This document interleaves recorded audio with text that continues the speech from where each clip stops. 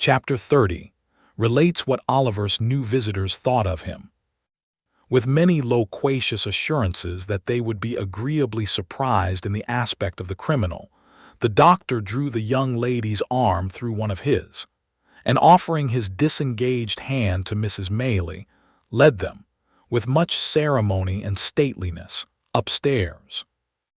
"Now," said the doctor in a whisper as he softly turned the handle of a bedroom door, "let us hear what you think of him.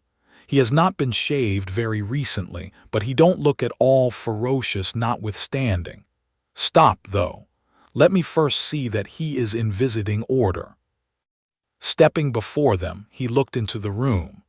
Motioning them to advance, he closed the door when they had entered, and gently drew back the curtains of the bed. Upon it, in lieu of the dogged, black-visaged ruffian they had expected to behold, there lay a mere child, worn with pain and exhaustion, and sunk into a deep sleep. His wounded arm, bound and splintered up, was crossed upon his breast. His head reclined upon the other arm, which was half hidden by his long hair, as it streamed over the pillow. The honest gentleman held the curtain in his hand and looked on for a minute or so in silence. Whilst he was watching the patient thus, the younger lady glided softly past, and seating herself in a chair by the bedside, gathered Oliver's hair from his face. As she stooped over him, her tears fell upon his forehead.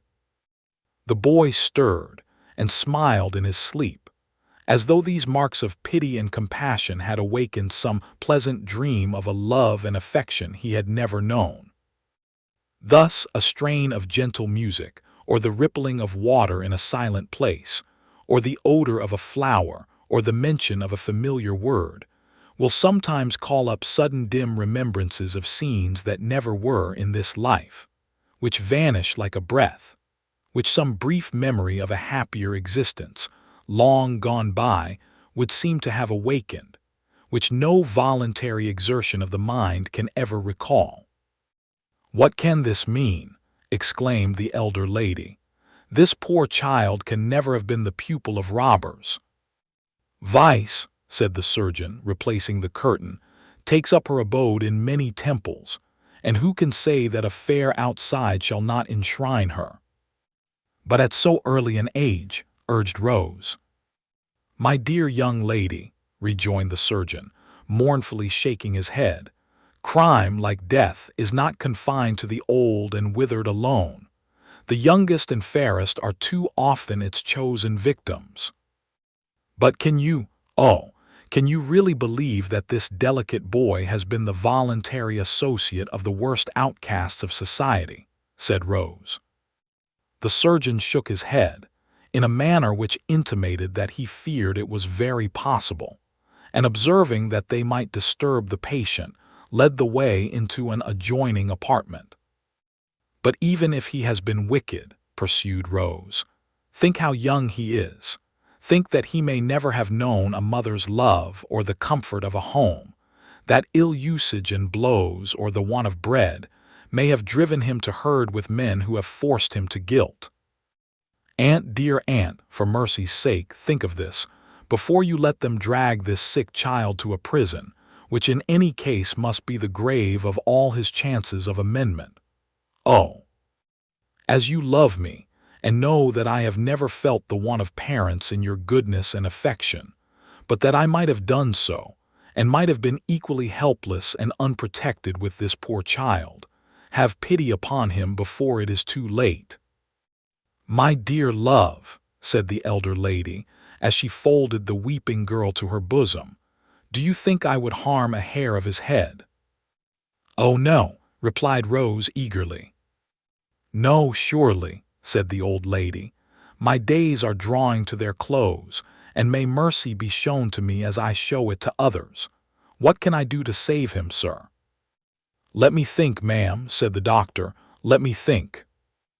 Mr. Losberne thrust his hands into his pockets and took several turns up and down the room, often stopping and balancing himself on his toes and frowning frightfully. After various exclamations of "I've got it now," and "No, I haven't," and as many renewals of the walking and frowning, he at length made a dead halt and spoke as follows. "I think if you give me a full and unlimited commission to bully Giles, and that little boy, Brittles, I can manage it. Giles is a faithful fellow and an old servant, I know, but you can make it up to him in 1,000 ways and reward him for being such a good shot besides. You don't object to that?" "Unless there is some other way of preserving the child," replied Mrs. Maylie. "There is no other," said the doctor. "No other, take my word for it." "Then my aunt invests you with full power," said Rose, smiling through her tears. "But pray don't be harder upon the poor fellows than is indispensably necessary." "You seem to think," retorted the doctor, "that everybody is disposed to be hard-hearted today except yourself, Miss Rose. I only hope, for the sake of the rising male sex generally, that you may be found in as vulnerable and soft-hearted a mood by the first eligible young fellow who appeals to your compassion.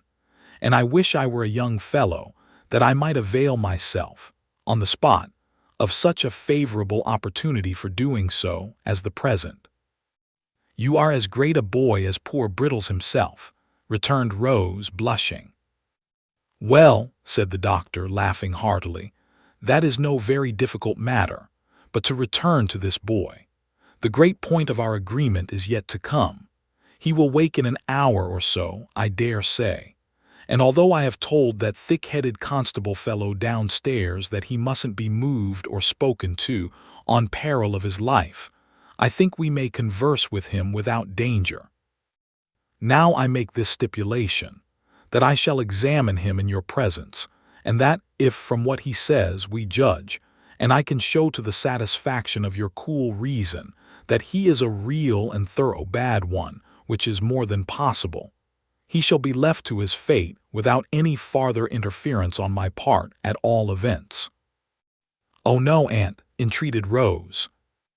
"Oh yes, aunt," said the doctor. "Is it a bargain?" "He cannot be hardened in vice," said Rose. "It is impossible." "Very good," retorted the doctor. "Then so much the more reason for acceding to my proposition."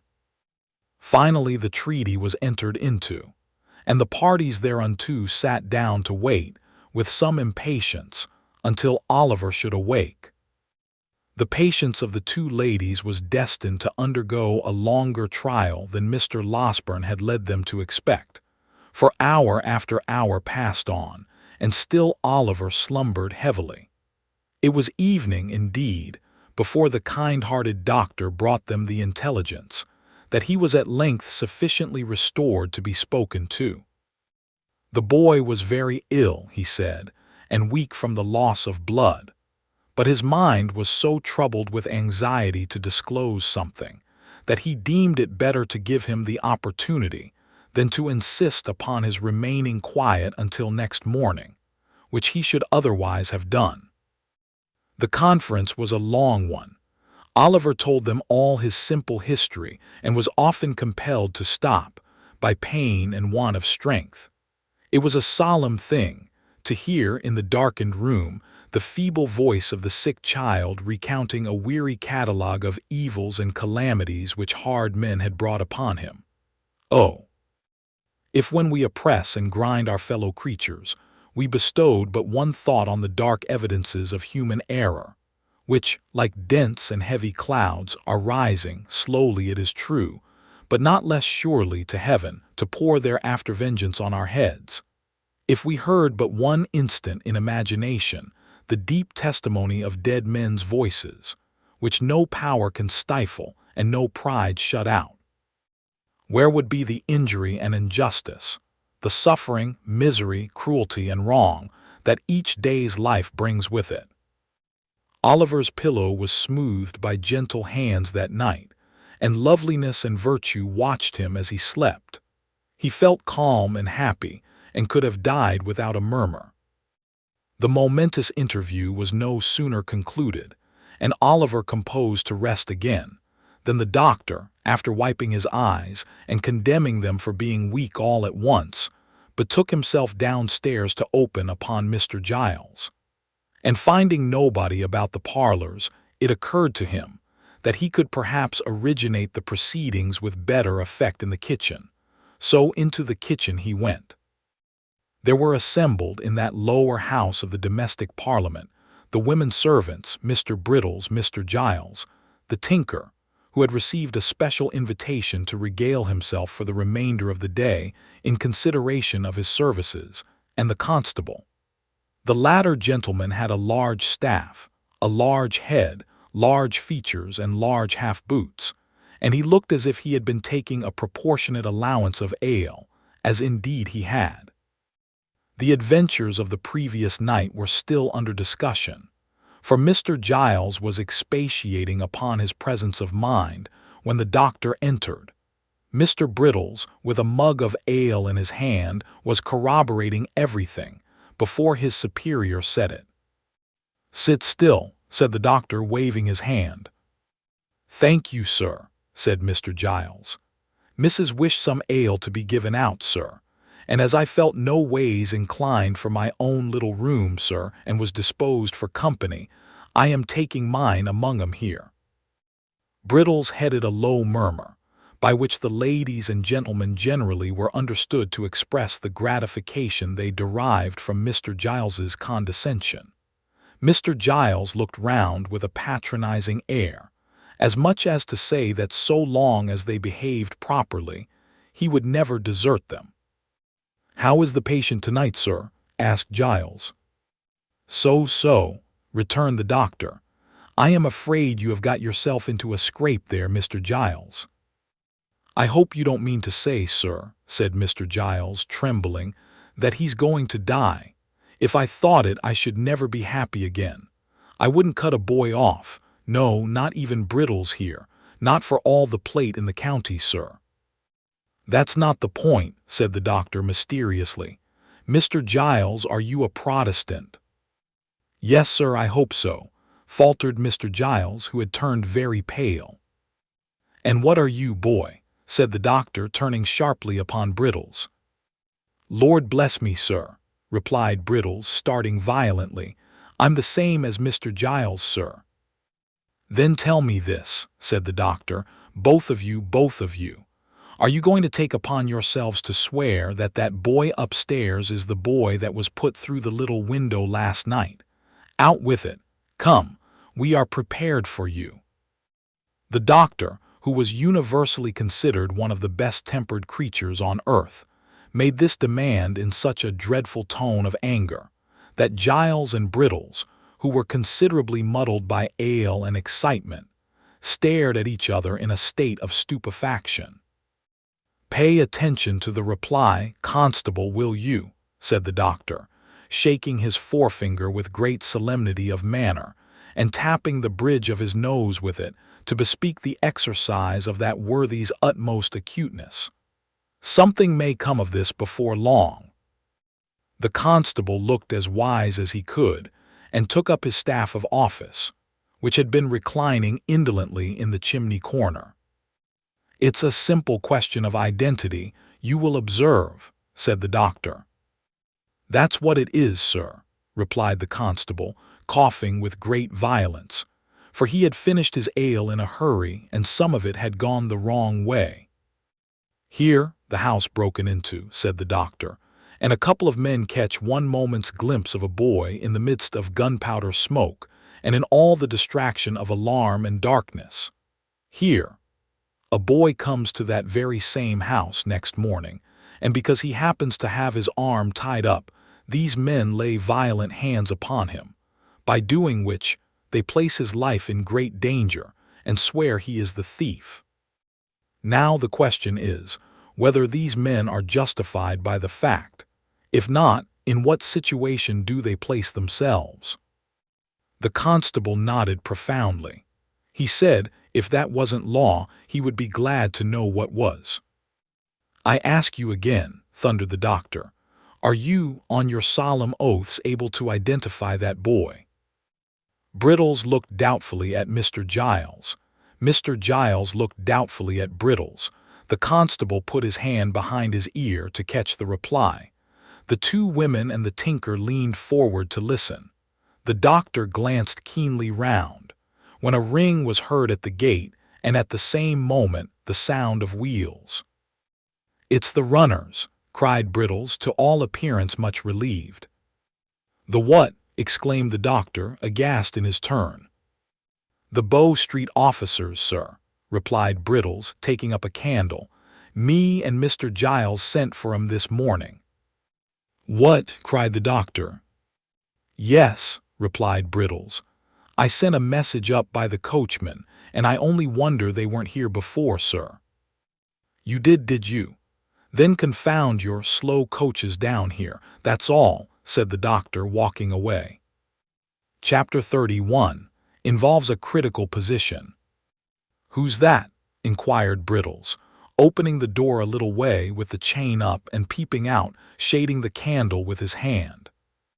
"Open the door," replied a man outside. "It's the officers from Bow Street as was sent to today." Much comforted by this assurance, Brittles opened the door to its full width and confronted a portly man in a greatcoat, who walked in without saying anything more and wiped his shoes on the mat as coolly as if he lived there. "Just send somebody out to relieve my mate, will you, young man?" said the officer.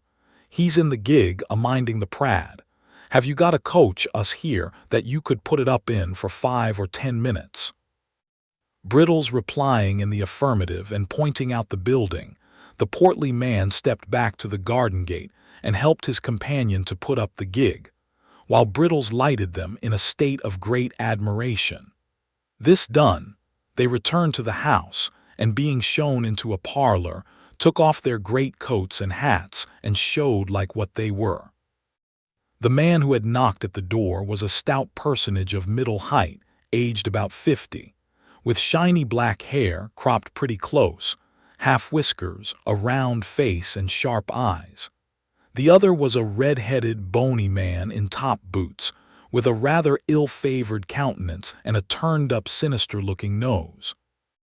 "Tell your governor that Blathers and Duff is here, will you?" said the stouter man, smoothing down his hair and laying a pair of handcuffs on the table. "Oh, good evening, master. Can I have a word or two with you in private, if you please?" This was addressed to Mr. Losberne, who now made his appearance. That gentleman, motioning Brittles to retire, brought in the two ladies and shut the door. "This is the lady of the house," said Mr. Losberne, motioning towards Mrs. MAYLIE. Mr. Blathers made a bow. Being desired to sit down, he put his hat on the floor and, taking a chair, motioned to Duff to do the same. The latter gentleman, who did not appear quite so much accustomed to good society, or quite so much at his ease in it, one of the two, seated himself after undergoing several muscular affections of the limbs, and the head of his stick into his mouth, with some embarrassment. "Now, with regard to this here robbery, master," said Blathers, "what are the circumstances?" Mr. Losberne, who appeared desirous of gaining time, recounted them at great length and with much circumlocution. Messrs. Blathers and Duff looked very knowing meanwhile, and occasionally exchanged a nod. "I can't say for certain till I see the work, of course," said Blathers, "but my opinion at once is, I don't mind committing myself to that extent, that this wasn't done by a yokel, Duff?" "Certainly not," replied Duff. "And translating the word yokel for the benefit of the ladies, I apprehend your meaning to be, that this attempt was not made by a countryman," said Mr. Losberne with a smile. "That's it, master," replied Blathers. "This is all about the robbery, is it?" "All," replied the doctor. "Now, what is this, about this here boy that the servants are a-talking on?" said Blathers. "Nothing at all," replied the doctor. "One of the frightened servants chose to take it into his head that he had something to do with this attempt to break into the house, but it's nonsense, sheer absurdity." "Worry easy disposed of if it is," remarked Duff.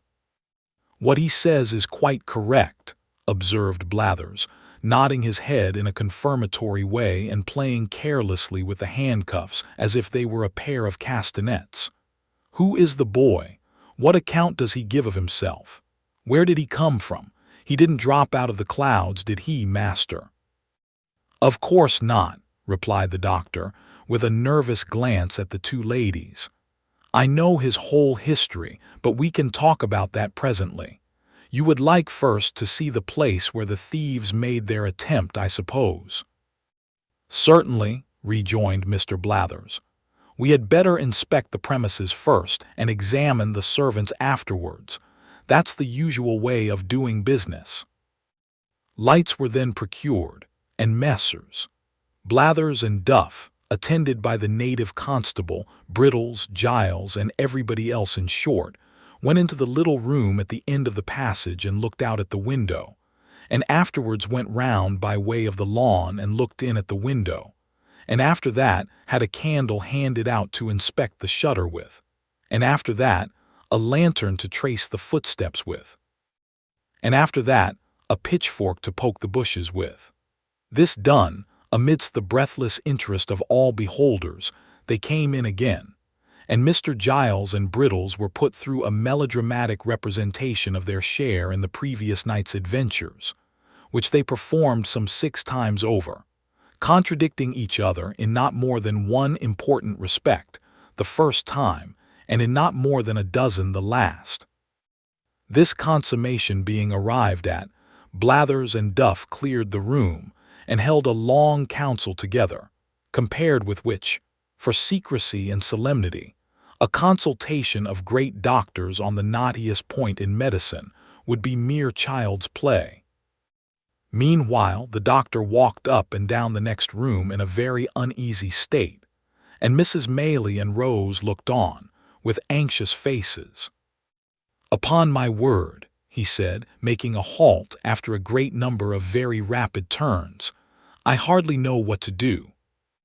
"Surely," said Rose, "the poor child's story, faithfully repeated to these men, will be sufficient to exonerate him." "I doubt it, my dear young lady," said the doctor, shaking his head. "I don't think it would exonerate him, either with them or with legal functionaries of a higher grade. What is he, after all, they would say? A runaway. Judged by mere worldly considerations and probabilities, his story is a very doubtful one." "You believe it, surely," interrupted Rose. "I believe it, strange as it is, and perhaps I may be an old fool for doing so," rejoined the doctor, "but I don't think it is exactly the tale for a practical police officer, nevertheless." "Why not?" demanded Rose. "Because, my pretty cross-examiner," replied the doctor, "because, viewed with their eyes, there are many ugly points about it. He can only prove the parts that look ill and none of those that look well. Confound the fellows, they will have the why and the wherefore, and will take nothing for granted. On his own showing, you see, he has been the companion of thieves for some time past. He has been carried to a police officer on a charge of picking a gentleman's pocket. He has been taken away, forcibly, from that gentleman's house, to a place which he cannot describe or point out, and of the situation of which he has not the remotest idea. He is brought down to Chertsey by men who seem to have taken a violent fancy to him, whether he will or no, and is put through a window to rob a house, and then, just at the very moment when he is going to alarm the inmates, and so do the very thing that would set him all to rights, there rushes into the way a blundering dog of a half-bred butler and shoots him, as if on purpose to prevent his doing any good for himself. Don't you see all this?" "I see it, of course," replied Rose, smiling at the doctor's impetuosity, "but still I do not see anything in it to criminate the poor child." "No," replied the doctor, "of course not. Bless the bright eyes of your sex. They never see, whether for good or bad, more than one side of any question, and that is always the one which first presents itself to them." Having given vent to this result of experience, the doctor put his hands into his pockets and walked up and down the room with even greater rapidity than before. "The more I think of it," said the doctor, "the more I see that it will occasion endless trouble and difficulty if we put these men in possession of the boy's real story. I am certain it will not be believed, and even if they can do nothing to him in the end, still the dragging it forward and giving publicity to all the doubts that will be cast upon it must interfere materially with your benevolent plan of rescuing him from misery." "Oh, what is to be done?" cried Rose. "Dear, dear, why did they send for these people?" "Why, indeed," exclaimed Mrs. Maylie, "I would not have had them here for the world."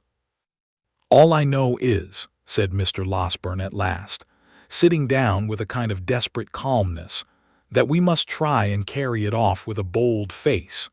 The object is a good one, and that must be our excuse. The boy has strong symptoms of fever upon him, and is in no condition to be talked to any more. That's one comfort. We must make the best of it, and if bad be the best, it is no fault of ours. Come in."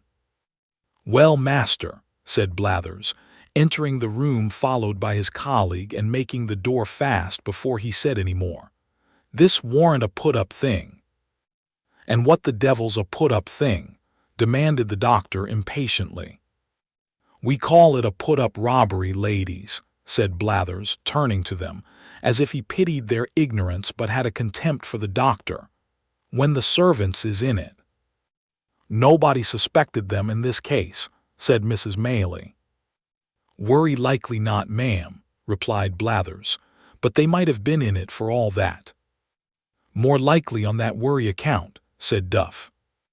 "We find it was a town hand," said Blathers, continuing his report, "for the style of work is first-rate." "Worry pretty indeed it is," remarked Duff in an undertone. "There was 2 of 'em in it," continued Blathers, "and they had a boy with 'em. That's plain from the size of the window. That's all to be said at present. We'll see this lad that you've got upstairs at once, if you please." "Perhaps they will take something to drink first, Mrs. Maylie," said the doctor, his face brightening, as if some new thought had occurred to him. "Oh, to be sure," exclaimed Rose eagerly. "You shall have it immediately if you will." "Why, thank you, miss," said Blathers, drawing his coat sleeve across his mouth. "It's dry work, this sort of duty. Anythink that's handy, miss. Don't put yourself out of the way on our accounts." "What shall it be?" asked the doctor, following the young lady to the sideboard. "A little drop of spirits, master, if it's all the same," replied Blathers. "It's a cold ride from London, ma'am, and I always find that spirits comes home warmer to the feelings." This interesting communication was addressed to Mrs. Maylie, who received it very graciously. While it was being conveyed to her, the doctor slipped out of the room. "Ah," said Mr. Blathers, not holding his wine-glass by the stem, but grasping the bottom between the thumb and forefinger of his left hand, and placing it in front of his chest, "I have seen a good many pieces of business like this in my time, ladies." "That crack down in the back lane at Edmonton, Blathers," said Mr. Duff, assisting his colleague's memory. "That was something in this way, warn't it?" rejoined Mr. Blathers. "That was done by Conky Chickweed, that was." "You always gave that to him," replied Duff. "It was the family pet, I tell you. Conky hadn't any more to do with it than I had." "Get out," retorted Mr. Blathers. "I know better. Do you mind that time when Conky was robbed of his money, though? What a start that was. Better than any novel book I ever see." "What was that?" inquired Rose, anxious to encourage any symptoms of good humor in the unwelcome visitors. "It was a robbery, miss, that hardly anybody would have been down upon," said Blathers. "This here Conky Chickweed." "Conky means Nosey, ma'am," interposed Duff. "Of course the lady knows that, don't she?" demanded Mr. Blathers.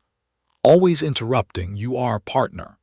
This here conky chickweed, miss, kept a public house over Battlebridge Way, and he had a cellar, where a good many young lords went to see cock-fighting and badger-drawing and that, and a worry intellectual manner the sports was conducted in, for I've seen 'em often. He warn't one of the family at that time, and one night he was robbed of 327 guineas in a canvas bag, that was stole out of his bedroom in the dead of night, by a tall man with a black patch over his eye who had concealed himself under the bed, and after committing the robbery jumped slap out of window, which was only a story high. He was worry quick about it. But Conky was quick too, for he fired a blunderbuss arter him and roused the neighborhood. They set up a hue and cry directly, and when they came to look about 'em, found that Conky had hit the robber, for there was traces of blood all the way to some palings a good distance off, and there they lost 'em. However, he had made off with the blunt. And consequently, the name of Mr. Chickweed, licensed whittler, appeared in the Gazette among the other bankrupts. And all manner of benefits and subscriptions, and I don't know what all, was got up for the poor man, who was in a worry low state of mind about his loss, and went up and down the streets for 3 or 4 days, a-pulling his hair off in such a desperate manner that many people was afraid he might be going to make away with himself. One day he came up to the office all in a hurry, and had a private interview with the magistrate who, after a deal of talk, rings the bell and orders Jem Spires, and Jem was a active officer, and tells him to go and assist Mr. Chickweed in apprehending the man as robbed his house. "I see him, Spires," said Chickweed, "pass my house yesterday morning. Why didn't you up and collar him?" says Spires. "I was so struck all of a heap that you might have fractured my skull with a toothpick," says the poor man, "but we're sure to have him, for between 10 and 11 o'clock at night he passed again." Spires no sooner heard this than he put some clean linen and a comb in his pocket in case he should have to stop a day or two. And away he goes and sets himself down at one of the public-house windows behind the little red curtain, with his hat on, all ready to bolt out at a moment's notice. He was smoking his pipe here late at night when all of a sudden Chickweed roars out, "Here he is! Stop thief! Murder!" Jem Spires dashes out, and there he sees Chickweed a-tearing down the street full cry. Away goes Spires, on goes Chickweed, round turns the people, everybody roars out, "Thieves!" and Chickweed himself keeps on shouting all the time like mad. Spires loses sight of him a minute as he turns a corner, shoots round, sees a little crowd, dives in. "Which is the man?" "D me," says Chickweed, "I've lost him again." It was a remarkable occurrence, but he warn't to be seen nowhere, so they went back to the public house. Next morning, Spires took his old place and looked out from behind the curtain for a tall man with a black patch over his eye, till his own 2 eyes ached again. At last he couldn't help shutting 'em to ease 'em a minute, and the very moment he did so, he hears Chickweed a-roaring out, "Here he is!" Off he starts once more, with Chickweed halfway down the street ahead of him, and after twice as long a run as the yesterday's one, the man's lost again. This was done once or twice more, till one half the neighbors gave out that Mr. Chickweed had been robbed by the devil, who was playing tricks with him arterwards, and the other half that poor Mr. Chickweed had gone mad with grief. "What did Jem Spires say?" inquired the doctor, who had returned to the room shortly after the commencement of the story. "Jem Spires," resumed the officer, "for a long time said nothing at all, and listened to everything without seeming to, which showed he understood his business. But one morning he walked into the bar, and taking out his snuff-box, says, 'Chickweed, I've found out who done this here robbery.' 'Have you?' said Chickweed. 'Oh, my dear Spires, only let me have vengeance, and I shall die contented.' 'Oh, my dear Spires, where is the villain?' 'Come,' said Spires, offering him a pinch of snuff, 'none of that gammon, you did it yourself.' So he had, and a good bit of money he had made by it too, and nobody would never have found it out if he hadn't been so precious anxious to keep up appearances," said Mr. Blathers, putting down his wine glass and clinking the handcuffs together. "Very curious indeed," observed the doctor. "Now, if you please, you can walk upstairs." "If you please, sir," returned Mr. Blathers. Closely following Mr. Losberne, the two officers ascended to Oliver's bedroom, Mr. Giles preceding the party with a lighted candle. Oliver had been dozing, but looked worse and was more feverish than he had appeared yet. Being assisted by the doctor, he managed to sit up in bed for a minute or so, and looked at the strangers without at all understanding what was going forward, in fact, without seeming to recollect where he was or what had been passing. "This," said Mr. Losberne, speaking softly, but with great vehemence notwithstanding, "this is the lad who, being accidentally wounded by a spring gun in some boyish trespass on Mr. What D. ye call him's grounds at the back here, comes to the house for assistance this morning, and is immediately laid hold of and maltreated by that ingenious gentleman with the candle in his hand, who has placed his life in considerable danger, as I can professionally certify." Messrs. Blathers and Duff looked at Mr. Giles as he was thus recommended to their notice. The bewildered butler gazed from them towards Oliver, and from Oliver towards Mr. Losberne, with a most ludicrous mixture of fear and perplexity. "You don't mean to deny that, I suppose," said the doctor, laying Oliver gently down again. "It was all done for the best, sir," answered Giles. "I am sure I thought it was the boy, or I wouldn't have meddled with him. I am not of an inhuman disposition, sir." "Thought it was what boy?" inquired the senior officer. "The housebreaker's boy, sir," replied Giles. They certainly had a boy." "Well, do you think so now?" inquired Blathers. "Think what now?" replied Giles, looking vacantly at his questioner. "Think it's the same boy, stupid head," rejoined Blathers impatiently. "I don't know, I really don't know," said Giles with a rueful countenance. "I couldn't swear to him." "What do you think?" asked Mr. Blathers. "I don't know what to think," replied poor Giles. "I don't think it is the boy. Indeed, I'm almost certain that it is. You know it can't be." "Has this man been a-drinking, sir?" inquired Blathers, turning to the doctor. "What a precious muddle-headed chap you are," said Duff, addressing Mr. Giles with supreme contempt.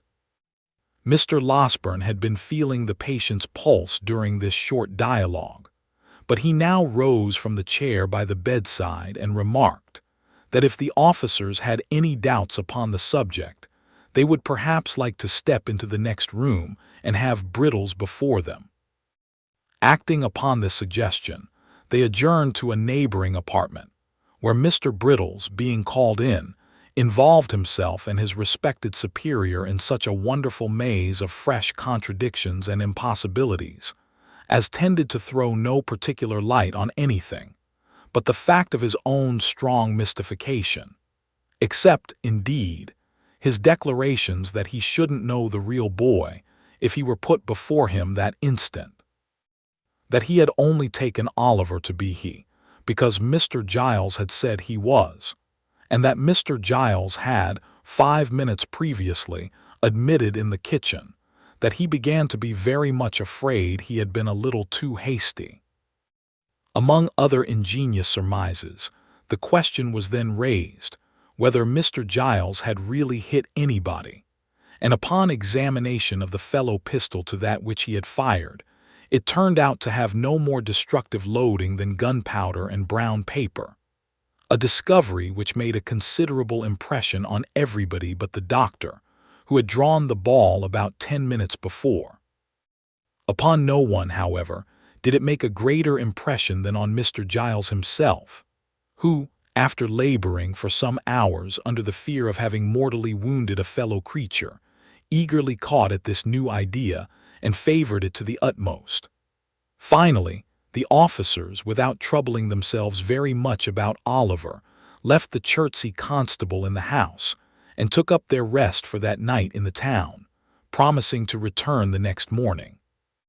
With the next morning there came a rumor that 2 men and a boy were in the cage at Kingston, who had been apprehended overnight under suspicious circumstances, and to Kingston Messrs.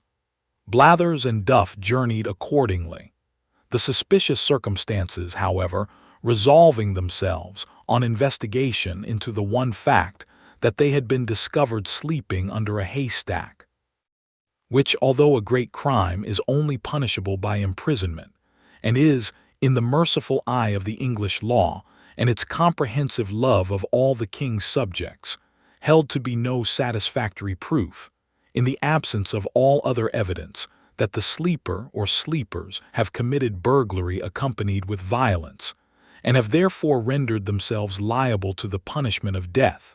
Messrs. Blathers and Duff came back again, as wise as they went. In short, after some more examination, and a great deal more conversation, a neighboring magistrate was readily induced to take the joint bail of Mrs. Maylie and Mr. Losberne for Oliver's appearance if he should ever be called upon.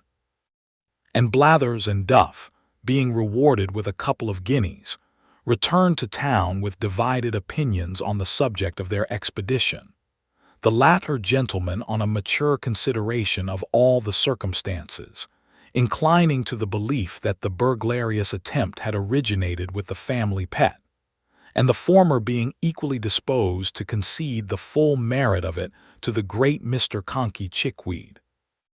Meanwhile, Oliver gradually throve and prospered under the united care of Mrs. Maylie, Rose, and the kind-hearted Mr. Losberne. If fervent prayers, gushing from hearts overcharged with gratitude, be heard in heaven, and if they be not, what prayers are? The blessings which the orphan child called down upon them sunk into their souls, diffusing peace and happiness. Chapter 32. Of the happy life Oliver began to lead with his kind friends. Oliver's ailings were neither slight nor few. In addition to the pain and delay attendant on a broken limb, his exposure to the wet and cold had brought on fever and ague, which hung about him for many weeks and reduced him sadly. But at length he began, by slow degrees, to get better and to be able to say sometimes, in a few tearful words, how deeply he felt the goodness of the 2 sweet ladies, and how ardently he hoped that, when he grew strong and well again, he could do something to show his gratitude, only something which would let them see the love and duty with which his breast was full. Something, however slight, which would prove to them that their gentle kindness had not been cast away, but that the poor boy whom their charity had rescued from misery or death was eager to serve them with his whole heart and soul. "Poor fellow," said Rose, when Oliver had been one day feebly endeavoring to utter the words of thankfulness that rose to his pale lips, "you shall have many opportunities of serving us if you will. We are going into the country, and my aunt intends that you shall accompany us. The quiet place, the pure air, and all the pleasure and beauties of spring will restore you in a few days. We will employ you in 100 ways when you can bear the trouble."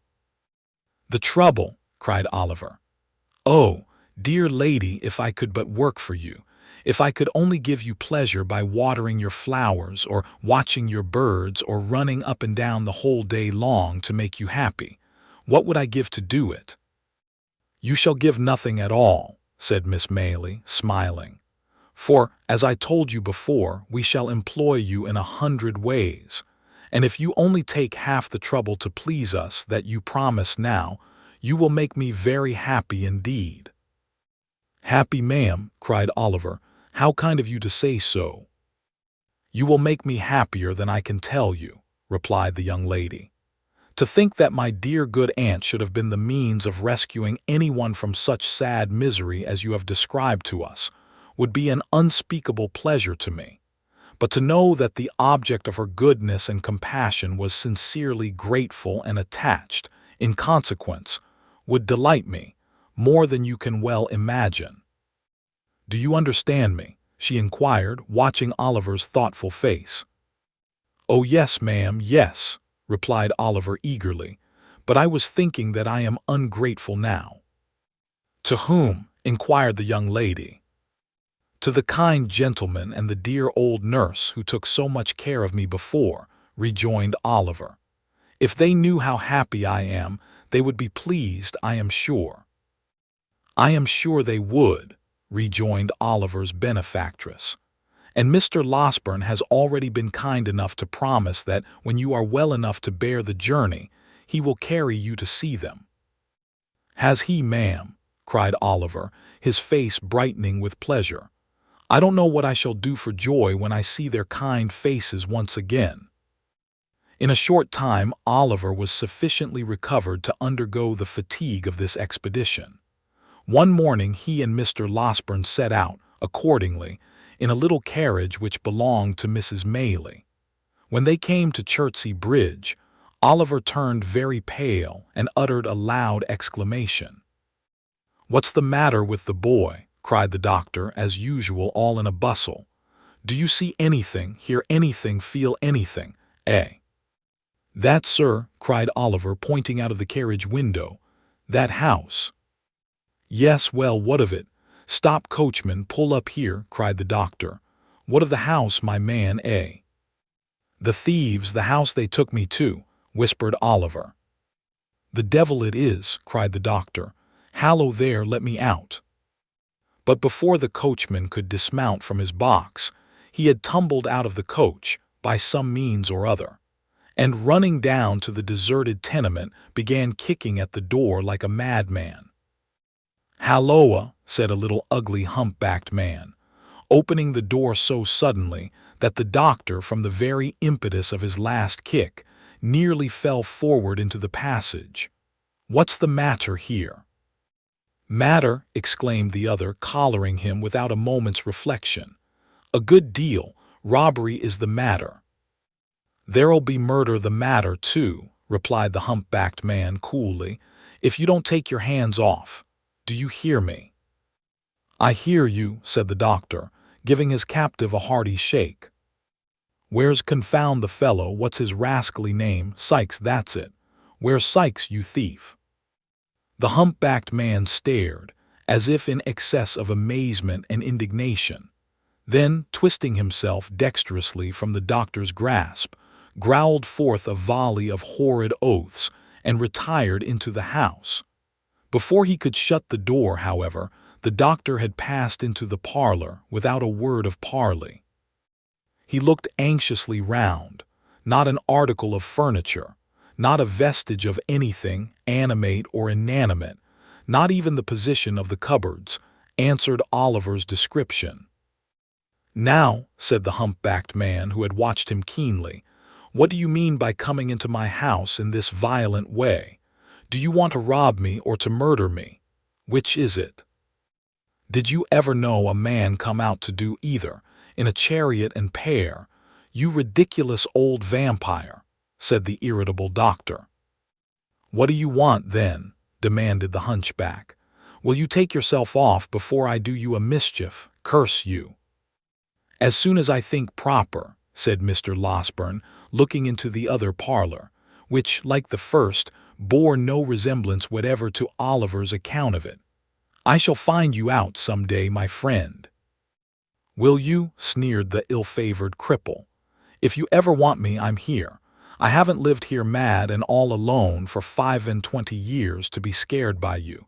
You shall pay for this. You shall pay for this." And so saying, the misshapen little demon set up a yell and danced upon the ground as if wild with rage. "Stupid enough this," muttered the doctor to himself. "The boy must have made a mistake. Here, put that in your pocket and shut yourself up again." With these words he flung the hunchback a piece of money and returned to the carriage. The man followed to the chariot door, uttering the wildest imprecations and curses all the way. But as Mr. Losberne turned to speak to the driver, he looked into the carriage, and eyed Oliver for an instant with a glance so sharp and fierce, and at the same time so furious and vindictive, that, waking or sleeping, he could not forget it for months afterwards. He continued to utter the most fearful imprecations until the driver had resumed his seat, and when they were once more on their way, they could see him some distance behind, beating his feet upon the ground and tearing his hair in transports of real or pretended rage. "I am an ass," said the doctor after a long silence. "Did you know that before, Oliver?" "No, sir." "Then don't forget it another time." "An ass," said the doctor again, after a further silence of some minutes. "Even if it had been the right place and the right fellows had been there, what could I have done, single-handed? And if I had had assistance, I see no good that I should have done, except leading to my own exposure and an unavoidable statement of the manner in which I have hushed up this business. That would have served me right, though. I am always involving myself in some scrape or other by acting on impulse. It might have done me good."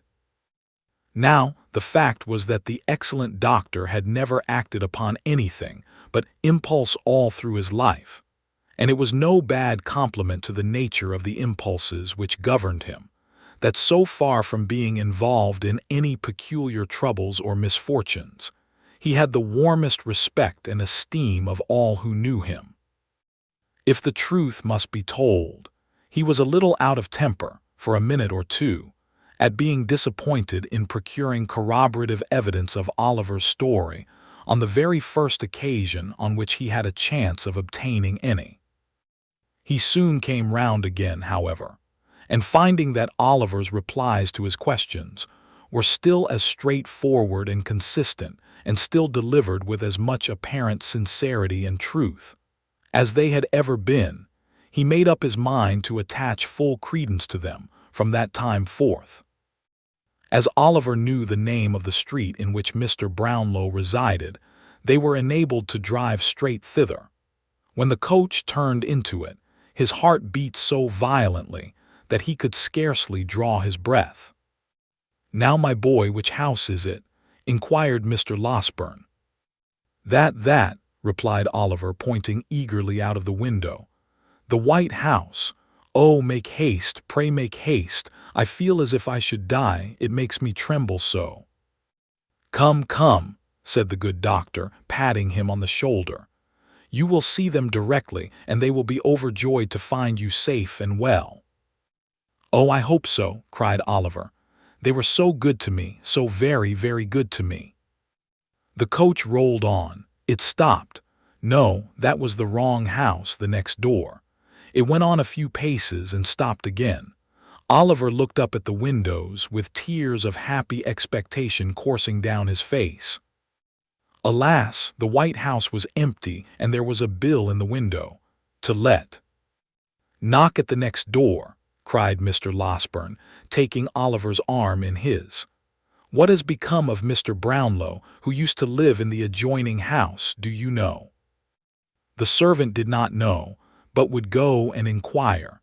She presently returned and said that Mr. Brownlow had sold off his goods and gone to the West Indies 6 weeks before. Oliver clasped his hands and sank feebly backward. "Has his housekeeper gone too?" inquired Mr. Losberne after a moment's pause. "Yes, sir," replied the servant. "The old gentleman, the housekeeper, and a gentleman who was a friend of Mr. Brownlow's all went together." "Then turn towards home again," said Mr. Losberne to the driver, "and don't stop to bait the horses till you get out of this confounded London." "The bookstall keeper, sir," said Oliver. "I know the way there. See him, pray, sir, do see him." "My poor boy, this is disappointment enough for one day," said the doctor. "Quite enough for both of us. If we go to the bookstall keeper's, we shall certainly find that he is dead or has set his house on fire or run away. No, home again straight." And in obedience to the doctor's impulse, home they went. This bitter disappointment caused Oliver much sorrow and grief, even in the midst of his happiness, for he had pleased himself many times during his illness with thinking of all that Mr. Brownlow and Mrs. Bedwin would say to him. And what delight it would be to tell them how many long days and nights he had passed in reflecting on what they had done for him, and in bewailing his cruel separation from them.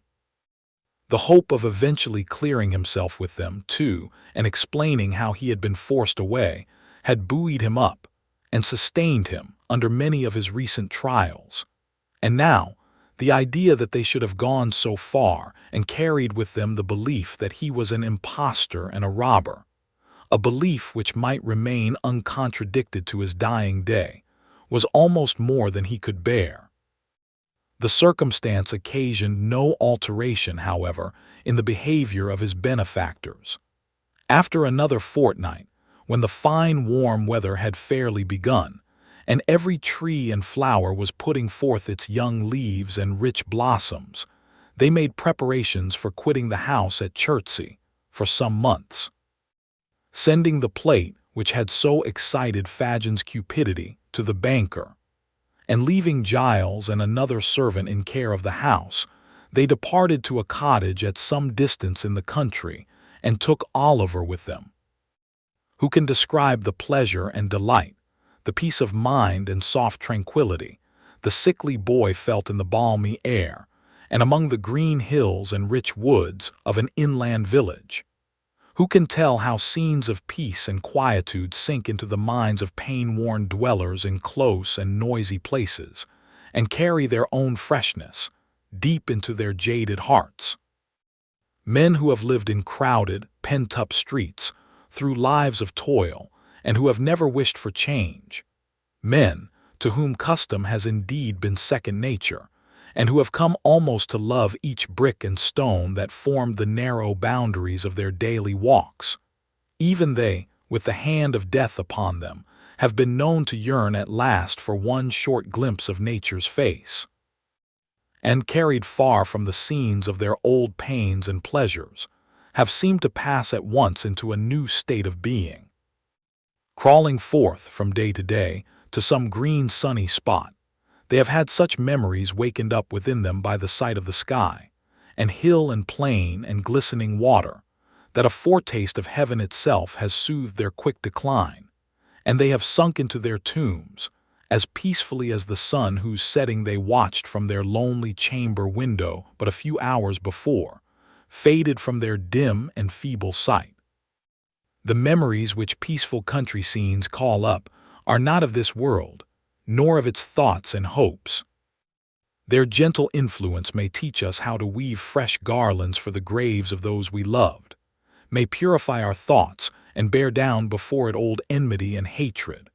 But beneath all this, there lingers in the least reflective mind a vague and half-formed consciousness of having held such feelings long before, in some remote and distant time, which calls up solemn thoughts of distant times to come, and bends down pride and worldliness beneath it. It was a lovely spot to which they repaired. Oliver, whose days had been spent among squalid crowds, and in the midst of noise and brawling, seemed to enter on a new existence there. The rose and honeysuckle clung to the cottage walls, the ivy crept round the trunks of the trees, and the garden flowers perfumed the air with delicious odors. Hard by was a little churchyard, not crowded with tall, unsightly gravestones, but full of humble mounds, covered with fresh turf and moss, beneath which the old people of the village lay at rest. Oliver often wandered here, and thinking of the wretched grave in which his mother lay, would sometimes sit him down and sob unseen. But when he raised his eyes to the deep sky overhead, he would cease to think of her as lying in the ground, and would weep for her sadly, but without pain. It was a happy time. The days were peaceful and serene. The nights brought with them neither fear nor care, no languishing in a wretched prison or associating with wretched men, nothing but pleasant and happy thoughts. Every morning he went to a white-headed old gentleman who lived near the little church, who taught him to read better and to write, and who spoke so kindly and took such pains that Oliver could never try enough to please him. Then he would walk with Mrs. Maylie and Rose and hear them talk of books, or perhaps sit near them in some shady place and listen whilst the young lady read, which he could have done until it grew too dark to see the letters. Then he had his own lesson for the next day to prepare. And at this he would work hard, in a little room which looked into the garden till evening came slowly on, when the ladies would walk out again, and he with them, listening with such pleasure to all they said, and so happy if they wanted a flower that he could climb to reach, or had forgotten anything he could run to fetch, that he could never be quick enough about it. When it became quite dark and they returned home, the young lady would sit down to the piano and play some pleasant air, or sing, in a low and gentle voice, some old song which it pleased her aunt to hear. There would be no candles lighted at such times as these, and Oliver would sit by one of the windows, listening to the sweet music, in a perfect rapture.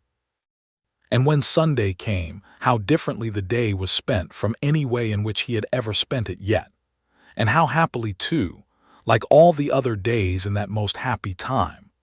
There was the little church in the morning with the green leaves fluttering at the windows, the birds singing without, and the sweet-smelling air stealing in at the low porch and filling the homely building with its fragrance.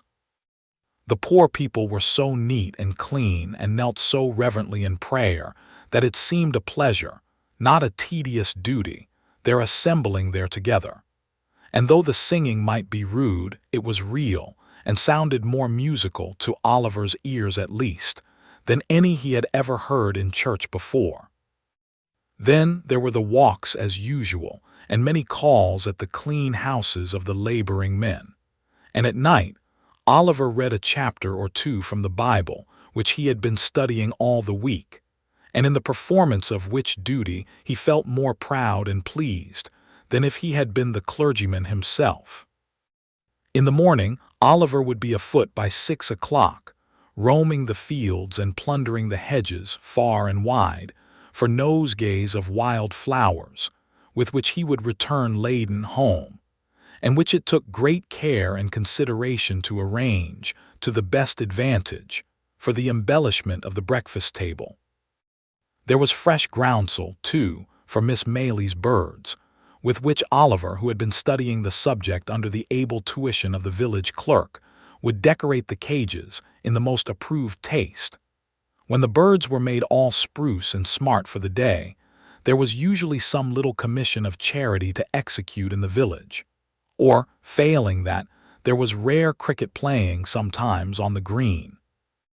Or, failing that, there was always something to do in the garden, or about the plants, to which Oliver, who had studied this science also, under the same master, who was a gardener by trade, applied himself with hearty good will, until Miss Rose made her appearance, when there were 1,000 commendations to be bestowed on all he had done.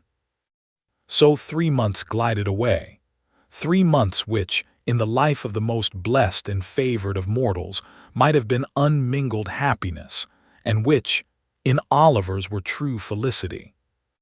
With the purest and most amiable generosity on one side, and the truest, warmest, soul-felt gratitude on the other, it is no wonder that, by the end of that short time, Oliver Twist had become completely domesticated with the old lady and her niece, and that the fervent attachment of his young and sensitive heart was repaid by their pride in, and attachment to, himself. Chapter 33, wherein the happiness of Oliver and his friends experiences a sudden check. Spring flew swiftly by, and summer came. If the village had been beautiful at first, it was now in the full glow and luxuriance of its richness. The great trees, which had looked shrunken and bare in the earlier months, had now burst into strong life and health, and stretching forth their green arms over the thirsty ground, converted open and naked spots into choice nooks, where was a deep and pleasant shade from which to look upon the wide prospect, steeped in sunshine, which lay stretched beyond. The earth had donned her mantle of brightest green, and shed her richest perfumes abroad. It was the prime and vigor of the year. All things were glad and flourishing. Still, the same quiet life went on at the little cottage, and the same cheerful serenity prevailed among its inmates. Oliver had long since grown stout and healthy, but health or sickness made no difference in his warm feelings of a great many people. He was still the same gentle, attached, affectionate creature that he had been when pain and suffering had wasted his strength, and when he was dependent for every slight attention and comfort on those who tended him.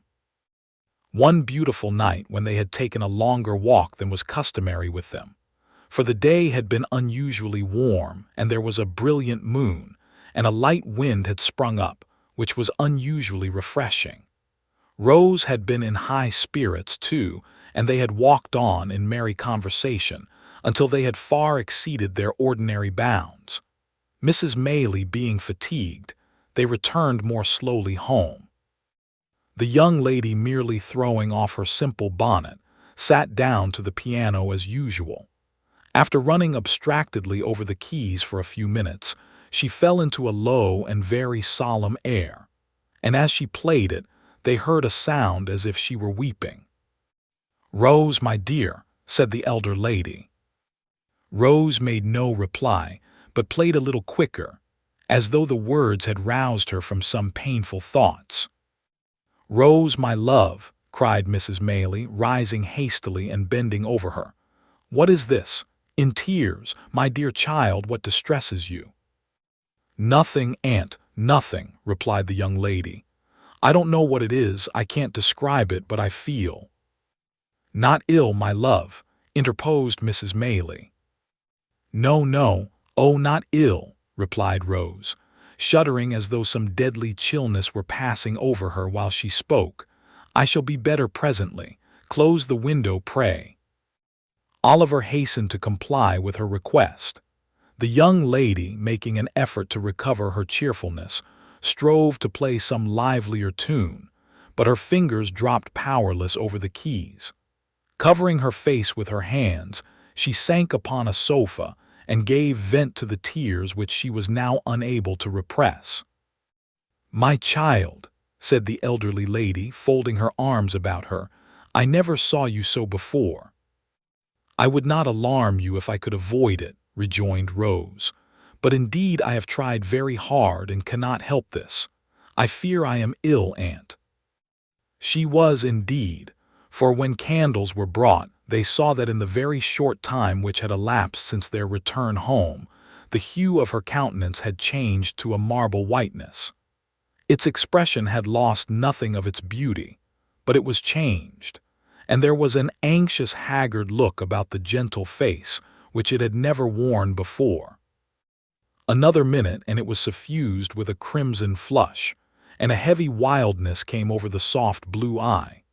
Again this disappeared, like the shadow thrown by a passing cloud, and she was once more deadly pale. Oliver, who watched the old lady anxiously, observed that she was alarmed by these appearances, and so in truth was he.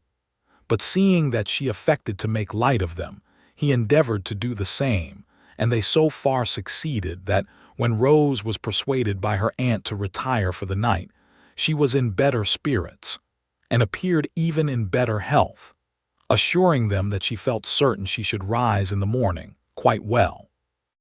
"I hope," said Oliver when Mrs. Maylie returned, "that nothing is the matter. She don't look well tonight, but—" The old lady motioned to him not to speak, and sitting herself down in a dark corner of the room, remained silent for some time. At length she said, in a trembling voice, "I hope not, Oliver. I have been very happy with her for some years, too happy, perhaps. It may be time that I should meet with some misfortune, but I hope it is not this." "What?" inquired Oliver. "The heavy blow," said the old lady, "of losing the dear girl who has so long been my comfort and happiness." "Oh, God forbid!" exclaimed Oliver hastily. "Amen to that, my child," said the old lady, wringing her hands. "Surely there is no danger of anything so dreadful," said Oliver. 2 hours ago she was quite well." "She is very ill now," rejoined Mrs. Maylie, "and will be worse, I am sure. My dear, dear Rose, oh, what shall I do without her?"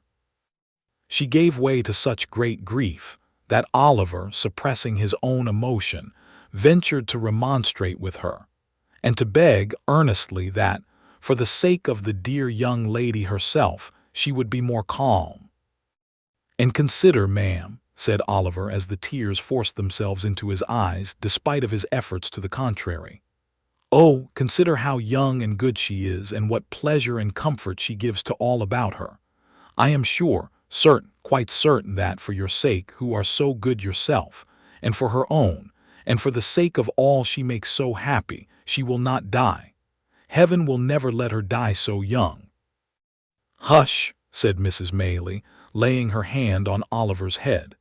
"You think like a child, poor boy, but you teach me my duty, notwithstanding.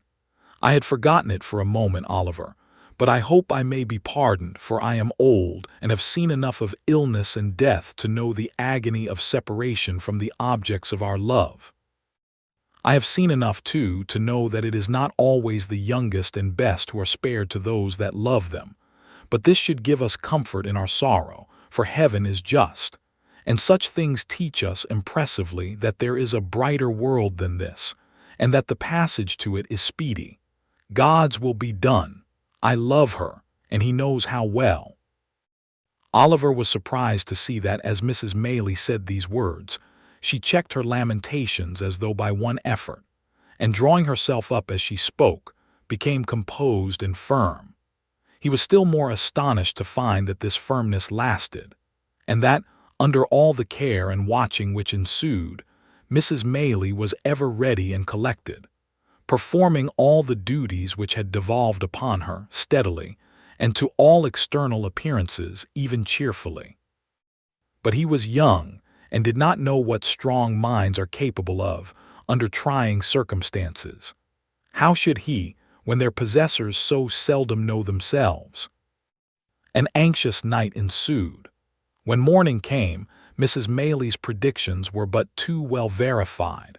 Rose was in the first stage of a high and dangerous fever.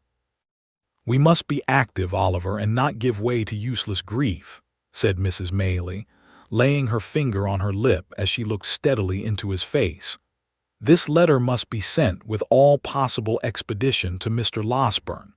It must be carried to the market town, which is not more than 4 miles off by the footpath across the field, and thence dispatched by an express on horseback straight to Chertsey.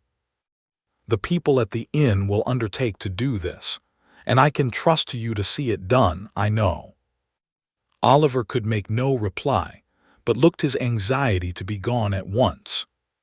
"Here is another letter," said Mrs. Maylie, pausing to reflect. "But whether to send it now or wait until I see how Rose goes on, I scarcely know. I would not forward it unless I feared the worst." "Is it for Chertsey too, ma'am?" inquired Oliver, impatient to execute his commission and holding out his trembling hand for the letter. "No," replied the old lady, giving it to him mechanically. Oliver glanced at it and saw that it was directed to Harry Maylie, Esquire, at some great lord's house in the country, where he could not make out. "Shall it go, ma'am?" asked Oliver, looking up impatiently. "I think not," replied Mrs. Maylie, taking it back. "I will wait until tomorrow." With these words she gave Oliver her purse, and he started off without more delay, at the greatest speed he could muster. Swiftly he ran across the fields, and down the little lanes which sometimes divided them, now almost hidden by the high corn on either side, and now emerging on an open field, where the mowers and haymakers were busy at their work. Nor did he stop once, save now and then for a few seconds to recover breath, until he came, in a great heat, and covered with dust, on the little market-place of the market town. Here he paused and looked about for the inn. There were a white bank and a red brewery and a yellow town hall, and in one corner there was a large house, with all the wood about it painted green, before which was the sign of the George. To this he hastened as soon as it caught his eye. He spoke to a postboy who was dozing under the gateway, and who, after hearing what he wanted, referred him to the ostler, who, after hearing all he had to say again, referred him to the landlord, who was a tall gentleman in a blue neckcloth, a white hat, drab breeches, and boots with tops to match, leaning against a pump by the stable door, picking his teeth with a silver toothpick. This gentleman walked with much deliberation into the bar to make out the bill, which took a long time making out, and after it was ready and paid, a horse had to be saddled and a man to be dressed, which took up 10 good minutes more. Meanwhile Oliver was in such a desperate state of impatience and anxiety that he felt as if he could have jumped upon the horse himself and galloped away, full tier, to the next stage. At length all was ready, and the little parcel having been handed up with many injunctions and entreaties for its speedy delivery, the man set spurs to his horse, and rattling over the uneven paving of the marketplace, was out of the town, and galloping along the turnpike road in a couple of minutes. As it was something to feel certain that assistance was sent for, and that no time had been lost, Oliver hurried up the inn yard, with a somewhat lighter heart. He was turning out of the gateway when he accidentally stumbled against a tall man wrapped in a cloak, who was at that moment coming out of the inn door. "Ha!" cried the man, fixing his eyes on Oliver and suddenly recoiling. "What the devil's this?" "I beg your pardon, sir," said Oliver. "I was in a great hurry to get home and didn't see you were coming." "Death," muttered the man to himself, glaring at the boy with his large dark eyes. "Who would have thought it? Grind him to ashes. He'd start up from a stone coffin to come in my way." "I am sorry," stammered Oliver, confused by the strange man's wild look.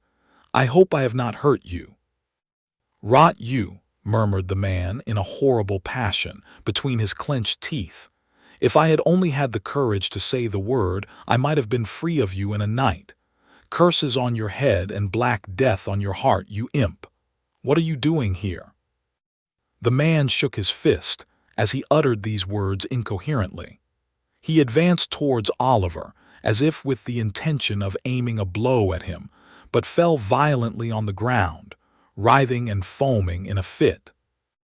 Oliver gazed for a moment at the struggles of the madman, for such he supposed him to be, and then darted into the house for help. Having seen him safely carried into the hotel, he turned his face homewards, running as fast as he could to make up for lost time, and recalling with a great deal of astonishment and some fear the extraordinary behavior of the person from whom he had just parted. The circumstance did not dwell in his recollection long, however, for when he reached the cottage, there was enough to occupy his mind, and to drive all considerations of self completely from his memory. Rose Maylie had rapidly grown worse. Before midnight she was delirious. A medical practitioner who resided on the spot was in constant attendance upon her, and after first seeing the patient, he had taken Mrs. Maylie aside and pronounced her disorder to be one of a most alarming nature. In fact, he said, it would be little short of a miracle if she recovered. How often did Oliver start from his bed that night, and stealing out with noiseless footstep to the staircase, listen for the slightest sound from the sick chamber. How often did a tremble shake his frame, and cold drops of terror start upon his brow, when a sudden trampling of feet caused him to fear that something too dreadful to think of had even then occurred. And what had been the fervency of all the prayers he had ever muttered, compared with those he poured forth, now, in the agony and passion of his supplication for the life and health of the gentle creature, who was tottering on the deep grave's verge? Oh, the suspense, the fearful, acute suspense, of standing idly by while the life of one we dearly love is trembling in the balance. Oh, the racking thoughts that crowd upon the mind and make the heart beat violently, and the breath come thick, by the force of the images they conjure up before it, the desperate anxiety to be doing something to relieve the pain or lessen the danger which we have no power to alleviate, the sinking of soul and spirit which the sad remembrance of our helplessness produces. What tortures can equal these? What reflections or endeavors can, in the full tide and fever of the time, allay them? Morning came, and the little cottage was lonely and still. People spoke in whispers. Anxious faces appeared at the gate from time to time. Women and children went away in tears. All the livelong day, and for hours after it had grown dark, Oliver paced softly up and down the garden, raising his eyes every instant to the sick chamber, and shuddering to see the darkened window, looking as if death lay stretched inside. Late that night Mr. Losberne arrived. "It is hard," said the good doctor, turning away as he spoke. "So young, so much beloved, but there is very little hope." Another morning. The sun shone brightly as if it looked upon no misery or care, and with every leaf and flower in full bloom about her, with life and health and sounds and sights of joy surrounding her on every side, the fair young creature lay wasting fast. Oliver crept away to the old churchyard, and sitting down on one of the green mounds, wept and prayed for her in silence. There was such peace and beauty in the scene, so much of brightness and mirth in the sunny landscape, such blithesome music in the songs of the summer birds, such freedom in the rapid flight of the rook careering overhead, so much of life and joyousness in all, that, when the boy raised his aching eyes and looked about, the thought instinctively occurred to him that this was not a time for death.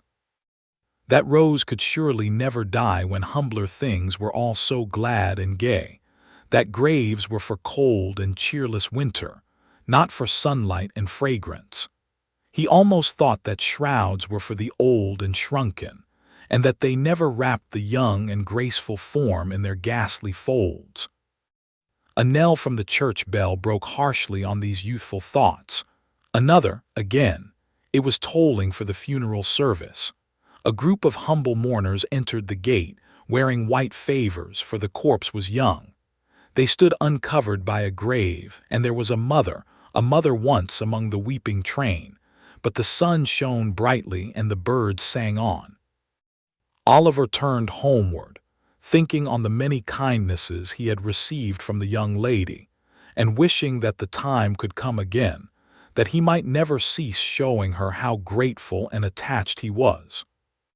He had no cause for self-reproach on the score of neglect or want of thought, for he had been devoted to her service, and yet 100 little occasions rose up before him, on which he fancied he might have been more zealous and more earnest, and wished he had been. We need be careful how we deal with those about us, when every death carries to some small circle of survivors thoughts of so much omitted and so little done, of so many things forgotten, and so many more which might have been repaired. There is no remorse so deep as that which is unavailing. If we would be spared its tortures, let us remember this in time. When he reached home, Mrs. MAYLIE was sitting in the little parlor. Oliver's heart sank at sight of her, for she had never left the bedside of her niece, and he trembled to think what change could have driven her away. He learnt that she had fallen into a deep sleep, from which she would waken, either to recovery and life, or to bid them farewell and die. They sat, listening and afraid to speak, for hours. The untasted meal was removed, with looks which showed that their thoughts were elsewhere. They watched the sun as he sank lower and lower, and at length cast over sky and earth those brilliant hues which herald his departure. Their quick ears caught the sound of an approaching footstep. They both involuntarily darted to the door as Mr. Losberne entered. "What of Rose?" cried the old lady. "Tell me at once. I can bear it anything but suspense. Oh, tell me, in the name of heaven." "You must compose yourself," said the doctor, supporting her. "Be calm, my dear ma'am, pray." "Let me go in God's name. My dear child, she is dead, she is dying." "No," cried the doctor passionately. "As he is good and merciful, she will live to bless us all for years to come." The lady fell upon her knees and tried to fold her hands together, but the energy which had supported her so long fled up to heaven with her first thanksgiving, and she sank into the friendly arms which were extended to receive her. Chapter 34 contains some introductory particulars relative to a young gentleman who now arrives upon the scene, and a new adventure which happened to Oliver. It was almost too much happiness to bear. Oliver felt stunned and stupefied by the unexpected intelligence. He could not weep or speak or rest. He had scarcely the power of understanding anything that had passed, until, after a long ramble in the quiet evening air, a burst of tears came to his relief, and he seemed to awaken, all at once, to a full sense of the joyful change that had occurred, and the almost insupportable load of anguish which had been taken from his breast. The night was fast closing in when he returned homeward, laden with flowers which he had culled with peculiar care for the adornment of the sick chamber. As he walked briskly along the road, he heard behind him the noise of some vehicle approaching at a furious pace. Looking round, he saw that it was a post-chaise, driven at great speed, and as the horses were galloping and the road was narrow, he stood leaning against a gate until it should have passed him. As it dashed on, Oliver caught a glimpse of a man in a white nightcap, whose face seemed familiar to him, although his view was so brief that he could not identify the person. In another second or two, the nightcap was thrust out of the chaise window, and a stentorian voice bellowed to the driver to stop, which he did as soon as he could pull up his horses. Then the nightcap once again appeared, and the same voice called Oliver by his name. "Here," cried the voice. "Oliver, what's the news? Miss Rose, Master Oliver." "Is it you, Giles?" cried Oliver, running up to the chaise door. Giles popped out his nightcap again, preparatory to making some reply, when he was suddenly pulled back by a young gentleman who occupied the other corner of the chaise, and who eagerly demanded what was the news. "In a word," cried the gentleman, "better or worse?" "Better, much better," replied Oliver hastily. "Thank heaven!" exclaimed the gentleman. "You are sure?" "Quite, sir," replied Oliver. "The change took place only a few hours ago, and Mr. Losberne says that all danger is at an end." The gentleman said not another word, but, opening the chaise door, leaped out, and taking Oliver hurriedly by the arm, led him aside. "You are quite certain? There is no possibility of any mistake on your part, my boy, is there?" demanded the gentleman in a tremulous voice. "Do not deceive me by awakening hopes that are not to be fulfilled." "I would not for the world, sir," replied Oliver. "Indeed, you may believe me. Mr. Losberne's words were that she would live to bless us all for many years to come. I heard him say so." The tears stood in Oliver's eyes as he recalled the scene which was the beginning of so much happiness, and the gentleman turned his face away and remained silent for some minutes. Oliver thought he heard him sob more than once, but he feared to interrupt him by any fresh remark, for he could well guess what his feelings were, and so stood apart, feigning to be occupied with his nosegay. All this time, Mr. Giles, with the white nightcap on, had been sitting on the steps of the chaise, supporting an elbow on each knee, and wiping his eyes with a blue cotton pocket-handkerchief dotted with white spots. That the honest fellow had not been feigning emotion was abundantly demonstrated by the very red eyes with which he regarded the young gentleman when he turned round and addressed him. "I think you had better go on to my mother in the chaise, Giles," said he. "I would rather walk slowly on so as to gain a little time before I see her. You can say I am coming." "I beg your pardon, Mr. Harry," said Giles, giving a final polish to his ruffled countenance with the handkerchief. "But if you would leave the postboy to say that, I should be very much obliged to you. It wouldn't be proper for the maids to see me in this state, sir. I should never have any more authority with them if they did." "Well," rejoined Harry Maylie, smiling, "you can do as you like. Let him go on with the luggage if you wish it, and do you follow with us. Only first exchange that nightcap for some more appropriate covering, or we shall be taken for madmen." Mr. Giles, reminded of his unbecoming costume, snatched off and pocketed his nightcap, and substituted a hat of grave and sober shape which he took out of the chaise. This done, the postboy drove off. Giles, Mr. Maylie, and Oliver followed at their leisure. As they walked along, Oliver glanced from time to time with much interest and curiosity at the newcomer. He seemed about 25 years of age and was of the middle height. His countenance was frank and handsome, and his demeanor easy and prepossessing. Notwithstanding the difference between youth and age, he bore so strong a likeness to the old lady that Oliver would have had no great difficulty in imagining their relationship if he had not already spoken of her as his mother. Mrs. Maylie was anxiously waiting to receive her son when he reached the cottage. The meeting did not take place without great emotion on both sides.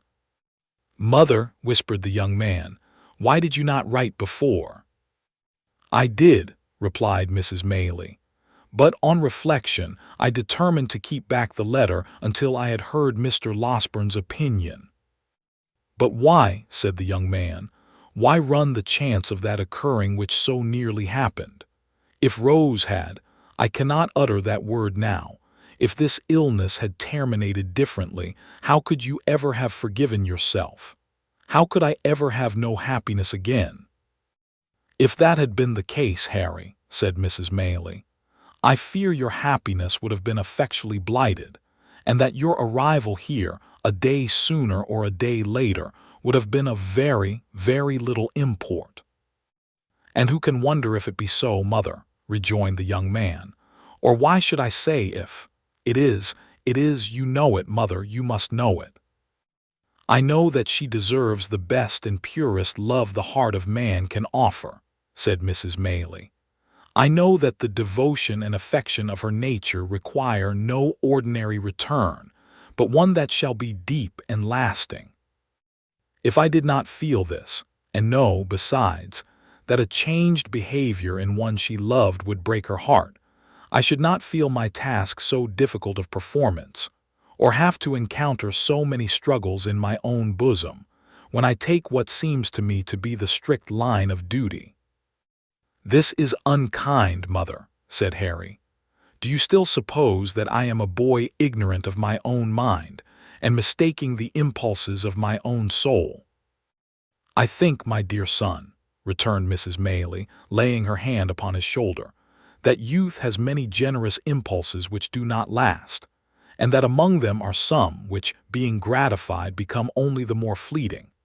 Above all, I think," said the lady, fixing her eyes on her son's face, "that if an enthusiastic, ardent, and ambitious man marry a wife on whose name there is a stain which, though it originate in no fault of hers, may be visited by cold and sordid people upon her, and upon his children also, and, in exact proportion to his success in the world, be cast in his teeth, and made the subject of sneers against him, he may, no matter how generous and good his nature, one day repent of the connection he formed in early life, and she may have the pain of knowing that he does so." "Mother," said the young man impatiently, "he would be a selfish brute, unworthy alike of the name of man and of the woman you describe, who acted thus." "You think so now, Harry," replied his mother. "And ever will," said the young man. "The mental agony I have suffered during the last 2 days wrings from me the avowal to you of a passion which, as you well know, is not one of yesterday, nor one I have lightly formed. On Rose, sweet, gentle girl, my heart is set, as firmly as ever heart of man was set on woman. I have no thought, no view, no hope in life beyond her, and if you oppose me in this great stake, you take my peace and happiness in your hands and cast them to the wind. Mother, think better of this and of me, and do not disregard the happiness of which you seem to think so little." "Harry," said Mrs. Maylie, "it is because I think so much of warm and sensitive hearts that I would spare them from being wounded. But we have said enough, and more than enough on this matter just now." "Let it rest with Rose, then," interposed Harry. "You will not press these overstrained opinions of yours so far as to throw any obstacle in my way." "I will not," rejoined Mrs. Maylie, "but I would have you consider." "I have considered," was the impatient reply. "Mother, I have considered years and years. I have considered ever since I have been capable of serious reflection. My feelings remain unchanged as they ever will, and why should I suffer the pain of a delay in giving them vent which can be productive of no earthly good? No, before I leave this place, Rose shall hear me." "She shall," said Mrs. Maylie. "There is something in your manner which would almost imply that she will hear me coldly, mother," said the young man. "Not coldly," rejoined the old lady, "far from it." "How then?" urged the young man. "She has formed no other attachment." "No, indeed," replied his mother. "You have, or I mistake, too strong a hold on her affections already. What I would say," resumed the old lady, stopping her son as he was about to speak, "is this. Before you stake your all on this chance, before you suffer yourself to be carried to the highest point of hope, reflect for a few moments, my dear child, on Rose's history, and consider what effect the knowledge of her doubtful birth may have on her decision. Devoted as she is to us, with all the intensity of her noble mind, and with that perfect sacrifice of self which, in all matters, great or trifling, has always been her characteristic." "What do you mean?" "That I leave you to discover," replied Mrs. Maylie. "I must go back to her. God bless you." "I shall see you again tonight," said the young man eagerly. "By and by," replied the lady, "when I leave Rose." "You will tell her I am here," said Harry. "Of course," replied Mrs. Maylie. "And say how anxious I have been, and how much I have suffered, and how I long to see her. You will not refuse to do this, mother." "No," said the old lady, "I will tell her all." And pressing her son's hand affectionately, she hastened from the room. Mr. Losberne and Oliver had remained at another end of the apartment while this hurried conversation was proceeding. The former now held out his hand to Harry Maylie, and hearty salutations were exchanged between them. The doctor then communicated, in reply to multifarious questions from his young friend, a precise account of his patient's situation, which was quite as consolatory and full of promise as Oliver's statement had encouraged him to hope, and to the whole of which Mr. Giles, who affected to be busy about the luggage, listened with greedy ears. "Have you shot anything particular lately, Giles?" inquired the doctor when he had concluded. "Nothing particular, sir," replied Mr. Giles, coloring up to the eyes. "Nor catching any thieves, nor identifying any housebreakers?" said the doctor. "None at all, sir," replied Mr. Giles with much gravity. "Well," said the doctor, "I am sorry to hear it because you do that sort of thing admirably.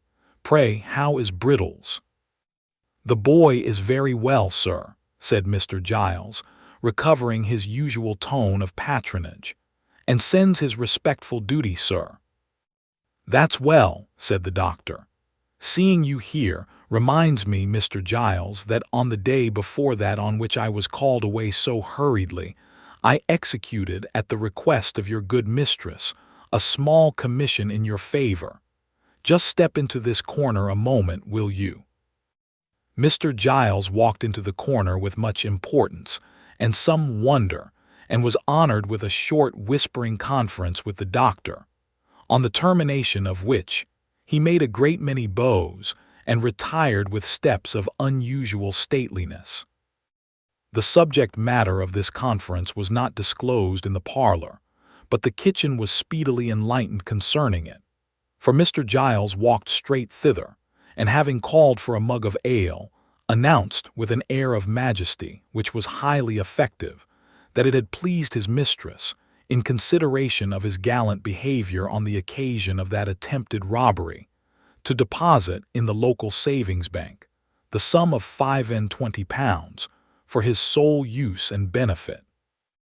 At this, the two women servants lifted up their hands and eyes, and supposed that Mr. Giles, pulling out his shirt frill, replied, "No, no," and that if they observed that he was at all haughty to his inferiors, he would thank them to tell him so.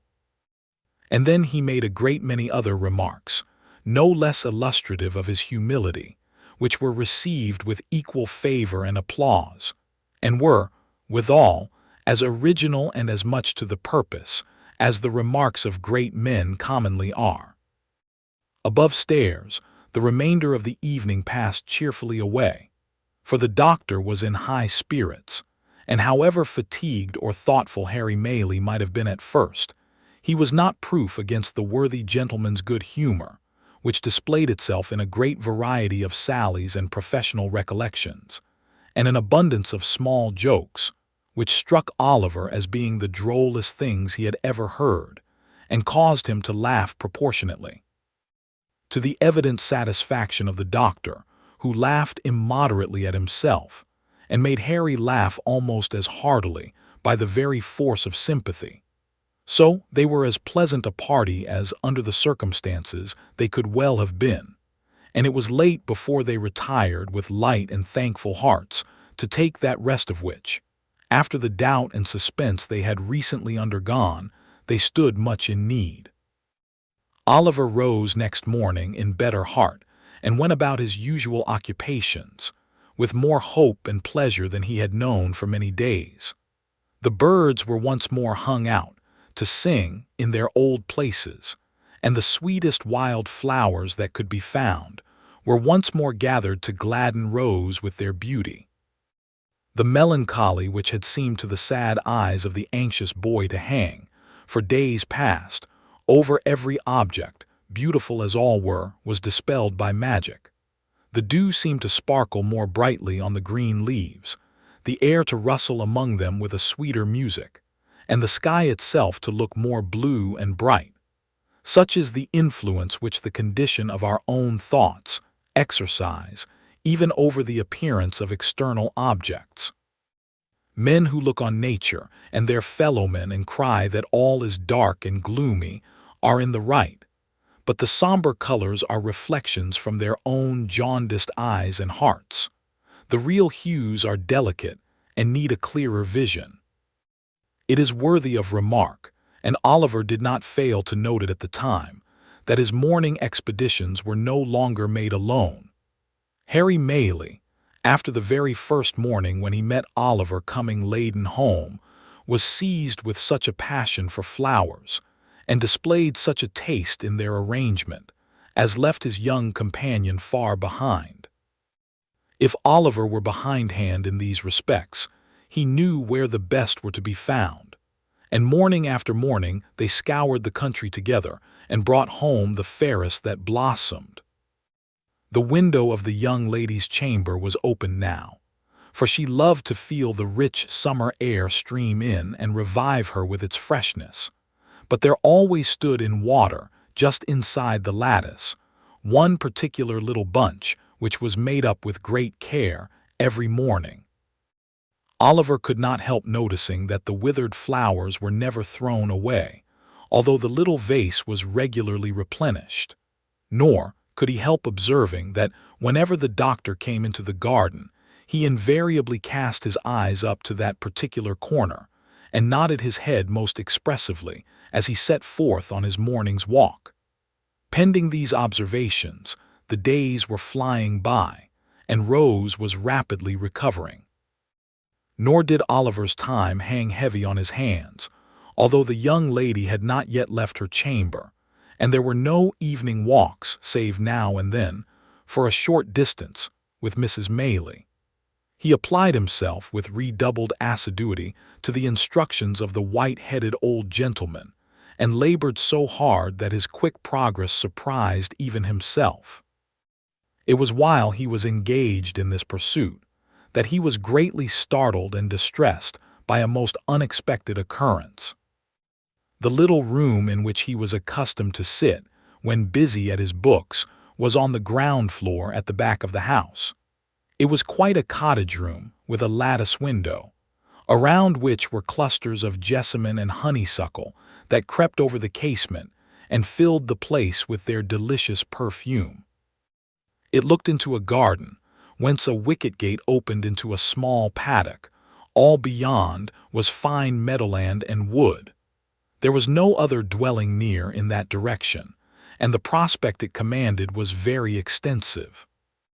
One beautiful evening, when the first shades of twilight were beginning to settle upon the earth, Oliver sat at this window, intent upon his books. He had been poring over them for some time, and as the day had been uncommonly sultry and he had exerted himself a great deal, it is no disparagement to the authors, whoever they may have been, to say that gradually and by slow degrees he fell asleep. There is a kind of sleep that steals upon us sometimes, which, while it holds the body prisoner, does not free the mind from a sense of things about it, and enable it to ramble at its pleasure. So far as an overpowering heaviness, a prostration of strength, and an utter inability to control our thoughts or power of motion can be called sleep, this is it. And yet we have a consciousness of all that is going on about us. And if we dream at such a time, words which are really spoken, or sounds which really exist at the moment, accommodate themselves with surprising readiness to our visions, until reality and imagination become so strangely blended that it is afterwards almost matter of impossibility to separate the two. Nor is this the most striking phenomenon incidental to such a state. It is an undoubted fact that although our senses of touch and sight be for the time dead, yet our sleeping thoughts and the visionary scenes that pass before us will be influenced and materially influenced by the mere silent presence of some external object, which may not have been near us when we closed our eyes, and of whose vicinity we have had no waking consciousness. Oliver knew perfectly well that he was in his own little room, that his books were lying on the table before him, that the sweet air was stirring among the creeping plants outside, and yet he was asleep. Suddenly the scene changed. The air became close and confined, and he thought with a glow of terror that he was in the Jew's house again. There sat the hideous old man in his accustomed corner, pointing at him, and whispering to another man with his face averted who sat beside him. "Hush, my dear," he thought he heard the Jew say. "It is he, sure enough. Come away." "He," the other man seemed to answer. "Could I mistake him, think you? If a crowd of ghosts were to put themselves into his exact shape and he stood amongst them, there is something that would tell me how to point him out. If you buried him 50 feet deep and took me across his grave, I fancy I should know, if there wasn't a mark above it, that he lay buried there." The man seemed to say this with such dreadful hatred that Oliver awoke with the fear and started up. Good heaven! What was that which sent the blood tingling to his heart and deprived him of his voice and of power to move?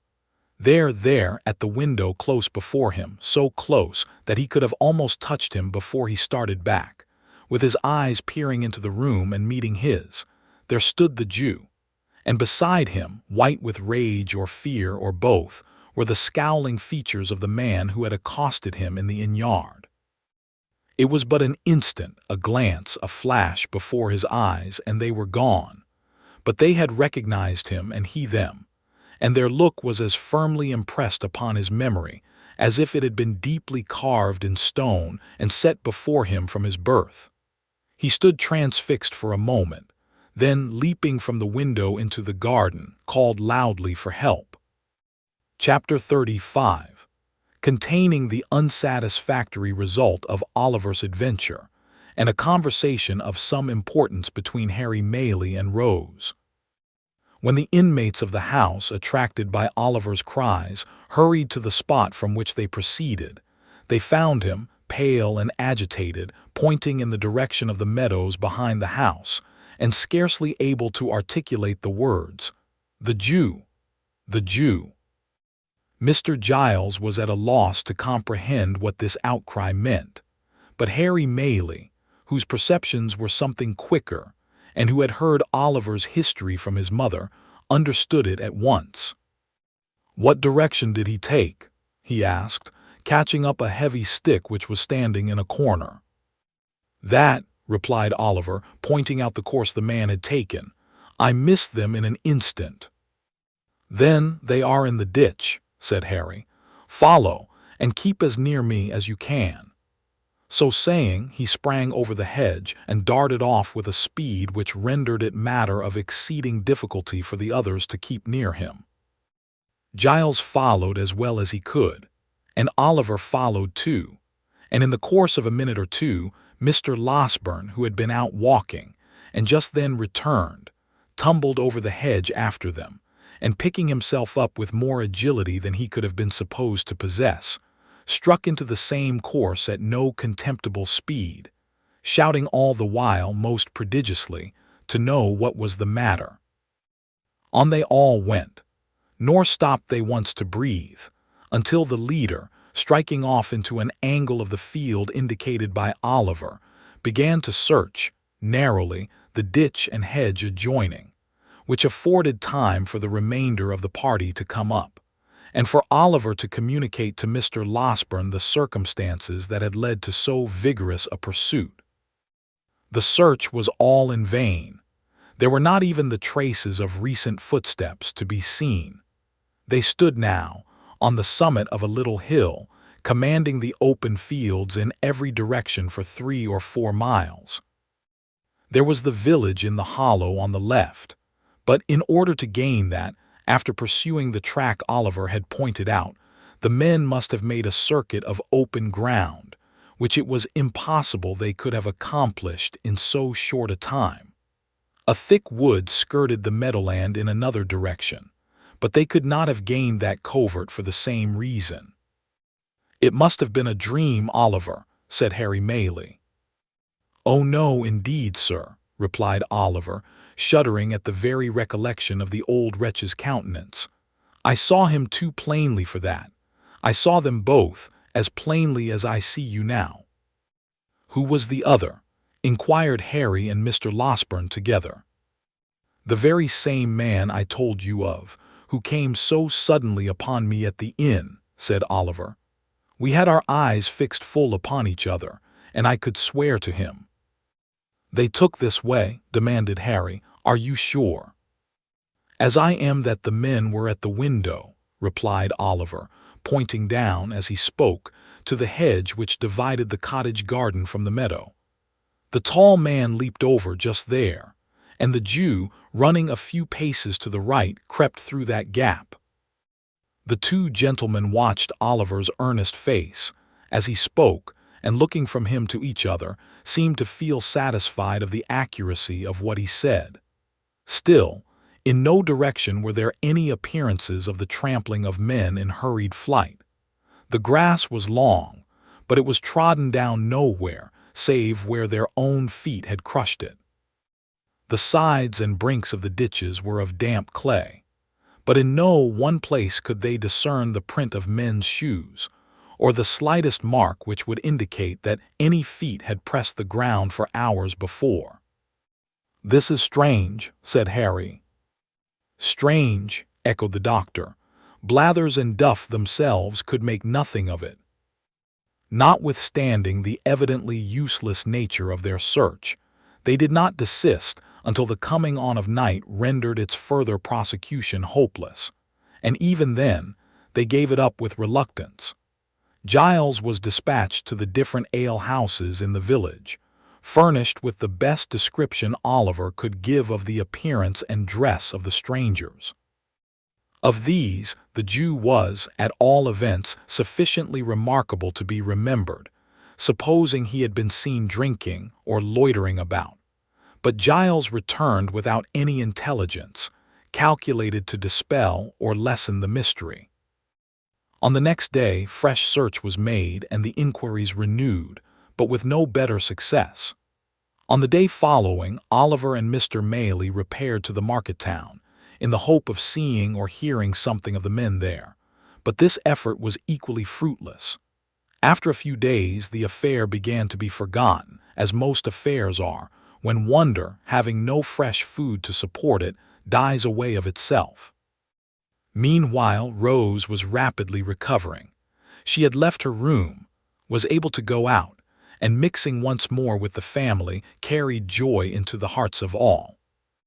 But although this happy change had a visible effect on the little circle, and although cheerful voices and merry laughter were once more heard in the cottage, there was at times an unwonted restraint upon some there, even upon Rose herself, which Oliver could not fail to remark. Mrs. Maylie and her son were often closeted together for a long time, and more than once Rose appeared with traces of tears upon her face. After Mr. Losberne had fixed a day for his departure to Chertsey, these symptoms increased, and it became evident that something was in progress which affected the peace of the young lady and of somebody else besides.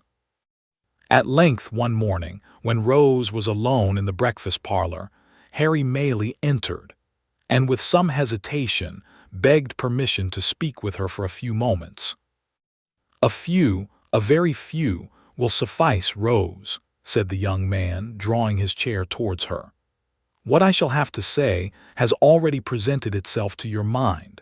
The most cherished hopes of my heart are not unknown to you, though from my lips you have not heard them stated."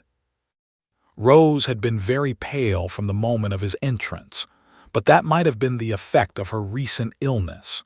She merely bowed, and bending over some plants that stood near, waited in silence for him to proceed. I ought to have left here before," said Harry. "You should indeed," replied Rose. "Forgive me for saying so, but I wish you had."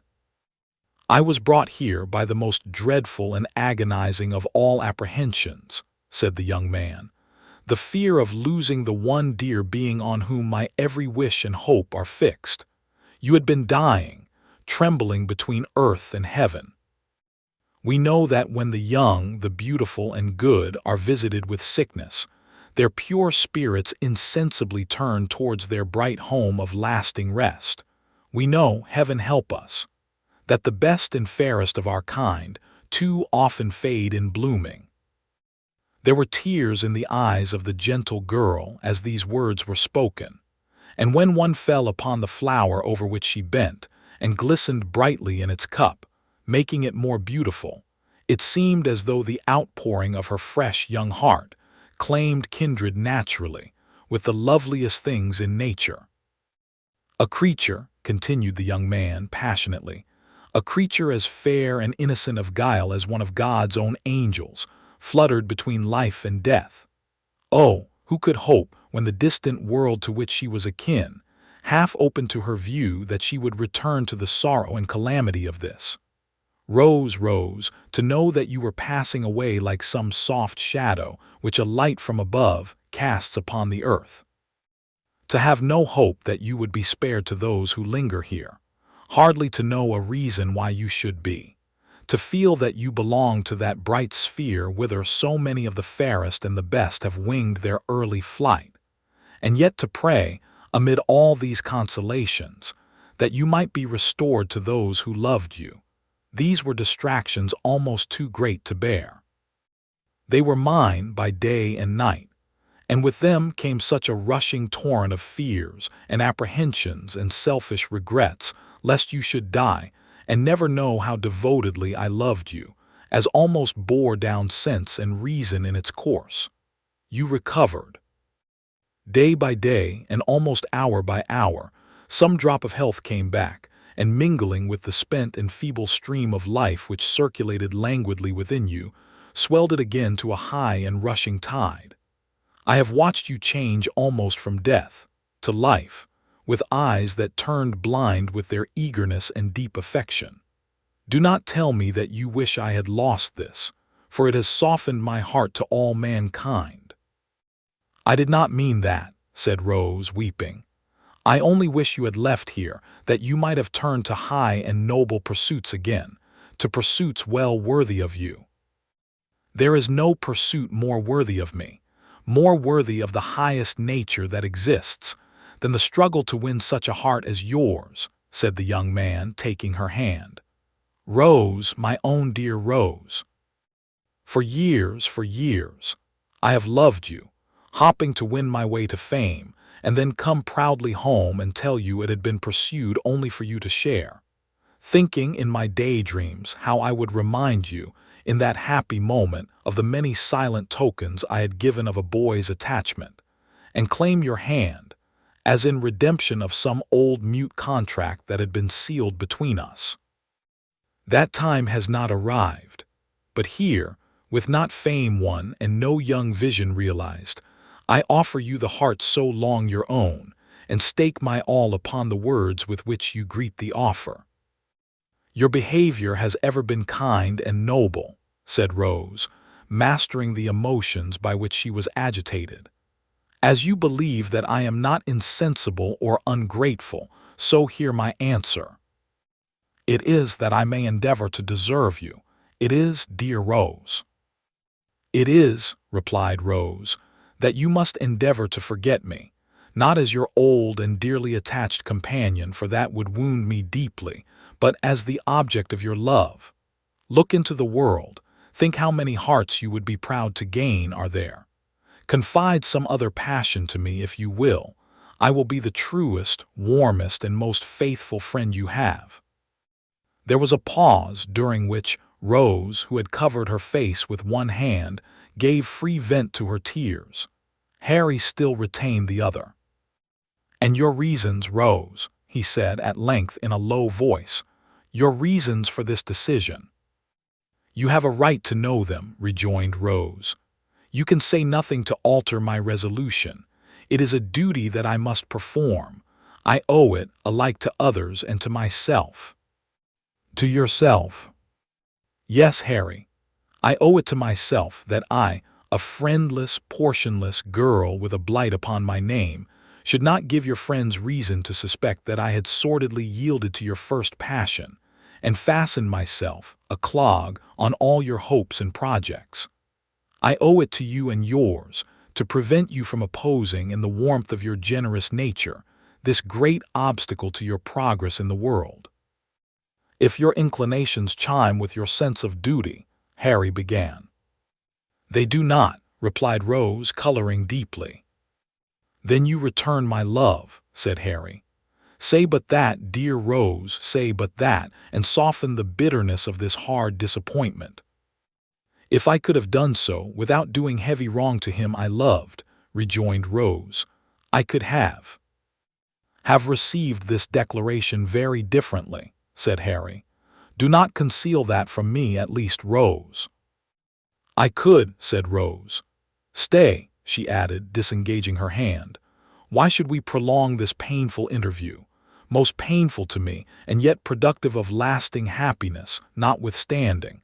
For it will be happiness to know that I once held the high place in your regard which I now occupy, and every triumph you achieve in life will animate me with new fortitude and firmness.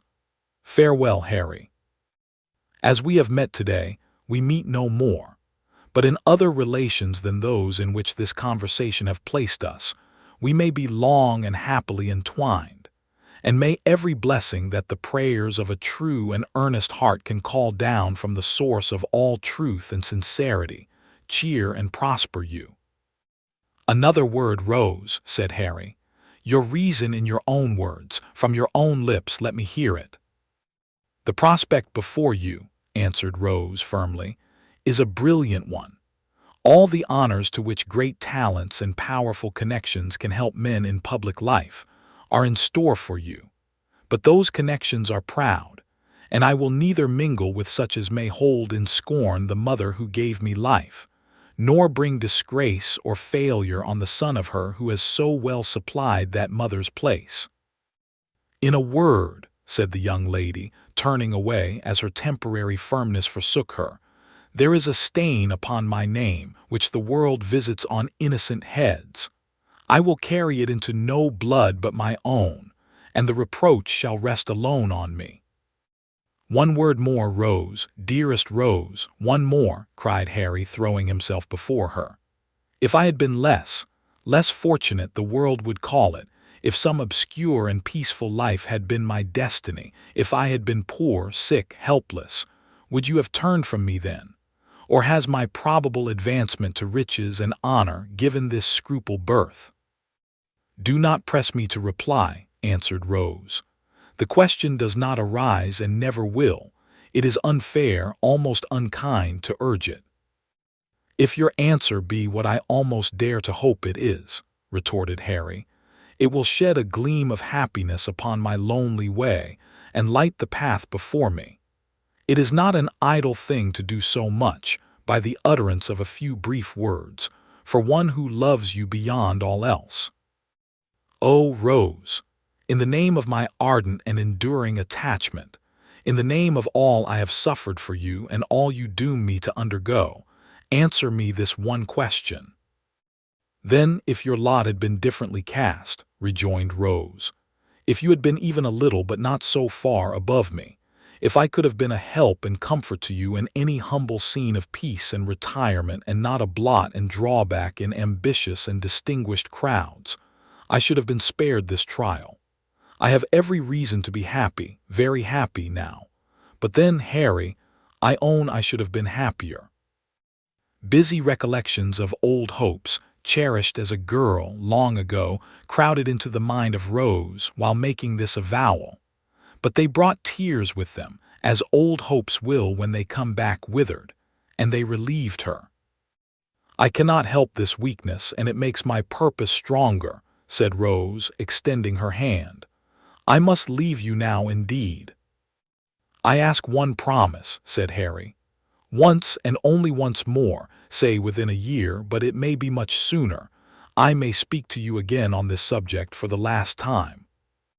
Not to press me to alter my right determination, replied Rose with a melancholy smile. It will be useless. No, said Harry, to hear you repeat it, if you will finally repeat it. I will lay at your feet whatever of station of fortune I may possess, and if you still adhere to your present resolution, will not seek, by word or act, to change it. Then let it be so, rejoined Rose. It is but one pang the more, and by that time I may be enabled to bear it better. She extended her hand again, but the young man caught her to his bosom, and imprinting one kiss on her beautiful forehead, hurried from the room. Chapter 36 is a very short one and may appear of no great importance in its place, but it should be read notwithstanding, as a sequel to the last, and a key to one that will follow when its time arrives. And so you are resolved to be my traveling companion this morning, eh? Said the doctor, as Harry Maylie joined him and Oliver at the breakfast table. Why, you are not in the same mind or intention 2 hours together. You will tell me a different tale one of these days, said Harry, coloring without any perceptible reason. I hope I may have good cause to do so, replied Mr. Losberne, though I confess I don't think I shall. But yesterday morning you had made up your mind in a great hurry to stay here, and to accompany your mother like a dutiful son to the seaside. Before noon, you announced that you are going to do me the honor of accompanying me as far as I go, on your road to London. And at night, you urge me, with great mystery, to start before the ladies are stirring, the consequence of which is, that young Oliver here is pinned down to his breakfast when he ought to be ranging the meadows after botanical phenomena of all kinds. Too bad, isn't it, Oliver? "I should have been very sorry not to have been at home when you and Mr. Maylie went away, sir," rejoined Oliver. "That's a fine fellow," said the doctor. "You shall come and see me when you return. But to speak seriously, Harry, has any communication from the great knobs produced this sudden anxiety on your part to be gone?" "The great knobs," replied Harry, "under which designation, I presume, you include my most stately uncle, have not communicated with me at all since I have been here. Nor, at this time of the year, is it likely that anything would occur to render necessary my immediate attendance among them." "Well," said the doctor, "you are a queer fellow, but of course they will get you into Parliament at the election before Christmas, and these sudden shiftings and changes are no bad preparation for political life. There's something in that. Good training is always desirable, whether the race be for place, cup, or sweepstakes." Harry Maylie looked as if he could have followed up this short dialogue by one or two remarks that would have staggered the doctor not a little, but he contented himself with saying, "We shall see," and pursued the subject no farther. The postchaise drove up to the door shortly afterwards, and Giles coming in for the luggage, the good doctor bustled out to see it packed. "Oliver," said Harry Maylie in a low voice, "let me speak a word with you." Oliver walked into the window recess to which Mr. Maylie beckoned him, much surprised at the mixture of sadness and boisterous spirits which his whole behavior displayed. "You can write well now," said Harry, laying his hand upon his arm. "I hope so, sir," replied Oliver. "I shall not be at home again perhaps for some time. I wish you would write to me, say once a fortnight, every alternate Monday, to the General Post Office in London. Will you?" "Oh, certainly, sir. I shall be proud to do it," exclaimed Oliver, greatly delighted with the commission.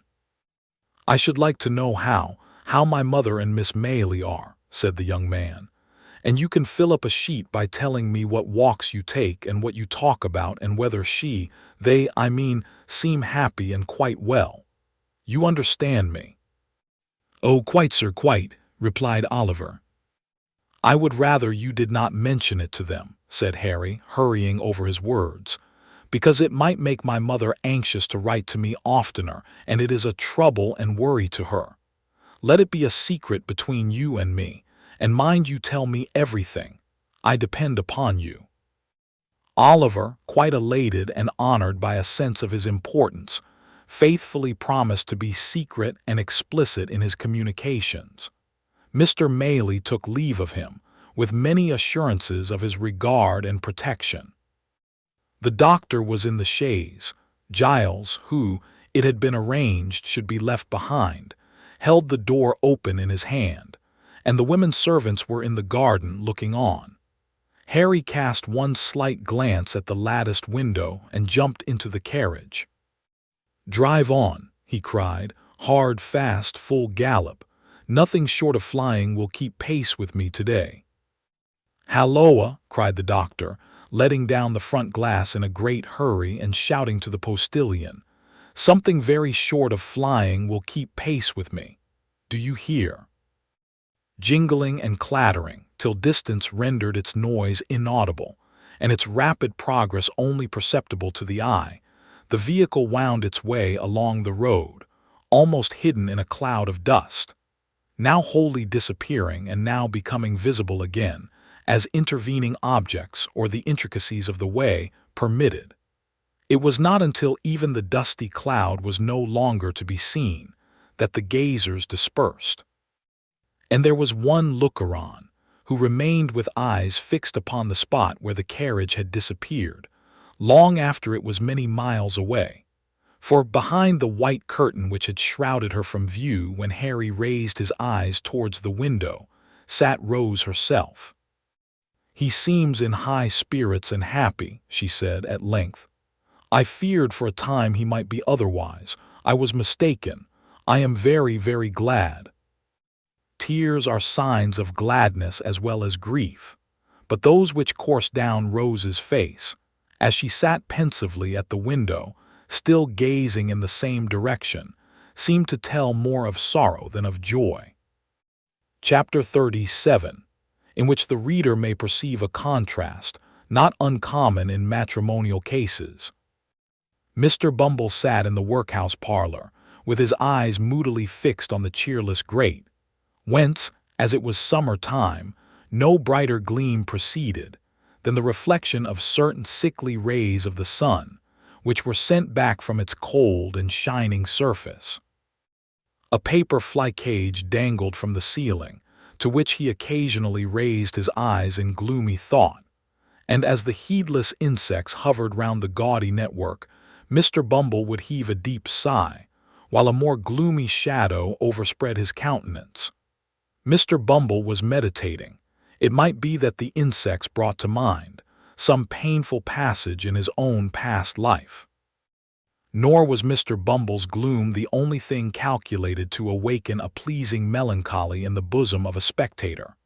There were not wanting other appearances, and those closely connected with his own person, which announced that a great change had taken place in the position of his affairs. The laced coat and the cocked hat, where were they? He still wore knee breeches and dark cotton stockings on his nether limbs, but they were not the breeches. The coat was wide-skirted, and in that respect like the coat, but, oh, how different! The mighty cocked hat was replaced by a modest round one. Mr. Bumble was no longer a beadle. There are some promotions in life which, independent of the more substantial rewards they offer, require peculiar value and dignity from the coats and waistcoats connected with them. A field marshal has his uniform, a bishop his silk apron, a counselor his silk gown, a beadle his cocked hat. Strip the bishop of his apron or the beadle of his hat and lace. What are they? Men, mere men. Dignity, and even holiness too, sometimes, are more questions of coat and waistcoat than some people imagine. Mr. Bumble had married Mrs. Corney and was master of the workhouse. Another beadle had come into power. On him the cocked hat, gold-laced coat and staff had all three descended. "And tomorrow 2 months it was done," said Mr. Bumble with a sigh. "It seems a age." Mr. Bumble might have meant that he had concentrated a whole existence of happiness into the short space of 8 weeks. But the sigh, there was a vast deal of meaning in the sigh. "I sold myself," said Mr. Bumble, pursuing the same train of reflection, "for 6 teaspoons, a pair of sugar tongs, and a milk pot, with a small quantity of second-hand furniture and £20 in money. I went very reasonable. Cheap, dirt cheap." "Cheap!" cried a shrill voice in Mr. Bumble's ear. "You would have been dear at any price, and dear enough I paid for you, Lord above knows that." Mr. Bumble turned, and encountered the face of his interesting consort, who, imperfectly comprehending the few words she had overheard of his complaint, had hazarded the foregoing remark at a venture. "Mrs. Bumble, ma'am," said Mr. Bumble with a sentimental sternness. "Well," cried the lady. "Have the goodness to look at me," said Mr. Bumble, fixing his eyes upon her. "If she stands such a eye as that," said Mr. Bumble to himself, "she can stand anything. It is a eye I never knew to fail with paupers. If it fails with her, my power is gone." Whether an exceedingly small expansion of eye be sufficient to quell paupers, who, being lightly fed, are in no very high condition, or whether the late Mrs. Corney was particularly proof against eagle glances, are matters of opinion. The matter of fact is that the matron was in no way overpowered by Mr. Bumble's scowl, but on the contrary treated it with great disdain, and even raised a laugh thereat, which sounded as though it were genuine. On hearing this most unexpected sound, Mr. Bumble looked, first incredulous and afterwards amazed. He then relapsed into his former state, nor did he rouse himself until his attention was again awakened by the voice of his partner. "Are you going to sit snoring there all day?" inquired Mrs. Bumble. "I am going to sit here as long as I think proper, ma'am," rejoined Mr. Bumble. "And although I was not snoring, I shall snore, gape, sneeze, laugh, or cry as the humor strikes me, such being my prerogative." "Your prerogative," sneered Mrs. Bumble with ineffable contempt. "I said the word, ma'am," said Mr. Bumble. "The prerogative of a man is to command." "And what's the prerogative of a woman, in the name of goodness?" cried the relict of Mr. Corny deceased. "To obey, ma'am," thundered Mr. Bumble. "Your late unfortunate husband should have taught it you, and then perhaps he might have been alive now. I wish he was, poor man." Mrs. Bumble, seeing at a glance that the decisive moment had now arrived, and that a blow struck for the mastership on one side or other must necessarily be final and conclusive, no sooner heard this allusion to the dead and gone than she dropped into a chair, and with a loud scream that Mr. Bumble was a hard-hearted brute, fell into a paroxysm of tears. But tears were not the things to find their way to Mr. Bumble's soul. His heart was waterproof. Like washable beaver hats that improve with rain, his nerves were rendered stouter and more vigorous by showers of tears, which, being tokens of weakness and so far tacit admissions of his own power, pleased and exalted him. He eyed his good lady with looks of great satisfaction, and begged, in an encouraging manner, that she should cry her hardest, the exercise being looked upon by the faculty as strongly conducive to health. "It opens the lungs, washes the countenance, exercises the eyes, and softens down the temper," said Mr. Bumble. "So cry away." As he discharged himself of this pleasantry, Mr. Bumble took his hat from a peg, and putting it on rather rakishly on one side, as a man might, who felt he had asserted his superiority in a becoming manner, thrust his hands into his pockets, and sauntered towards the door, with much ease and waggishness depicted in his whole appearance. Now Mrs. Corny, that was, had tried the tears, because they were less troublesome than a manual assault, but she was quite prepared to make trial of the latter mode of proceeding, as Mr. Bumble was not long in discovering. The first proof he experienced of the fact was conveyed in a hollow sound, immediately succeeded by the sudden flying off of his hat to the opposite end of the room. This preliminary proceeding laying bare his head, the expert lady, clasping him tightly round the throat with one hand, inflicted a shower of blows, dealt with singular vigor and dexterity, upon it with the other. This done, she created a little variety by scratching his face and tearing his hair, and having, by this time, inflicted as much punishment as she deemed necessary for the offense, she pushed him over a chair, which was luckily well situated for the purpose, and defied him to talk about his prerogative again, if he dared. "Get up," said Mrs. Bumble, in a voice of command, "and take yourself away from here, unless you want me to do something desperate." Mr. Bumble rose with a very rueful countenance, wondering much what something desperate might be. Picking up his hat, he looked towards the door. "Are you going?" demanded Mrs. Bumble. "Certainly, my dear, certainly," rejoined Mr. Bumble, making a quicker motion towards the door. "I didn't intend to. I'm going, my dear. You are so very violent that really I—" At this instant, Mrs. Bumble stepped hastily forward to replace the carpet, which had been kicked up in the scuffle. Mr. Bumble immediately darted out of the room, without bestowing another thought on his unfinished sentence, leaving the late Mrs. Corny in full possession of the field. Mr. Bumble was fairly taken by surprise and fairly beaten. He had a decided propensity for bullying, derived no inconsiderable pleasure from the exercise of petty cruelty, and consequently was, it is needless to say, a coward. This is by no means a disparagement to his character, for many official personages, who are held in high respect and admiration, are the victims of similar infirmities.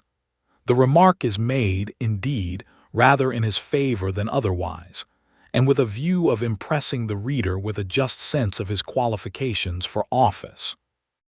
But the measure of his degradation was not yet full. After making a tour of the house, and thinking, for the first time, that the poor laws really were too hard on people, and that men who ran away from their wives, leaving them chargeable to the parish, ought, in justice, to be visited with no punishment at all, but rather rewarded as meritorious individuals who had suffered much, Mr. Bumble came to a room where some of the female paupers were usually employed in washing the parish linen, when the sound of voices in conversation now proceeded. "Hem," said Mr. Bumble, summoning up all his native dignity. "These women at least shall continue to respect the prerogative. Hallo, hallo there, what do you mean by this noise, you husses?"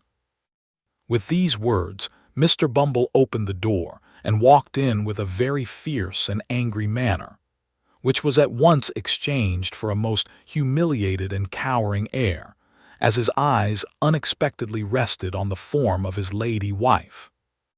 "My dear," said Mr. Bumble, "I didn't know you were here." "Didn't know I was here," repeated Mrs. Bumble. "What do you do here?" "I thought they were talking rather too much to be doing their work properly, my dear," replied Mr. Bumble, glancing distractedly at a couple of old women at the wash-tub, who were comparing notes of admiration at the workhouse master's humility. "You thought they were talking too much," said Mrs. Bumble. "What business is it of yours?" "Why, my dear," urged Mr. Bumble submissively. "What business is it of yours?" demanded Mrs. Bumble again. "It's very true, your matron here, my dear," submitted Mr. Bumble, "but I thought you mightn't be in the way just then." "I'll tell you what, Mr. Bumble," returned his lady, "we don't want any of your interference. You're a great deal too fond of poking your nose into things that don't concern you, making everybody in the house laugh the moment your back is turned, and making yourself look like a fool every hour in the day. Be off, come." Mr. Bumble, seeing with excruciating feelings the delight of the two old paupers who were tittering together most rapturously, hesitated for an instant. Mrs. Bumble, whose patience brooked no delay, caught up a bowl of soap suds and, motioning him towards the door, ordered him instantly to depart, on pain of receiving the contents upon his portly person. What could Mr. Bumble do? He looked dejectedly round and slunk away, and as he reached the door, the titterings of the paupers broke into a shrill chuckle of irrepressible delight. It wanted but this. He was degraded in their eyes. He had lost caste and station before the very paupers. He had fallen from all the height and pomp of beadleship to the lowest depth of the most snubbed henpeckery. "All in 2 months," said Mr. Bumble, filled with dismal thoughts. 2 months! No more than 2 months ago I was not only my own master but everybody else's, so far as the parochial workhouse was concerned, and now it was too much. Mr. Bumble boxed the ears of the boy who opened the gate for him, for he had reached the portal in his reverie, and walked distractedly into the street.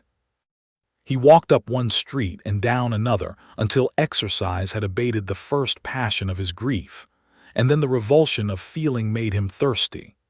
He passed a great many public houses, but at length paused before one in a by-way, whose parlor, as he gathered from a hasty peep over the blinds, was deserted, save by one solitary customer. It began to rain heavily at the moment. This determined him. Mr. Bumble stepped in, and ordering something to drink as he passed the bar, entered the apartment into which he had looked from the street. The man who was seated there was tall and dark, and wore a large cloak.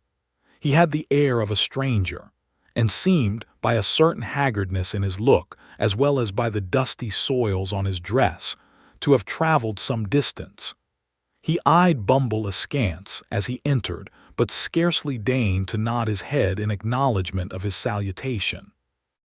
Mr. Bumble had quite dignity enough for two, supposing even that the stranger had been more familiar, so he drank his gin and water in silence and read the paper with great show of pomp and circumstance.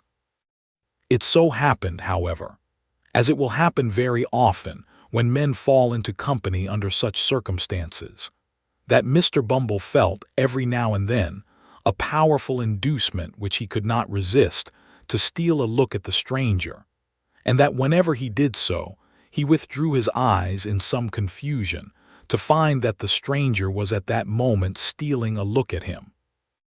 Mr. Bumble's awkwardness was enhanced by the very remarkable expression of the stranger's eye, which was keen and bright, but shadowed by a scowl of distrust and suspicion, unlike anything he had ever observed before, and repulsive to behold. When they had encountered each other's glance several times in this way, the stranger, in a harsh, deep voice, broke silence. "Were you looking for me," he said, "when you peered in at the window?" "Not that I am aware of, unless you're Mr." Here Mr. Bumble stopped short, for he was curious to know the stranger's name and thought in his impatience he might supply the blank.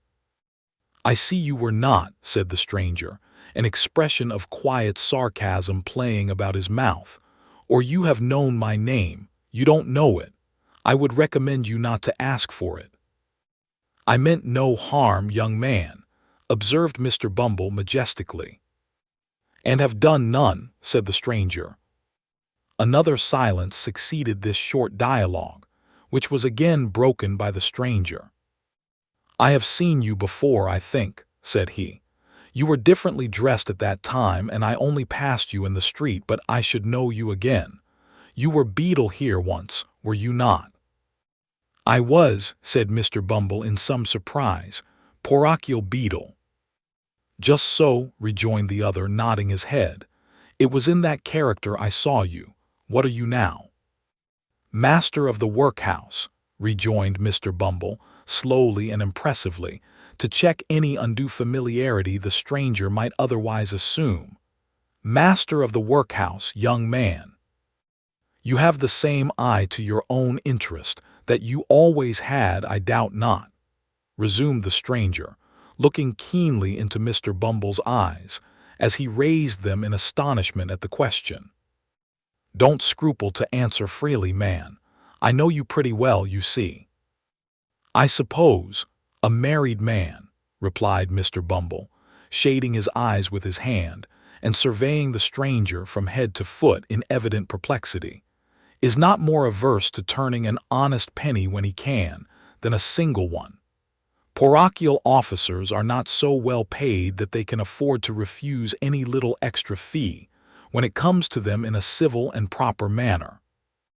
The stranger smiled and nodded his head again, as much to say he had not mistaken his man, then rang the bell. "Fill this glass again," he said, handing Mr. Bumble's empty tumbler to the landlord. "Let it be strong and hot. You like it so, I suppose." "Not too strong," replied Mr. Bumble with a delicate cough. "You understand what that means, landlord," said the stranger dryly. The host smiled, disappeared, and shortly afterwards returned with a steaming jorum, of which the first gulp brought the water into Mr. Bumble's eyes. "Now listen to me," said the stranger, after closing the door and window. "I came down to this place today to find you out, and by one of those chances which the devil throws in the way of his friends sometimes, you walked into the very room I was sitting in while you were uppermost in my mind. I want some information from you. I don't ask you to give it for nothing, slight as it is. Put up that to begin with." As he spoke, he pushed a couple of sovereigns across the table to his companion carefully, as though unwilling that the chinking of money should be heard without. When Mr. Bumble had scrupulously examined the coins, to see that they were genuine, and had put them up, with much satisfaction, in his waistcoat pocket, he went on. Carry your memory back, let me see, 12 years last winter. It's a long time, said Mr. Bumble. Very good, I've done it. The scene, the workhouse. Good. And the time, night. Yes. And the place, the crazy hole, wherever it was, in which miserable drabs brought forth the life and health so often denied to themselves, gave birth to puling children for the parish to rear, and hid their shame, rot 'em in the grave. The lying-in room, I suppose, said Mr. Bumble, not quite following the stranger's excited description. Yes, said the stranger, a boy was born there. A many boys, observed Mr. Bumble, shaking his head despondingly. A murrain on the young devils, cried the stranger. I speak of one, a meek-looking, pale-faced boy who was apprenticed down here to a coffin-maker.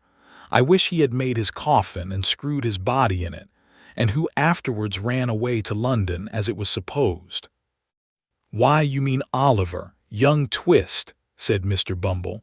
I remember him, of course. There wasn't a obstinater young rascal. It's not of him I want to hear.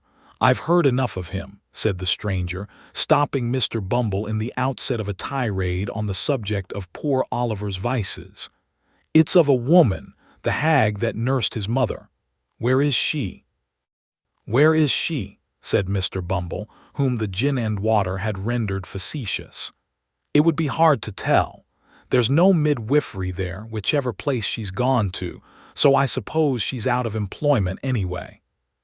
What do you mean? Demanded the stranger sternly. That she died last winter, rejoined Mr. Bumble. The man looked fixedly at him when he had given this information, and although he did not withdraw his eyes for some time afterwards, his gaze gradually became vacant and abstracted, and he seemed lost in thought.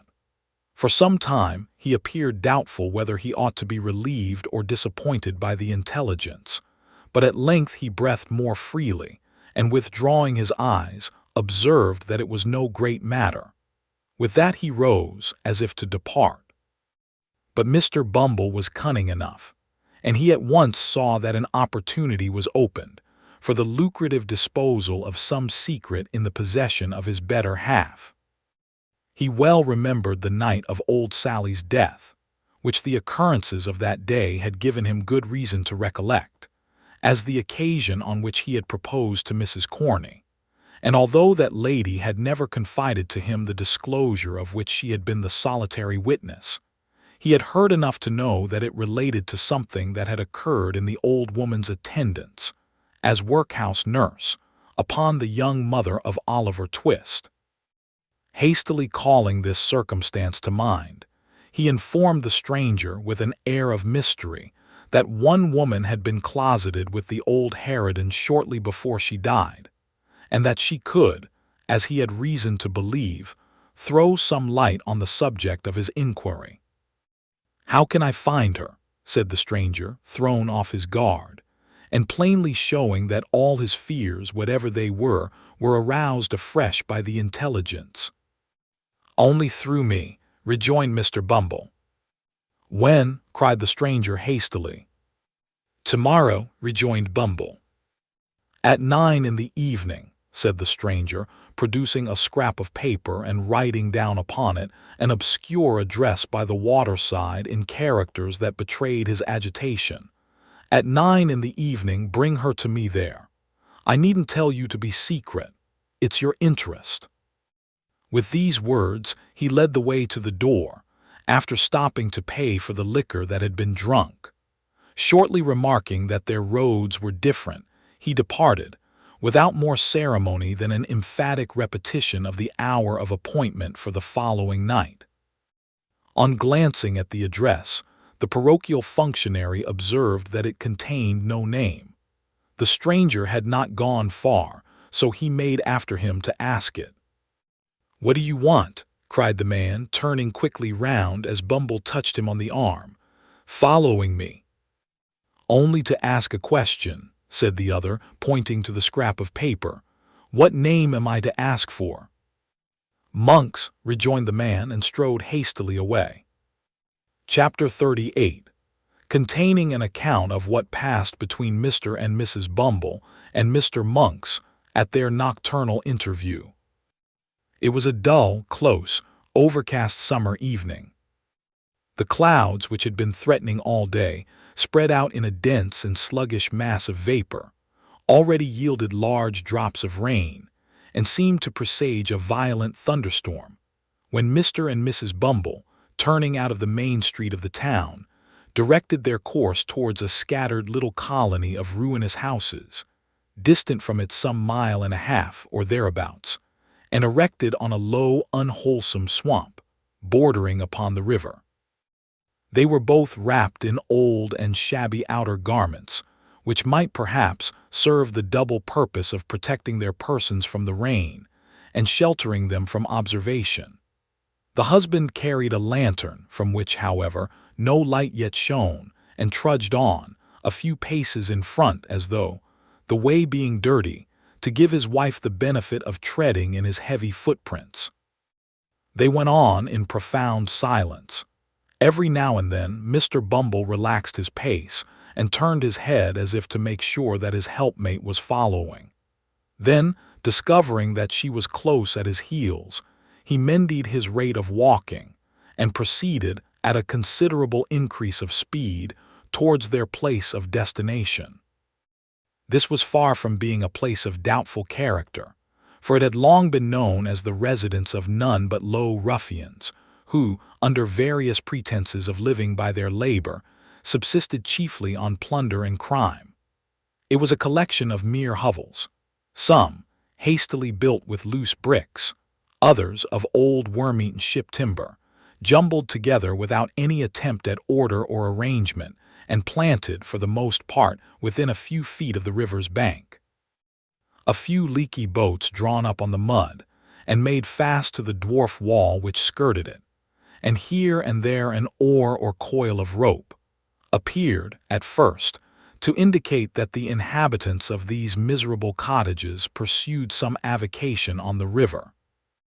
But a glance at the shattered and useless condition of the articles thus displayed would have led a passer-by, without much difficulty, to the conjecture that they were disposed there, rather for the preservation of appearances, than with any view to their being actually employed. In the heart of this cluster of huts, and skirting the river which its upper stories overhung, stood a large building, formerly used as a manufactory of some kind. It had, in its day, probably furnished employment to the inhabitants of the surrounding tenements, but it had long since gone to ruin. The rat, the worm, and the action of the damp had weakened and rotted the piles on which it stood, and a considerable portion of the building had already sunk down into the water, while the remainder, tottering and bending over the dark stream, seemed to wait a favorable opportunity of following its old companion and involving itself in the same fate. It was before this ruinous building that the worthy couple paused, as the first peal of distant thunder reverberated in the air, and the rain commenced pouring violently down. "The place should be somewhere here," said Bumble, consulting a scrap of paper he held in his hand. "Halloa there!" cried a voice from above. Following the sound, Mr. Bumble raised his head and descried a man looking out of a door, breast-high, on the second story. "Stand still a minute," cried the voice. "I'll be with you directly," with which the head disappeared and the door closed. "Is that the man?" asked Mr. Bumble's good lady. Mr. Bumble nodded in the affirmative. "Then mind what I told you," said the matron, "and be careful to say as little as you can, or you'll betray us at once." Mr. Bumble, who had eyed the building with very rueful looks, was apparently about to express some doubts relative to the advisability of proceeding any further with the enterprise just then, when he was prevented by the appearance of Monks, who opened a small door, near which they stood, and beckoned them inwards. "Come in," he cried impatiently, stamping his foot upon the ground. Don't keep me here." The woman, who had hesitated at first, walked boldly in, without any other invitation. Mr. Bumble, who was ashamed or afraid to lag behind, followed, obviously very ill at ease and with scarcely any of that remarkable dignity which was usually his chief characteristic. "What the devil made you stand lingering there in the wet?" said Monks, turning round and addressing Bumble, after he had bolted the door behind them. We were only cooling ourselves," stammered Bumble, looking apprehensively about him. "Cooling yourselves," retorted Monks. "Not all the rain that ever fell or ever will fall will put as much of hell's fire out as a man can carry about with him. You won't cool yourself so easily, don't think it." With this agreeable speech, Monks turned short upon the matron and bent his gaze upon her, till even she, who was not easily cowed, was fain to withdraw her eyes and turn them towards the ground. "This is the woman, is it?" demanded Monks. That is the woman," replied Mr. Bumble, mindful of his wife's caution. "You think women never can keep secrets, I suppose," said the matron, interposing and returning, as she spoke, the searching look of Monks. "I know they will always keep one till it's found out," said Monks. "And what may that be?" asked the matron. "The loss of their own good name," replied Monks. "So, by the same rule, if a woman's a party to a secret that might hang or transport her, I'm not afraid of her telling it to anybody. Not I. Do you understand, mistress?" "No," rejoined the matron, slightly coloring as she spoke. "Of course you don't," said Monks. "How should you?" Bestowing something halfway between a smile and a frown upon his two companions, and again beckoning them to follow him, the man hastened across the apartment, which was of considerable extent but low in the roof. He was preparing to ascend a steep staircase, or rather ladder, leading to another floor of warehouses above, when a bright flash of lightning streamed down the aperture, and a peal of thunder followed, which shook the crazy building to its center. "Hear it," he cried, shrinking back. "Hear it, rolling and crashing on as if it echoed through 1,000 caverns where the devils were hiding from it. I hate the sound." He remained silent for a few moments, and then, removing his hand suddenly from his face, showed, to the unspeakable discomposure of Mr. Bumble, that it was much distorted and discolored. "These fits come over me now and then," said Monks, observing his alarm, "and thunder sometimes brings them on. Don't mind me now, it's all over for this once." Thus speaking, he led the way up the ladder, and hastily closing the window shutter of the room into which it led, lowered a lantern which hung at the end of a rope and pulley passed through one of the heavy beams in the ceiling, and which cast a dim light upon an old table and 3 chairs that were placed beneath it. "Now," said Monks, when they had all 3 seated themselves, "the sooner we come to our business, the better for all. The woman know what it is, does she?" The question was addressed to Bumble, but his wife anticipated the reply by intimating that she was perfectly acquainted with it. "He is right in saying that you were with this hag the night she died, and that she told you something." "About the mother of the boy you named," replied the matron, interrupting him.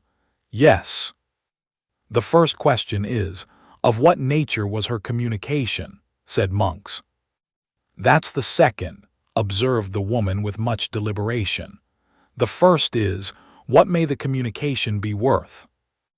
"Who the devil can tell that without knowing of what kind it is?" asked Monks. "Nobody better than you, I am persuaded," answered Mrs. Bumble, who did not want for spirit, as her yoke-fellow could abundantly testify. "Humph," said Monks significantly, and with a look of eager inquiry. "There may be money's worth to get, eh?" "Perhaps there may," was the composed reply. "Something that was taken from her," said Monks. "Something that she wore, something that—" "You had better bid," interrupted Mrs. Bumble. I have heard enough already to assure me that you are the man I ought to talk to." Mr. Bumble, who had not yet been admitted by his better half into any greater share of the secret than he had originally possessed, listened to this dialogue with outstretched neck and distended eyes, which he directed towards his wife and Monks, by turns, in undisguised astonishment, increased, if possible, when the latter sternly demanded what sum was required for the disclosure. "What's it worth to you?" asked the woman as collectedly as before. "It may be nothing, it may be £20, replied Monks. "Speak out and let me know which."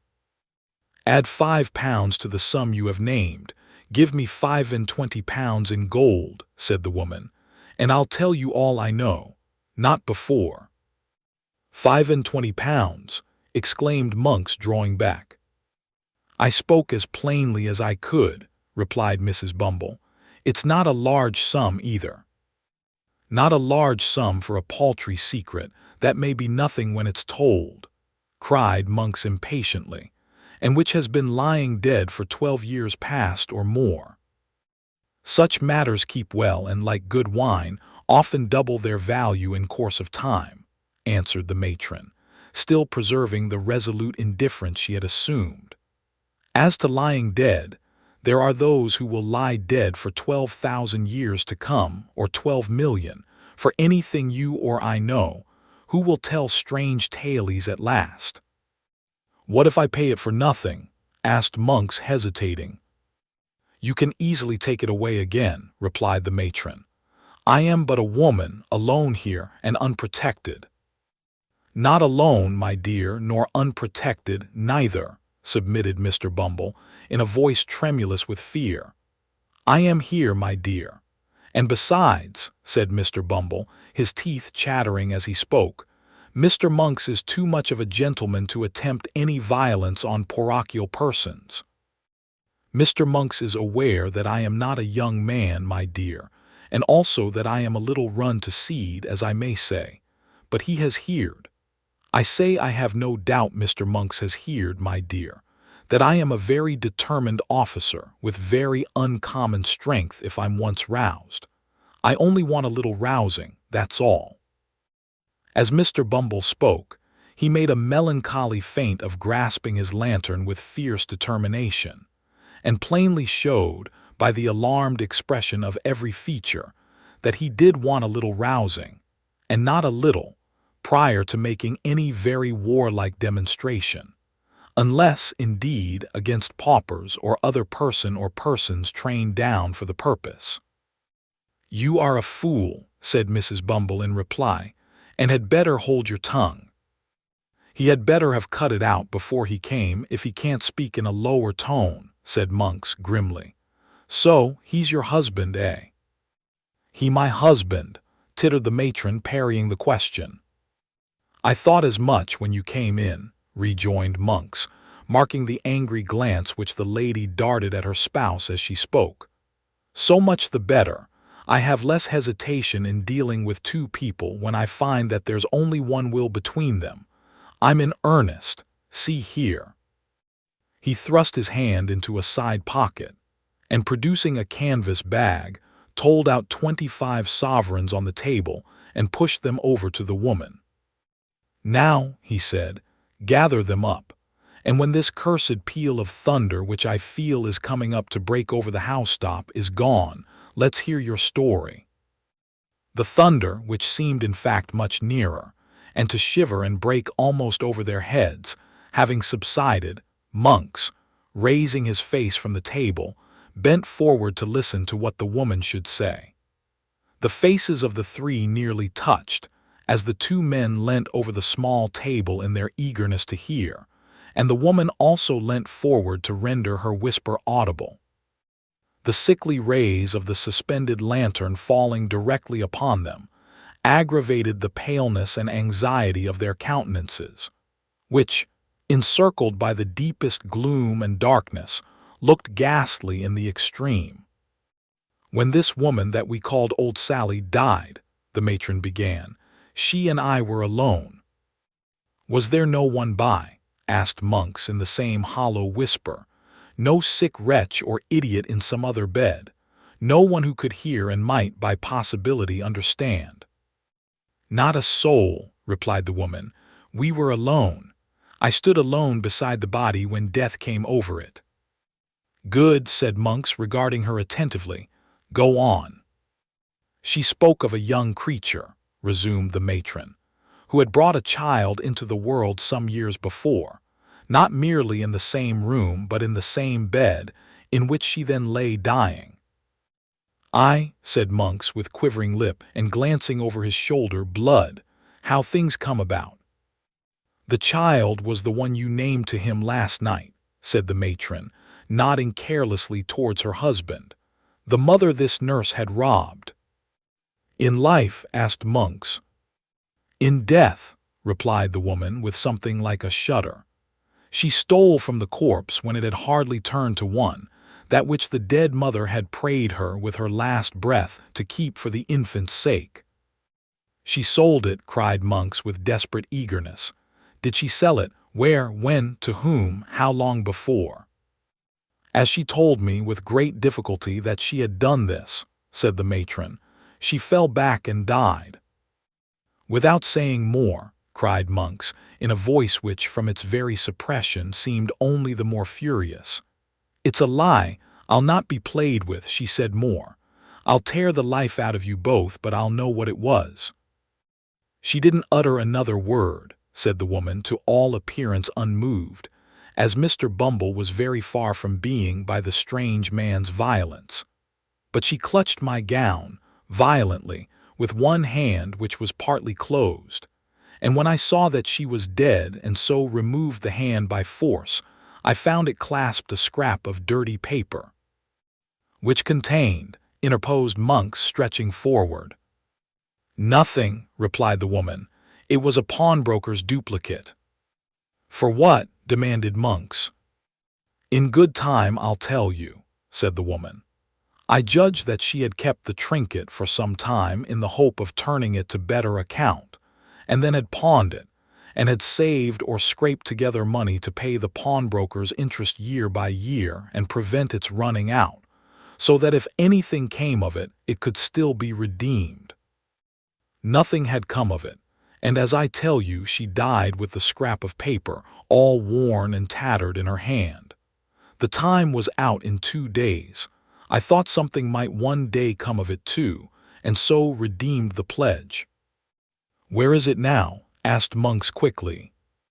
There, replied the woman, and as if glad to be relieved of it, she hastily threw upon the table a small kid bag scarcely large enough for a French watch, which Monks, pouncing upon, tore open with trembling hands. It contained a little gold locket, in which were 2 locks of hair and a plain gold wedding ring. It has the word Agnes engraved on the inside, said the woman. There is a blank left for the surname, and then follows the date, which is within a year before the child was born. I found out that. And this is all, said Monks, after a close and eager scrutiny of the contents of the little packet. All, replied the woman. Mr. Bumble drew a long breath, as if he were glad to find that the story was over, and no mention made of taking the £25 back again. And now he took courage to wipe the perspiration which had been trickling over his nose, unchecked, during the whole of the previous dialogue. I know nothing of the story beyond what I can guess at, said his wife, addressing Monks after a short silence, and I want to know nothing, for it's safe or not. But I may ask you 2 questions, may I? You may ask, said Monks with some show of surprise, but whether I answer or not is another question. Which makes 3, observed Mr. Bumble, essaying a stroke of facetiousness. Is that what you expected to get from me? Demanded the matron. It is, replied Monks. The other question. What do you propose to do with it? Can it be used against me? Never, rejoined Monks, nor against me either. See here. But don't move a step forward or your life is not worth a bulrush. With these words, he suddenly wheeled the table aside, and pulling an iron ring in the boarding, threw back a large trapdoor which opened close at Mr. Bumble's feet, and caused that gentleman to retire several paces backward, with great precipitation. "Look down," said Monks, lowering the lantern into the gulf. "Don't fear me. I could have let you down quietly enough when you were seated over it if that had been my game." Thus encouraged, the matron drew near to the brink, and even Mr. Bumble himself, impelled by curiosity, ventured to do the same. The turbid water, swollen by the heavy rain, was rushing rapidly on below, and all other sounds were lost in the noise of its plashing and eddying against the green and slimy piles. There had once been a watermill beneath. The tide foaming and chafing round the few rotten stakes, and fragments of machinery that yet remained, seemed to dart onward with a new impulse, when freed from the obstacles which had unavailingly attempted to stem its headlong course. "If you flung a man's body down there, where would it be tomorrow morning?" said Monks, swinging the lantern to and fro in the dark well. "12 miles down the river and cut to pieces besides," replied Bumble, recoiling at the thought. Monks drew the little packet from his breast, where he had hurriedly thrust it, and tying it to a leaden weight which had formed a part of some pulley and was lying on the floor, dropped it into the stream.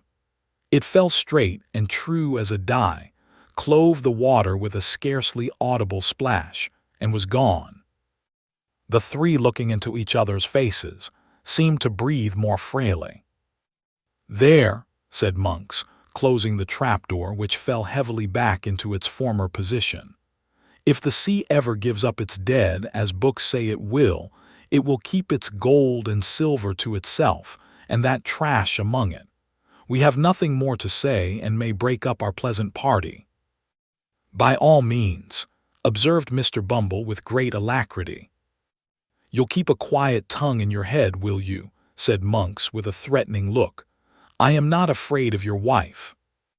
"You may depend upon me, young man," answered Mr. Bumble, bowing himself gradually towards the latter with excessive politeness. "On everybody's account, young man. On my own, you know, Mr. Monks." "I am glad for your sake to hear it," remarked Monks. "Light your lantern, and get away from here as fast as you can." It was fortunate that the conversation terminated at this point, or Mr. Bumble, who had bowed himself to within 6 inches of the ladder, would infallibly have pitched headlong into the room below. He lighted his lantern from that which Monks had detached from the rope, and now carried in his hand, and making no effort to prolong the discourse, descended in silence, followed by his wife. Monks brought up the rear, after pausing on the steps to satisfy himself that there were no other sounds to be heard than the beating of the rain without, and the rushing of the water. They traversed the lower room slowly and with caution, for Monks started at every shadow, and Mr. Bumble, holding his lantern a foot above the ground, walked not only with remarkable care, but with a marvelously light step for a gentleman of his figure, looking nervously about him for hidden trap-doors.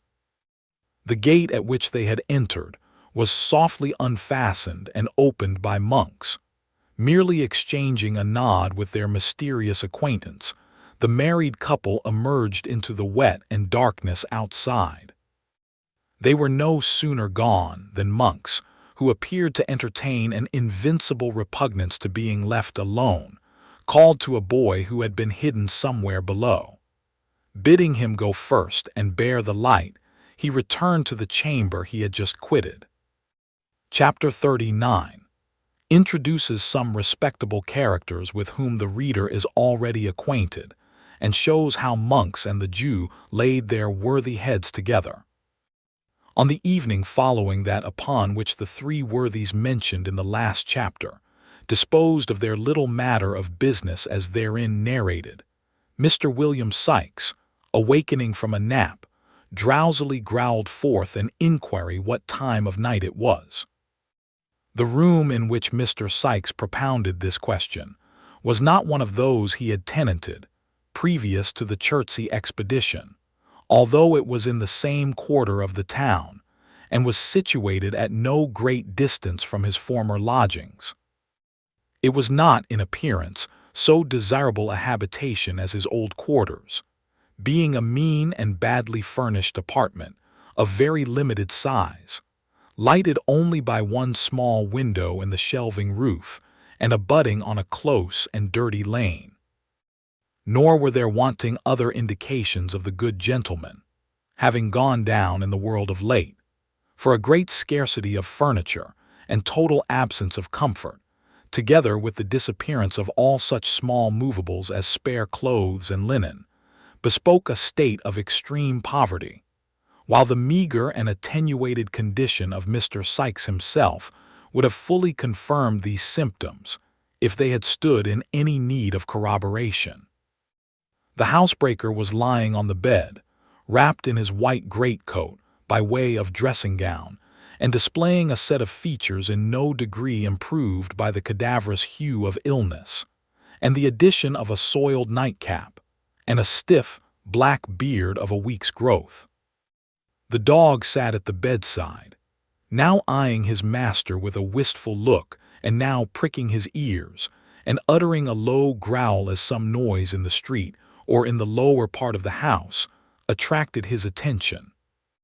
Seated by the window, busily engaged in patching an old waistcoat which formed a portion of the robber's ordinary dress, was a female, so pale and reduced with watching and privation that there would have been considerable difficulty in recognizing her as the same Nancy who has already figured in this tale, but for the voice in which she replied to Mr. Sikes's question. "Not long gone 7," said the girl. "How do you feel tonight, Bill?" "As weak as water," replied Mr. Sikes, with an imprecation on his eyes and limbs. "Here, lend us a hand and let me get off this thundering bed anyhow." Illness had not improved Mr. Sikes's temper, for, as the girl raised him up and led him to a chair, he muttered various curses on her awkwardness and struck her. "Whining are you?" said Sikes. "Come, don't stand sniveling there. If you can't do anything better than that, cut off altogether. Do you hear me?" "I hear you," replied the girl, turning her face aside and forcing a laugh. "What fancy have you got in your head now?" "Oh, you've thought better of it, have you?" growled Sikes, marking the tear which trembled in her eye. "All the better for you, you have." "Why, you don't mean to say you'd be hard upon me tonight, Bill," said the girl, laying her hand upon his shoulder.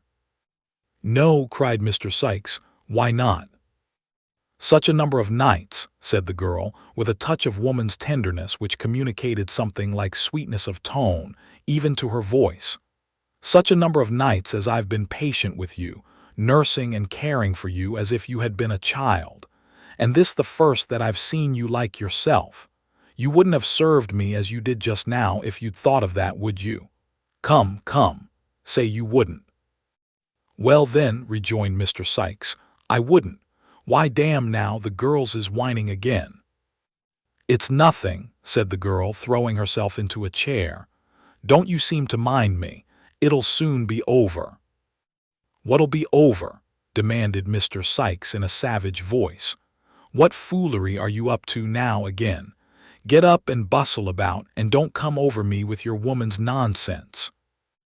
At any other time, this remonstrance and the tone in which it was delivered would have had the desired effect, but the girl, being really weak and exhausted, dropped her head over the back of the chair and fainted before Mr. Sikes could get out a few of the appropriate oaths with which, on similar occasions, he was accustomed to garnish his threats.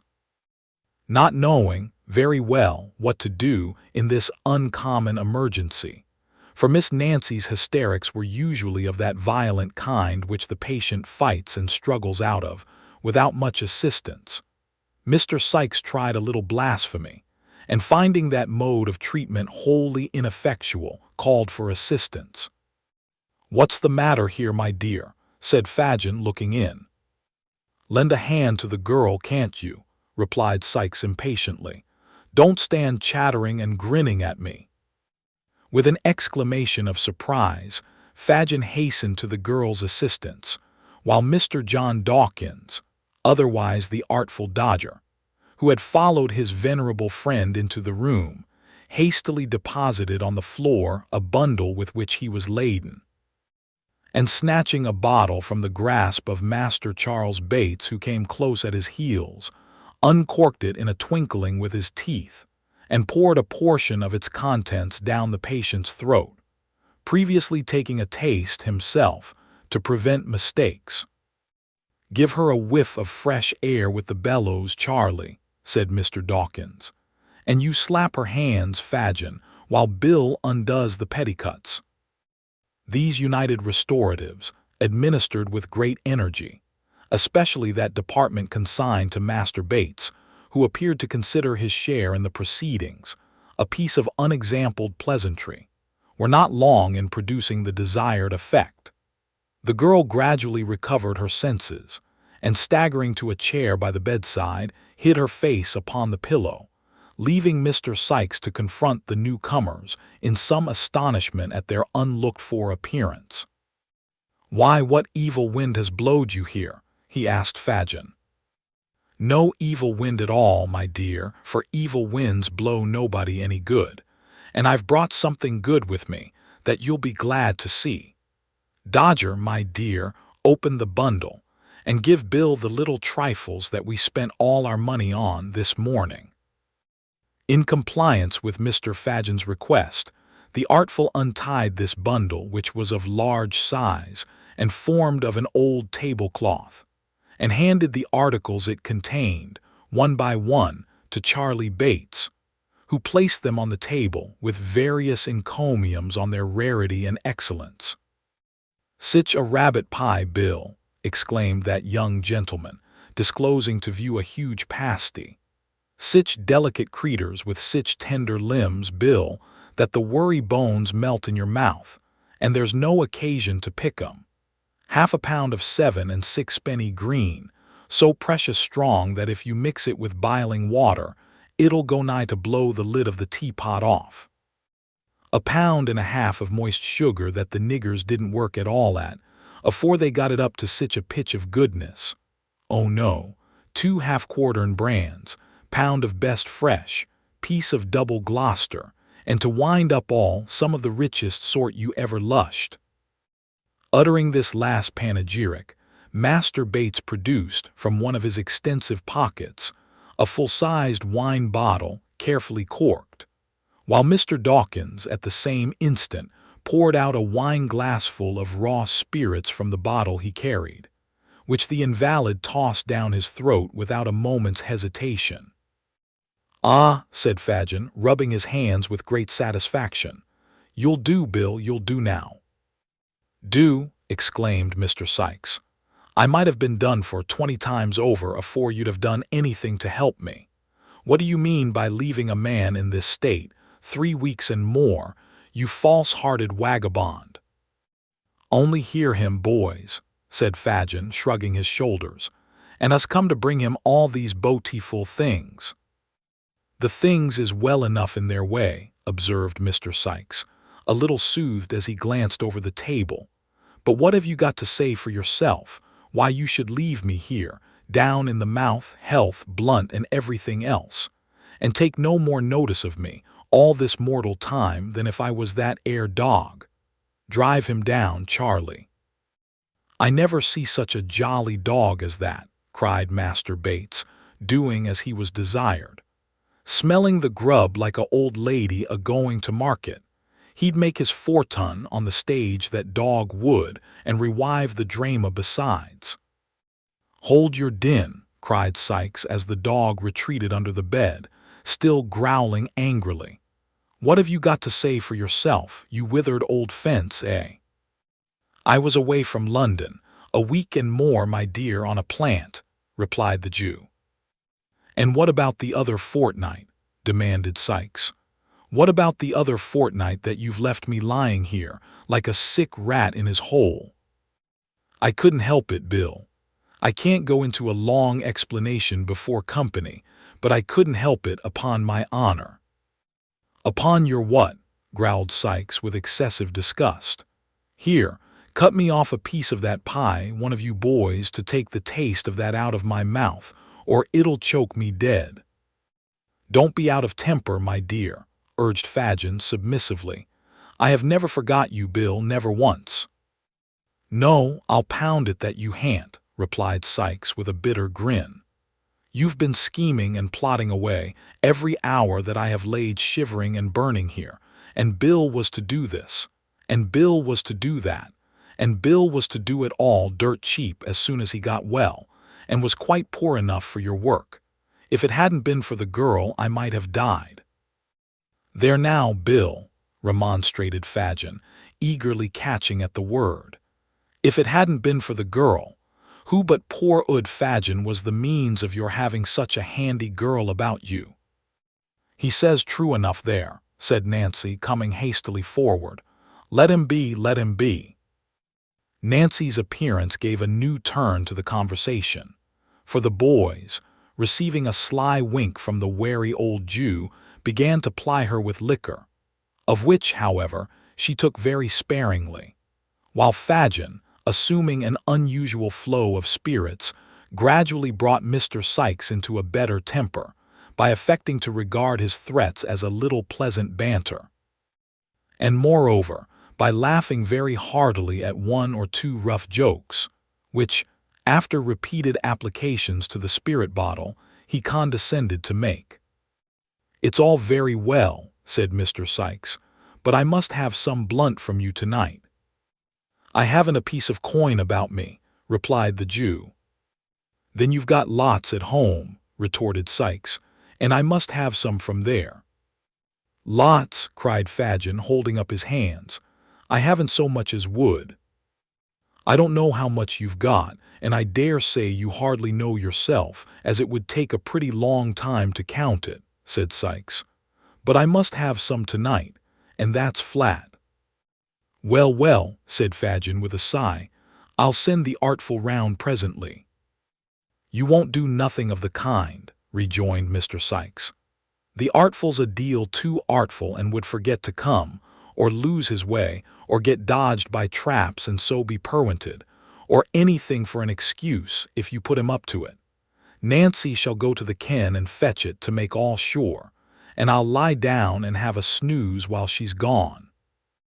After a great deal of haggling and squabbling, Fagin beat down the amount of the required advance from £5 to £3 4 and sixpence, protesting with many solemn asseverations that would only leave him 18 pence to keep house with, Mr. Sikes sullenly remarking that if he couldn't get any more he must accompany him home, with the Dodger and Master Bates put the eatables in the cupboard.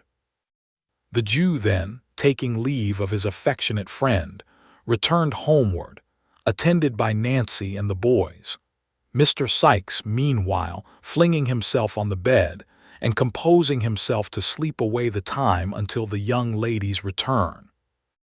In due course they arrived at Fagin's abode, where they found Toby Crackit and Mr. Chitling intent upon their 15th game at cribbage, which it is scarcely necessary to say the latter gentleman lost, and with it his 15th and last sixpence, much to the amusement of his young friends.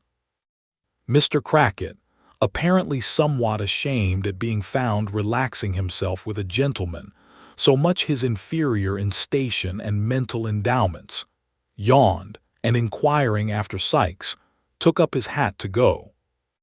"Has nobody been Toby?" asked Fagin. "Not a living leg," answered Mr. Crackit, pulling up his collar. "It's been as dull as swipes.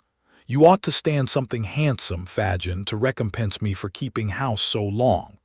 Damn, I'm as flat as a juryman, and should have gone to sleep as fast as Newgate if I hadn't had the good natur to amuse this youngster. Horrid dull, I'm blessed if I ain't." With these and other ejaculations of the same kind, Mr. Toby Crackit swept up his winnings, and crammed them into his waistcoat pocket with a haughty air, as though such small pieces of silver were wholly beneath the consideration of a man of his figure. This done, he swaggered out of the room with so much elegance and gentility that Mr. Chittling, bestowing numerous admiring glances on his legs and boots till they were out of sight, assured the company that he considered his acquaintance cheap at 15 sixpences an interview, and that he didn't value his losses the snap of his little finger. "What a rum chap you are, Tom," said Master Bates, highly amused by this declaration. "Not a bit of it," replied Mr. Chittling. "Am I, Fagin?" "A very clever fellow, my dear," said Fagin, patting him on the shoulder and winking to his other pupils. "And Mr. Crackit is a heavy swell, ain't he, Fagin?" asked Tom. "No doubt at all of that, my dear." "And it is a creditable thing to have his acquaintance, ain't it, Fagin?" pursued Tom. "Very much so, indeed, my dear. They're only jealous, Tom, because he won't give it to them." "Ah," cried Tom triumphantly, "that's where it is. He has cleaned me out, but I can go and earn some more when I like, can't I, Fagin?" "To be sure you can, and the sooner you go the better, Tom, so make up your loss at once and don't lose any more time. Dodger, Charlie, it's time you were on the lay. Come, it's near 10 and nothing done yet." In obedience to this hint, the boys, nodding to Nancy, took up their hats and left the room, the Dodger and his vivacious friend indulging, as they went, in many witticisms at the expense of Mr. Chittling, in whose conduct, it is but justice to say, there was nothing very conspicuous or peculiar, inasmuch as there are a great number of spirited young bloods upon town, who pay a much higher price than Mr. Chittling for being seen in good society, and a great number of fine gentlemen, composing the good society aforesaid, who established their reputation upon very much the same footing as Flash Toby Crackit. "Now," said Fagin when they had left the room, "I'll go and get you that cash, Nancy. This is only the key of a little cupboard where I keep a few odd things the boys get, my dear. I never lock up my money, for I've got none to lock up, my dear. Ha, ha. Ha, none to lock up. It's a poor trade, Nancy, and no thanks, but I'm fond of seeing the young people about me, and I bear it all, I bear it all." "Hush," he said, hastily concealing the key in his breast. "Who's that? Listen." The girl, who was sitting at the table with her arms folded, appeared in no way interested in the arrival, or to care whether the person, whoever he was, came or went, until the murmur of a man's voice reached her ears. The instant she caught the sound, she tore off her bonnet and shawl with the rapidity of lightning, and thrust them under the table. The Jew, turning round immediately afterwards, she muttered a complaint of the heat, in a tone of languor that contrasted, very remarkably, with the extreme haste and violence of this action, which, however, had been unobserved by Fagin, who had his back towards her at the time. "Bah," he whispered, as though nettled by the interruption. "It's the man I expected before. He's coming downstairs. Not a word about the money while he's here, Nance. He won't stop long, not 10 minutes, my dear." Laying his skinny forefinger upon his lip, the Jew carried a candle to the door, as a man's step was heard upon the stairs without. He reached it at the same moment as the visitor, who, coming hastily into the room, was close upon the girl before he observed her. It was Monks. "Only one of my young people," said Fagin, observing that Monks drew back on beholding a stranger. "Don't move, Nancy." The girl drew closer to the table, and glancing at Monks with an air of careless levity, withdrew her eyes. But as he turned towards Fagin, she stole another look, so keen and searching and full of purpose, that if there had been any bystander to observe the change, he could hardly have believed the two looks to have proceeded from the same person. "Any news?" inquired Fagin. "Great." And good?" asked Fagin, hesitating as though he feared to vex the other man by being too sanguine. "Not bad, anyway," replied Monks with a smile. "I have been prompt enough this time. Let me have a word with you."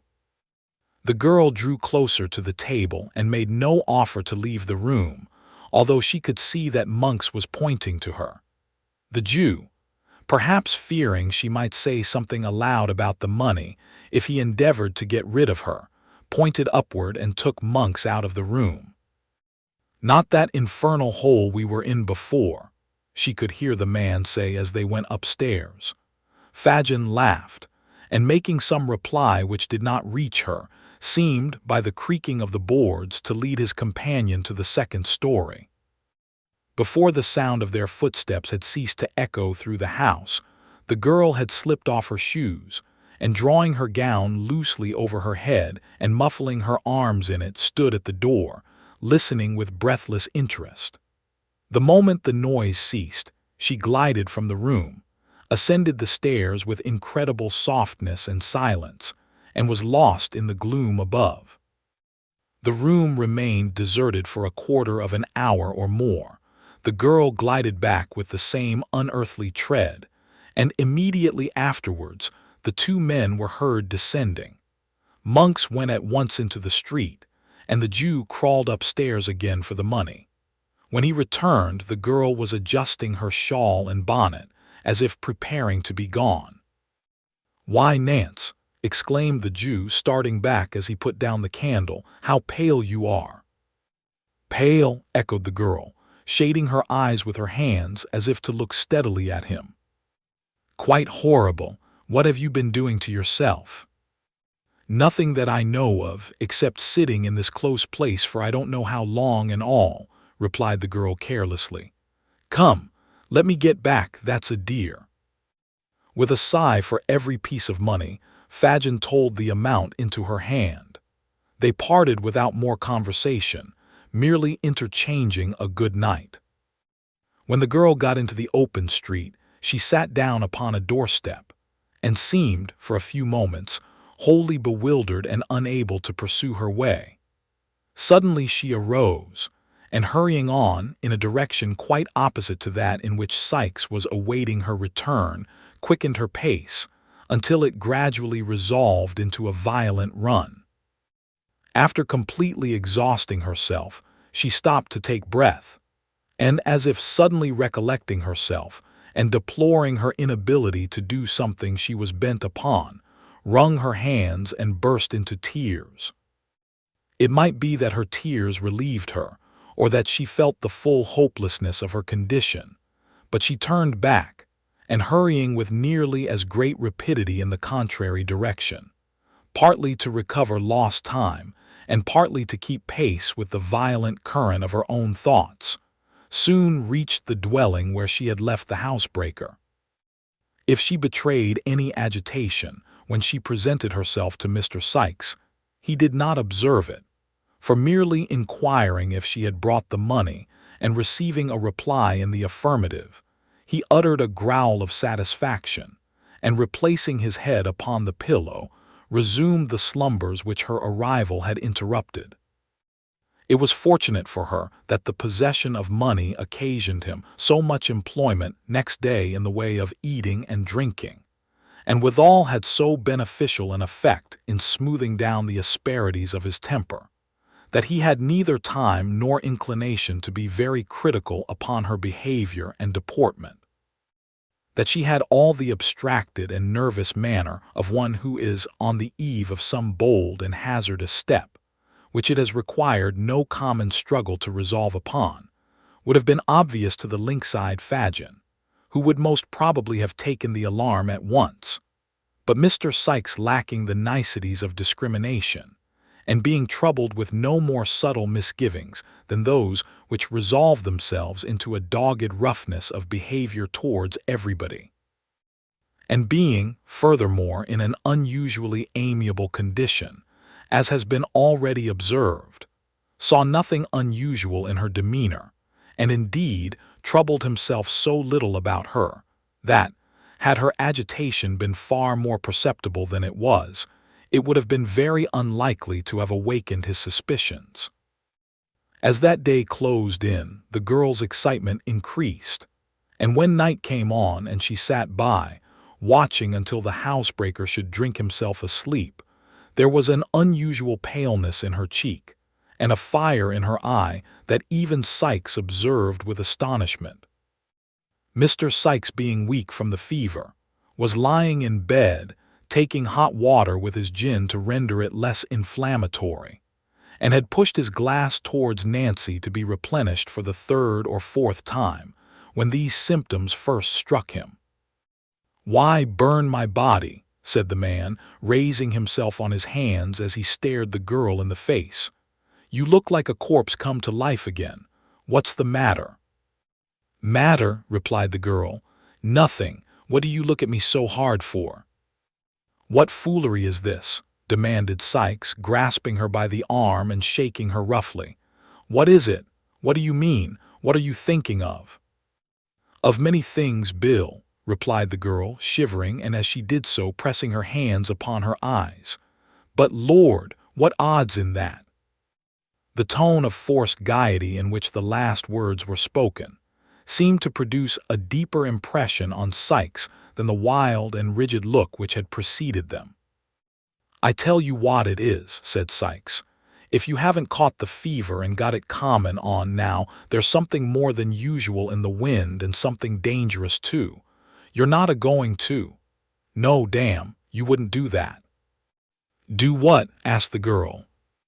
"There ain't," said Sikes, fixing his eyes upon her and muttering the words to himself. "There ain't a stauncher-hearted gal going, or I'd have cut her throat 3 months ago. She's got the fever coming on, that's it." Fortifying himself with this assurance, Sikes drained the glass to the bottom and then, with many grumbling oaths, called for his physic. The girl jumped up with great alacrity, poured it quickly out but with her back towards him, and held the vessel to his lips while he drank off the contents. "Now," said the robber, "come and sit aside of me and put on your own face, or I'll alter it so that you won't know it again when you do want it." The girl obeyed. Sikes, locking her hand in his, fell back upon the pillow, turning his eyes upon her face. They closed, opened again, closed once more, again opened. He shifted his position restlessly, and after dozing again and again for 2 or 3 minutes, and as often springing up with a look of terror and gazing vacantly about him, was suddenly stricken, as it were, while in the very attitude of rising, into a deep and heavy sleep. The grasp of his hand relaxed, the upraised arm fell languidly by his side, and he lay like one in a profound trance. "The laudanum has taken effect at last," murmured the girl, as she rose from the bedside. "I may be too late even now." She hastily dressed herself in her bonnet and shawl, looking fearfully round from time to time, as if, despite the sleeping draught, she expected every moment to feel the pressure of Sikes's heavy hand upon her shoulder. Then, stooping softly over the bed, she kissed the robber's lips, and then, opening and closing the room door with noiseless touch, hurried from the house. A watchman was crying 9:30, down a dark passage through which she had to pass, in gaining the main thoroughfare. "Has it long gone the half hour?" asked the girl. "It'll strike the hour in another quarter," said the man, raising his lantern to her face. "And I cannot get there in less than an hour or more," muttered Nancy, brushing swiftly past him and gliding rapidly down the street. Many of the shops were already closing in the back lanes and avenues through which she tracked her way, in making from Spitalfields towards the West End of London. The clock struck 10, increasing her impatience. She tore along the narrow pavement, elbowing the passengers from side to side, and darting almost under the horses' heads, crossed crowded streets, where clusters of persons were eagerly watching their opportunity to do the like. "The woman is mad," said the people, turning to look after her as she rushed away. When she reached the more wealthy quarter of the town, The streets were comparatively deserted, and here her headlong progress excited a still greater curiosity in the stragglers whom she hurried past. Some quickened their pace behind, as though to see whither she was hastening at such an unusual rate, and a few made head upon her and looked back, surprised at her undiminished speed. But they fell off one by one, and when she neared her place of destination, she was alone. It was a family hotel in a quiet but handsome street near Hyde Park. As the brilliant light of the lamp which burnt before its door guided her to the spot, the clock struck 11. She had loitered for a few paces as though irresolute and making up her mind to advance, but the sound determined her, and she stepped into the hall. The porter's seat was vacant. She looked round with an air of incertitude and advanced towards the stairs. "Now, young woman," said a smartly dressed female looking out from a door behind her, "who do you want here?" "A lady who is stopping in this house," answered the girl. "A lady," was the reply, accompanied with a scornful look. "What lady?" "Miss Maylie," said Nancy. The young woman, who had by this time noted her appearance, replied only by a look of virtuous disdain, and summoned a man to answer her. To him, Nancy repeated her request. "What name am I to say?" asked the waiter. "It's of no use saying any," replied Nancy. "Nor business," said the man. "No, nor that neither," rejoined the girl. "I must see the lady." "Come," said the man, pushing her towards the door. "None of this, take yourself off." "I shall be carried out if I go," said the girl violently. "And I can make that a job that two of you won't like to do. Isn't there anybody here," she said, looking round, "that will see a simple message carried for a poor wretch like me?" This appeal produced an effect on a good-tempered faced man-cook, who with some of the other servants was looking on, and who stepped forward to interfere. "Take it up for her, Joe, can't you?" said this person. "What's the good?" replied the man. "You don't suppose the young lady will see such as her, do you?" This allusion to Nancy's doubtful character raised a vast quantity of chaste wrath in the bosoms of 4 housemaids, who remarked, with great fervor, that the creature was a disgrace to her sex, and strongly advocated her being thrown, ruthlessly, into the kennel. "Do what you like with me," said the girl, turning to the men again. "But do what I ask you first, and I ask you to give this message for God Almighty's sake." The soft-hearted cook added his intercession, and the result was that the man who had first appeared undertook its delivery. "What's it to be?" said the man with one foot on the stairs. "That a young woman earnestly asks to speak to Miss Maylie alone," said Nancy, "and that if the lady will only hear the first word she has to say, she will know whether to hear her business, or to have her turned out of doors as an impostor." "I say," said the man, "you're coming it strong." "You give the message," said the girl firmly, "and let me hear the answer."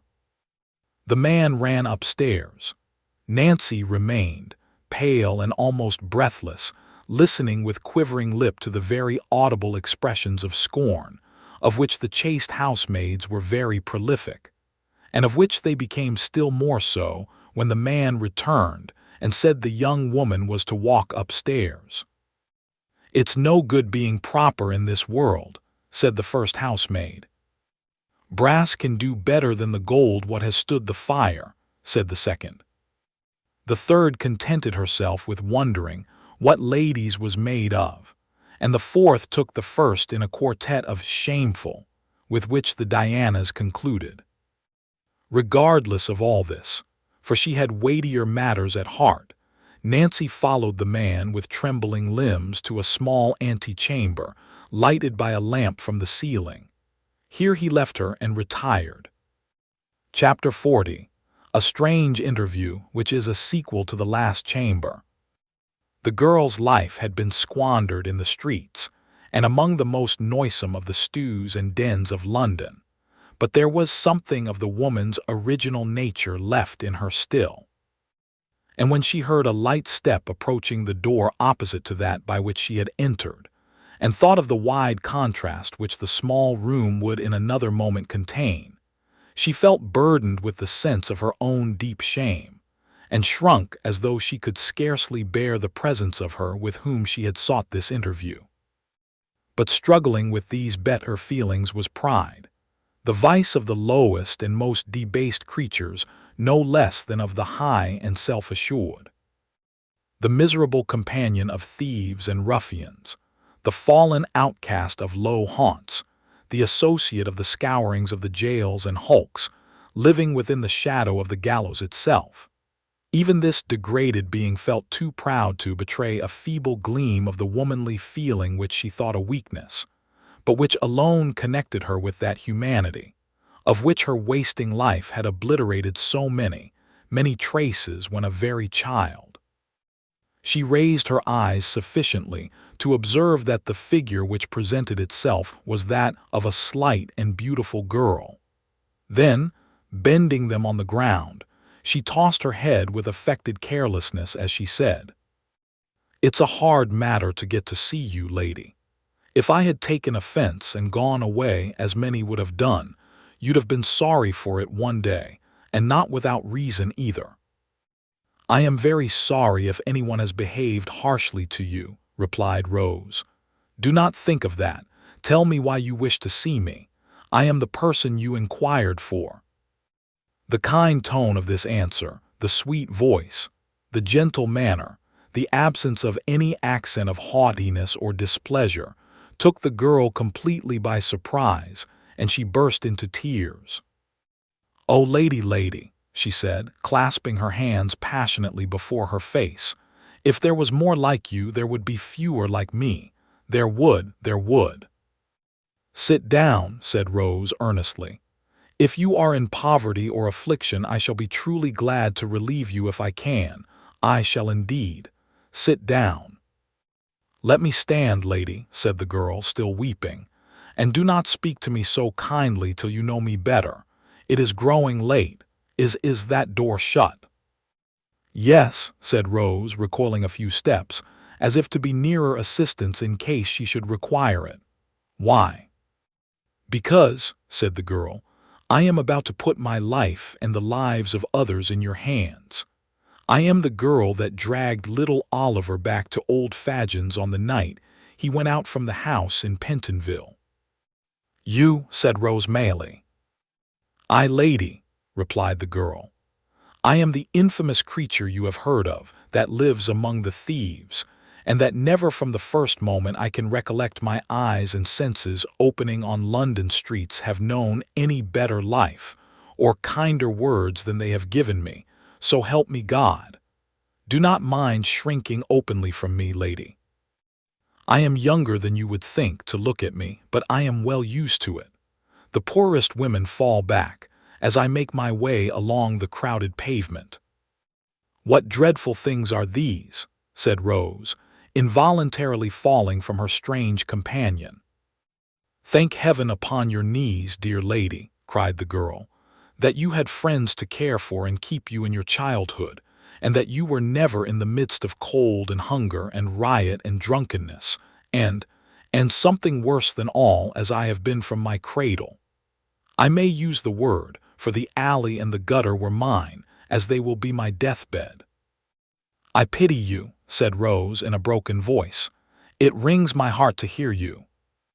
"Heaven bless you for your goodness," rejoined the girl.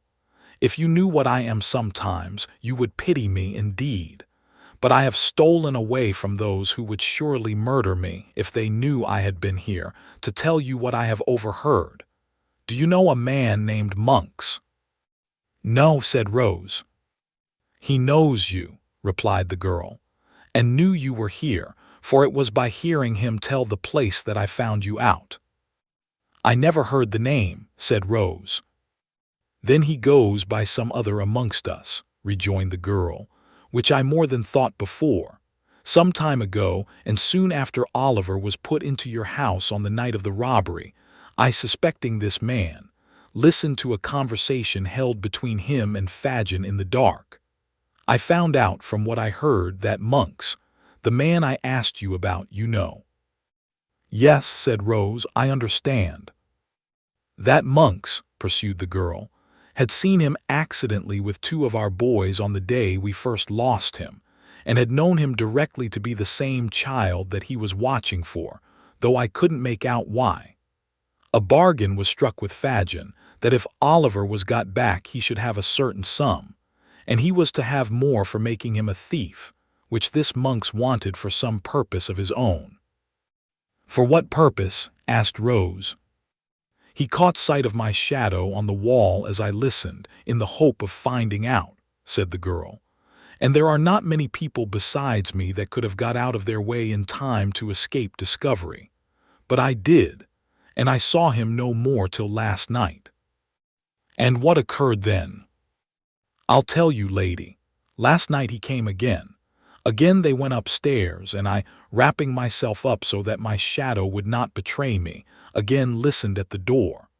The first words I heard Monks say were these: 'So the only proofs of the boy's identity lie at the bottom of the river, and the old hag that received them from the mother is rotting in her coffin.'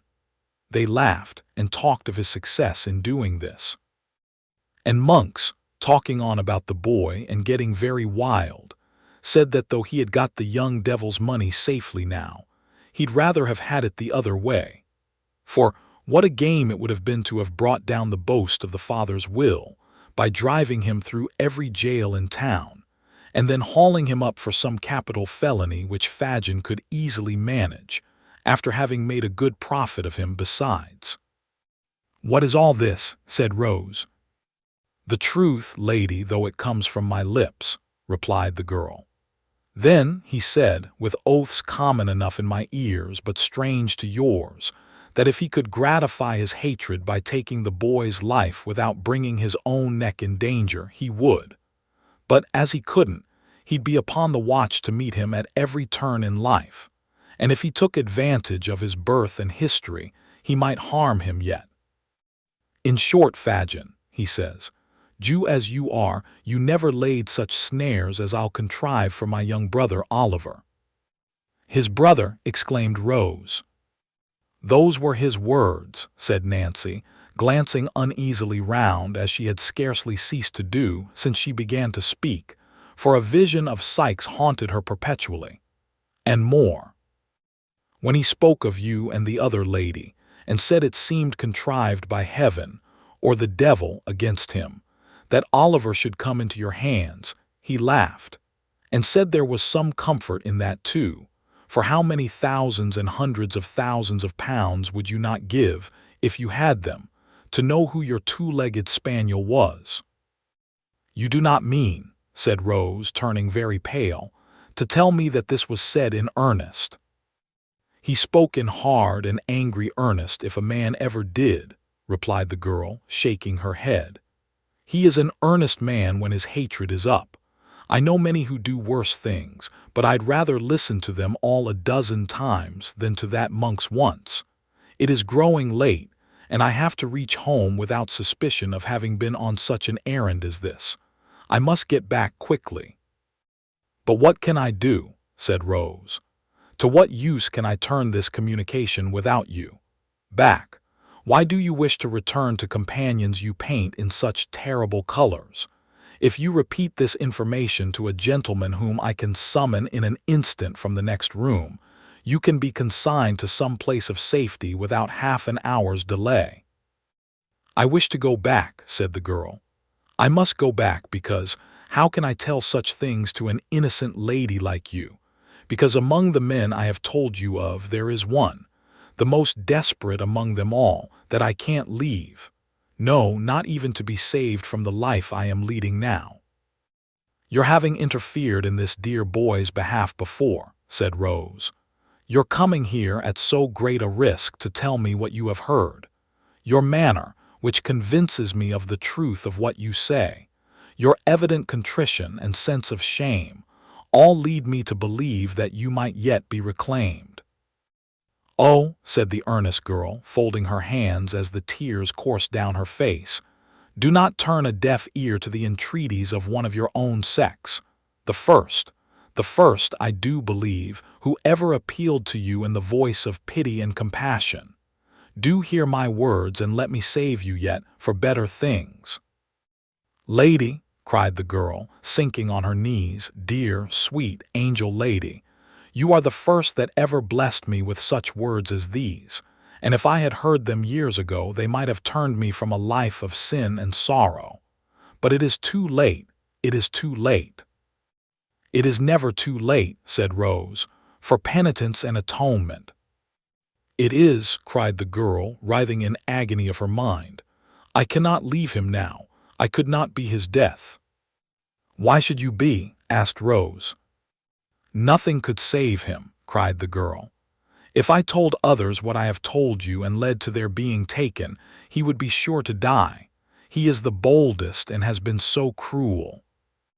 "Is it possible," cried Rose, "that for such a man as this you can resign every future hope and the certainty of immediate rescue? It is madness." "I don't know what it is," answered the girl. "I only know that it is so, and not with me alone, but with hundreds of others as bad and wretched as myself. I must go back. Whether it is God's wrath for the wrong I have done, I do not know. But I am drawn back to him through every suffering and ill usage, and I should be, I believe, if I knew that I was to die by his hand at last." "What am I to do?" said Rose. "I should not let you depart from me thus." "You should, lady, and I know you will," rejoined the girl, rising. "You will not stop my going because I have trusted in your goodness and forced no promise from you, as I might have done." "Of what use, then, is the communication you have made?" said Rose. "This mystery must be investigated, or how will its disclosure to me benefit Oliver, whom you are anxious to serve?" "You must have some kind gentleman about you that will hear it as a secret, and advise you what to do," rejoined the girl. "But where can I find you again when it is necessary?" asked Rose. "I do not seek to know where these dreadful people live, but where will you be walking or passing at any settled period from this time? Will you promise me that you will have my secret strictly kept and come alone, or with the only other person that knows it, and that I shall not be watched or followed?" asked the girl. "I promise you solemnly," answered Rose.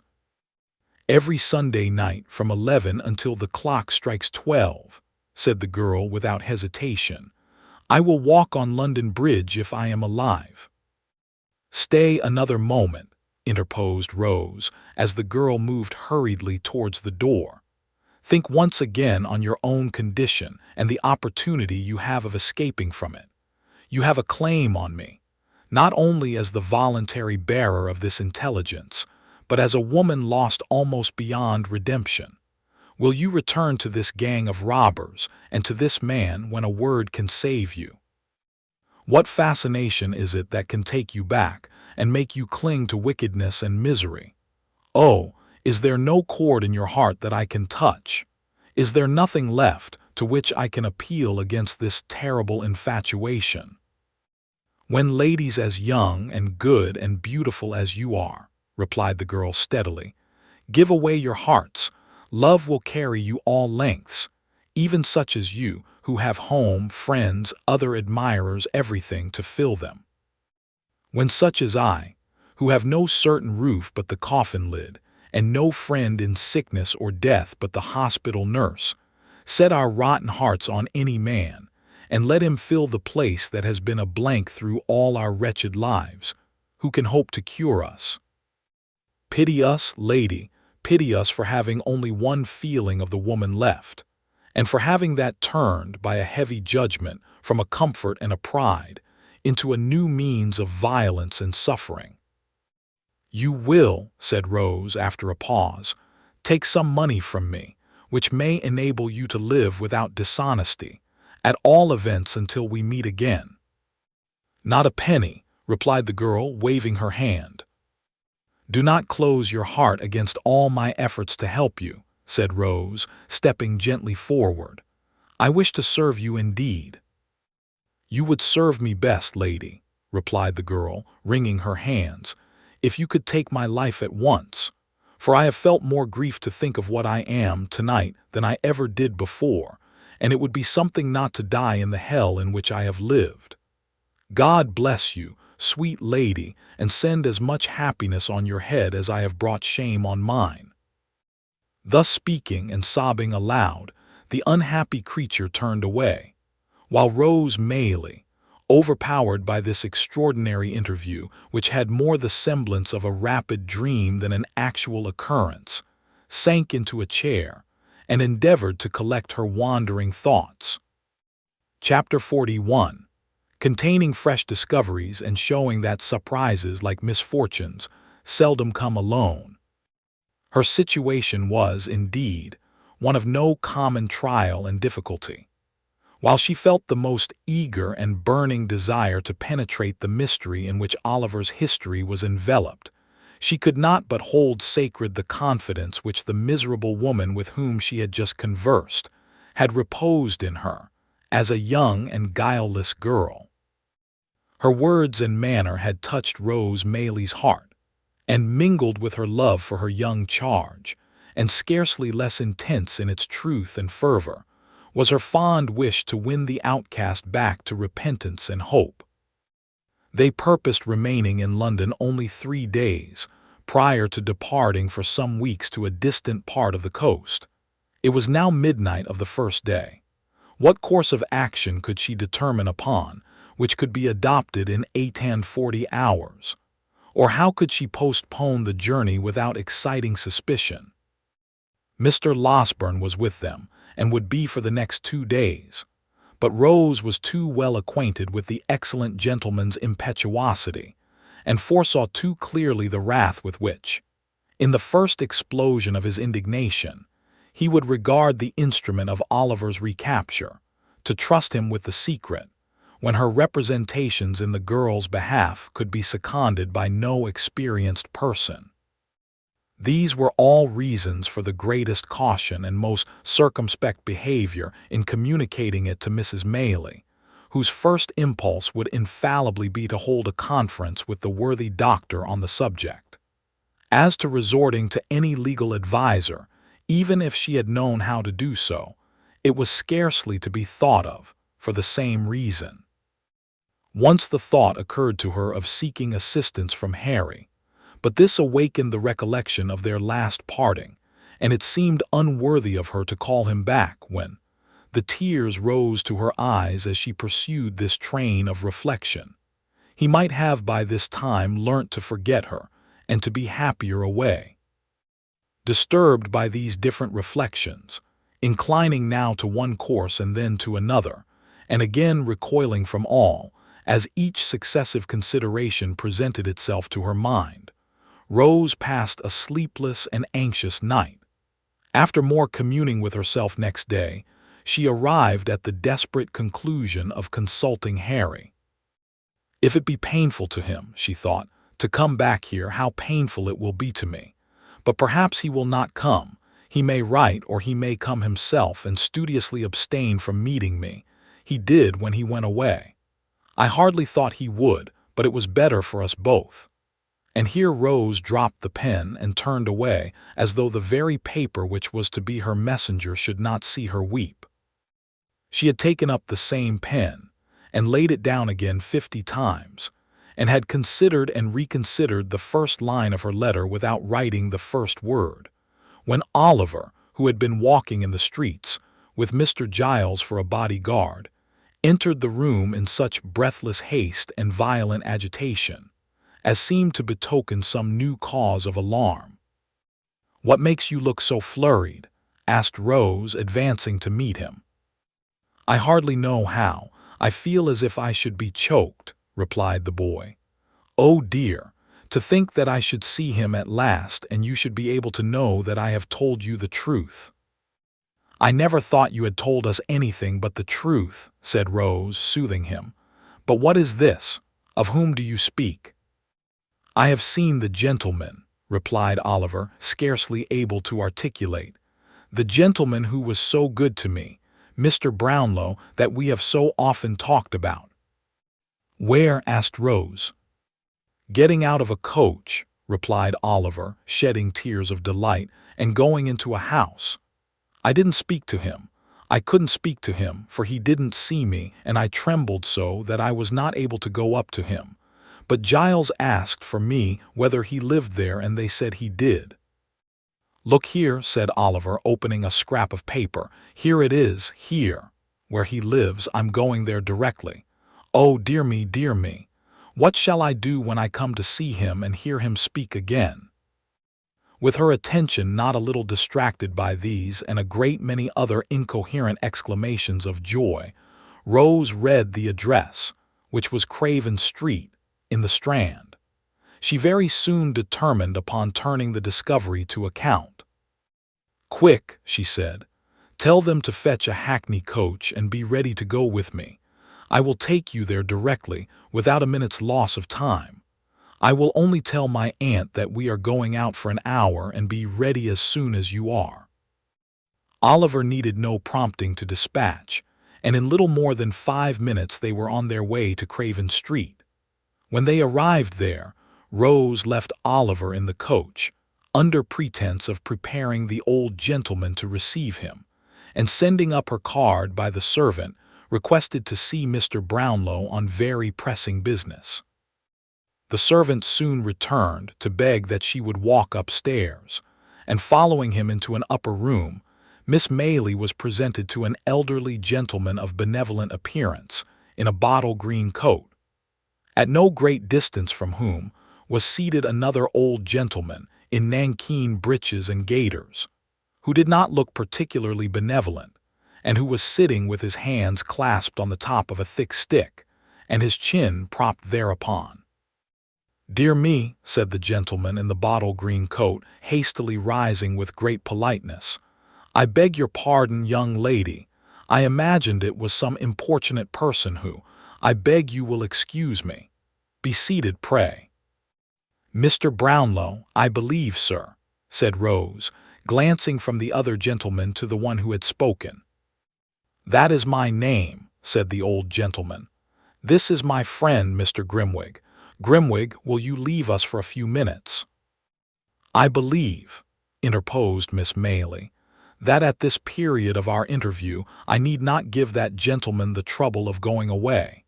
If I am correctly informed, he is cognizant of the business on which I wish to speak to you." Mr. Brownlow inclined his head. Mr. Grimwig, who had made one very stiff bow and risen from his chair, made another very stiff bow and dropped into it again. "I shall surprise you very much, I have no doubt," said Rose, naturally embarrassed.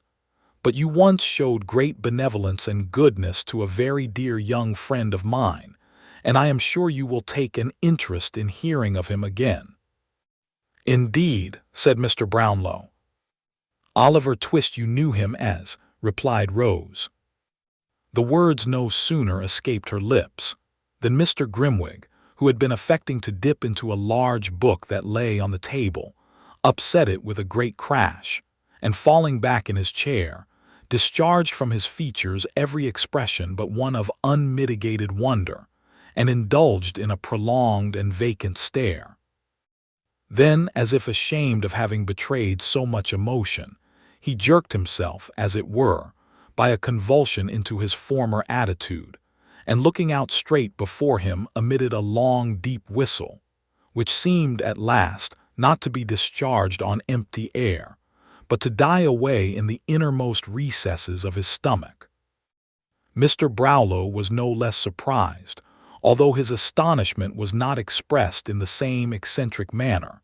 He drew his chair nearer to Miss Maylie, and said, "Do me the favor, my dear young lady, to leave entirely out of the question that goodness and benevolence of which you speak, and of which nobody else knows anything, and if you have it in your power to produce any evidence which will alter the unfavorable opinion I was once induced to entertain of that poor child, in heaven's name put me in possession of it."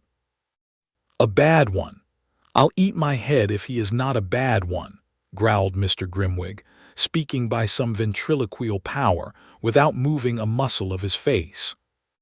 "He is a child of a noble nature and a warm heart," said Rose, coloring, "and that power which has thought fit to try him beyond his years has planted in his breast affections and feelings which would do honor to many who have numbered his days 6 times over."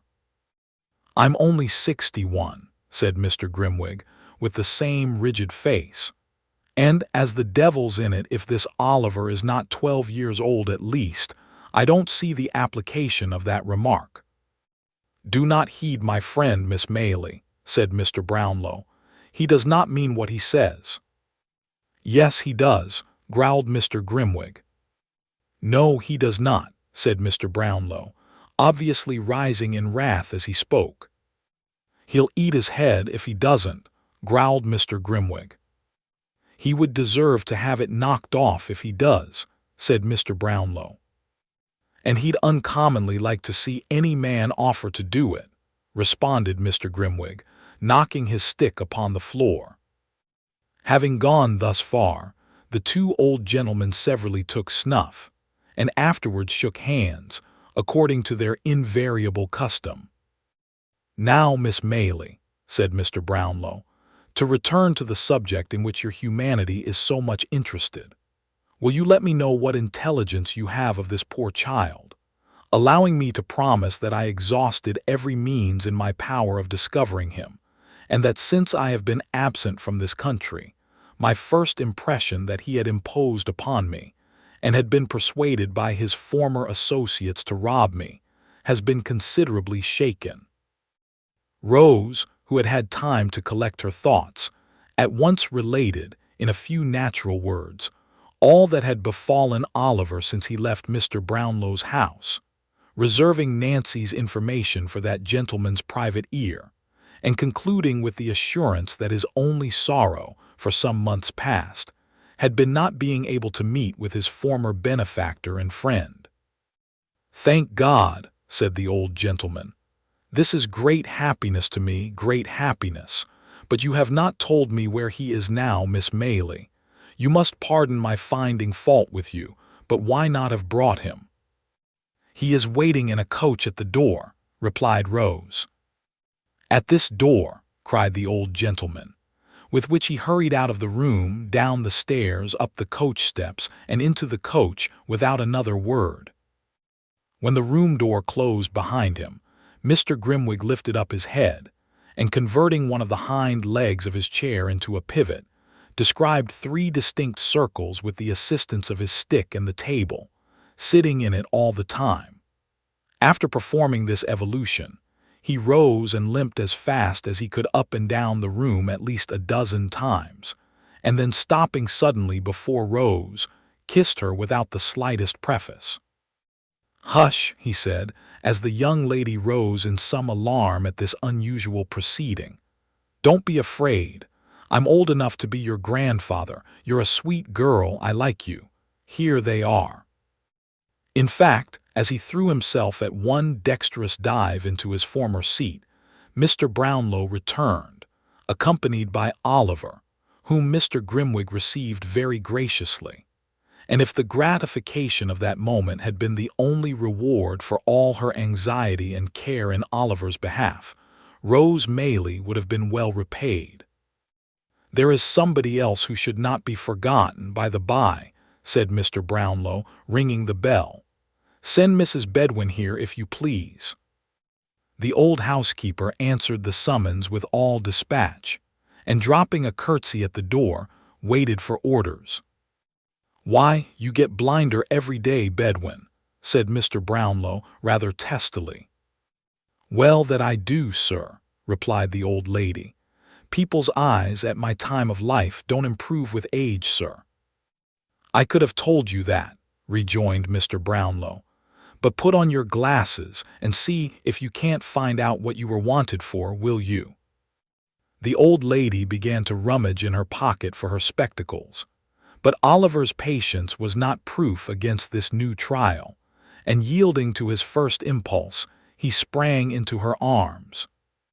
"God be good to me," cried the old lady, embracing him. It is my innocent boy." "My dear old nurse," cried Oliver. "He would come back, I knew he would," said the old lady, holding him in her arms. "How well he looks, and how like a gentleman's son he is dressed again. Where have you been this long, long while? Ah, the same sweet face, but not so pale, the same soft eye, but not so sad. I have never forgotten them or his quiet smile, but have seen them every day, side by side with those of my own dear children, dead and gone since I was a lightsome young creature." Running on thus, and now holding Oliver from her to mark how he had grown, now clasping him to her, and passing her fingers fondly through his hair, the good soul laughed and wept upon his neck by turns. Leaving her and Oliver to compare notes at leisure, Mr. Brownlow led the way into another room, and there heard from Rose a full narration of her interview with Nancy, which occasioned him no little surprise and perplexity. Rose also explained her reasons for not confiding in her friend Mr. Losberne in the first instance. The old gentleman considered that she had acted prudently, and readily undertook to hold solemn conference with the worthy doctor himself.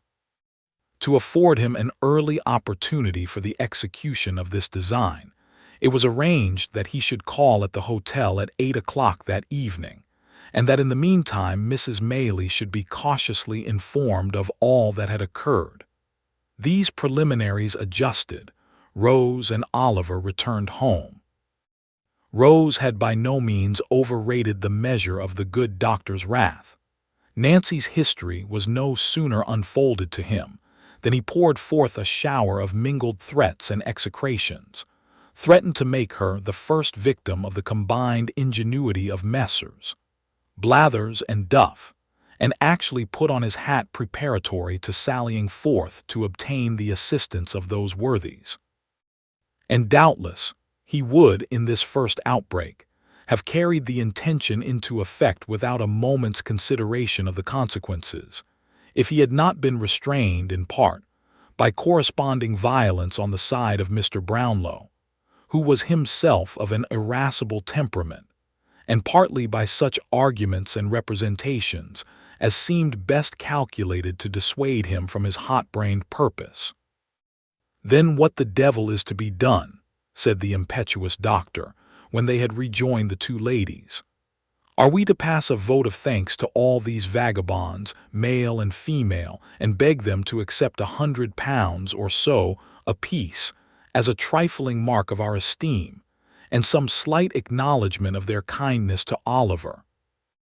"Not exactly that," rejoined Mr. Brownlow, laughing, "but we must proceed gently and with great care." "Gentleness and care," exclaimed the doctor. "I'd send them one and all too." "Never mind where," interposed Mr. Brownlow, "but reflect whether sending them anywhere is likely to attain the object we have in view." "What object?" asked the doctor. "Simply the discovery of Oliver's parenthood, and regaining for him the inheritance of which, if this story be true, he has been fraudulently deprived." "Ah," said Mr. Losberne, cooling himself with his pocket-handkerchief, "I almost forgot that." "You see," pursued Mr. Brownlow, "placing this poor girl entirely out of the question, and supposing it were possible to bring these scoundrels to justice without compromising her safety, what good should we bring about?"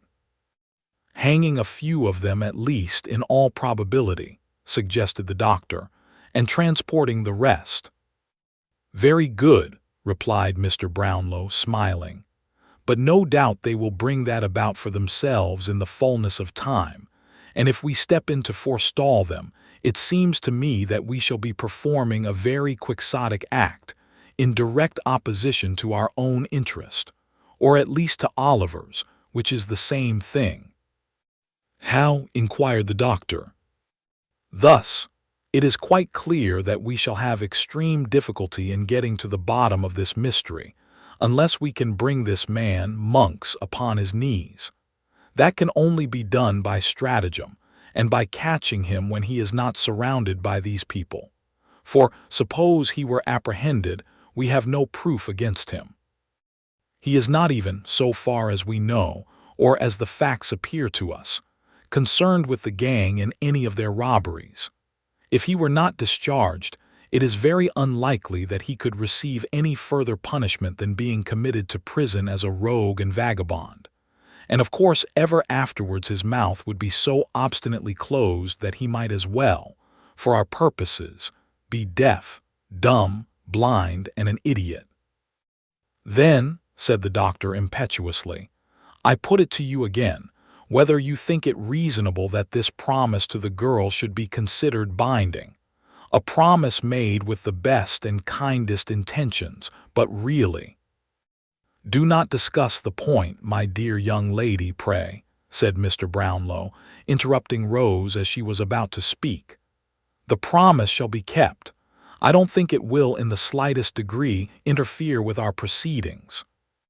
But before we can resolve upon any precise course of action, it will be necessary to see the girl, to ascertain from her whether she will point out this Monks, on the understanding that he is to be dealt with by us, and not by the law, or, if she will not or cannot do that, to procure from her such an account of his haunts and description of his person as will enable us to identify him. She cannot be seen until next Sunday night. This is Tuesday. I would suggest that in the meantime we remain perfectly quiet and keep these matters secret even from Oliver himself. Although Mr. Losberne received with many wry faces a proposal involving a delay of 5 whole days, he was fain to admit that no better course occurred to him just then. And as both Rose and Mrs. Maylie sided very strongly with Mr. Brownlow, that gentleman's proposition was carried unanimously. I should like, he said, to call in the aid of my friend Grimwig. He is a strange creature, but a shrewd one, and might prove of material assistance to us. I should say that he was bred a lawyer and quitted the bar in disgust because he had only one brief and a motion of course in 20 years, though whether that is recommendation or not, you must determine for yourselves. I have no objection to your calling in your friend if I may call in mine, said the doctor. We must put it to the vote, replied Mr. Brownlow. Who may he be? That lady's son and this young lady's. Very old friend, said the doctor, motioning towards Mrs. Maylie, and concluding with an expressive glance at her niece. Rose blushed deeply, but she did not make any audible objection to this motion. Possibly she felt in a hopeless minority, and Harry Maylie and Mr. Grimwig were accordingly added to the committee. We stay in town, of course, said Mrs. Maylie, while there remains the slightest prospect of prosecuting this inquiry with a chance of success. I will spare neither trouble nor expense in behalf of the object in which we are all so deeply interested, and I am content to remain here, if it be for 12 months, so long as you assure me that any hope remains. Good, rejoined Mr. Brownlow.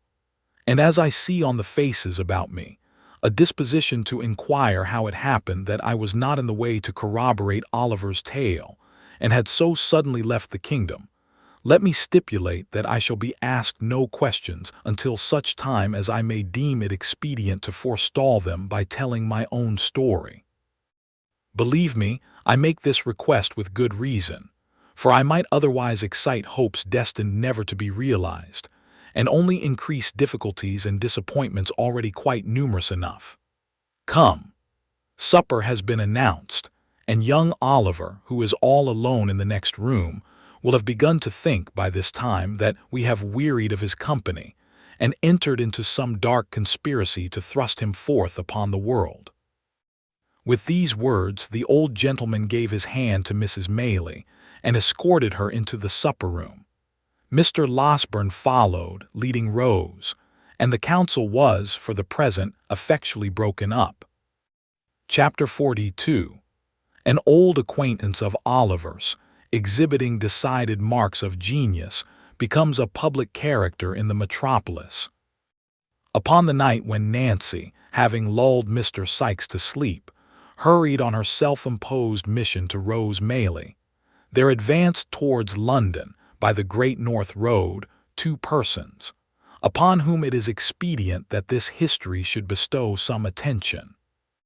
They were a man and woman, or perhaps they would be better described as a male and female, for the former was one of those long-limbed, knock-kneed, shambling, bony people to whom it is difficult to assign any precise age, looking as they do when they are yet boys like undergrown men, and when they are almost men like overgrown boys.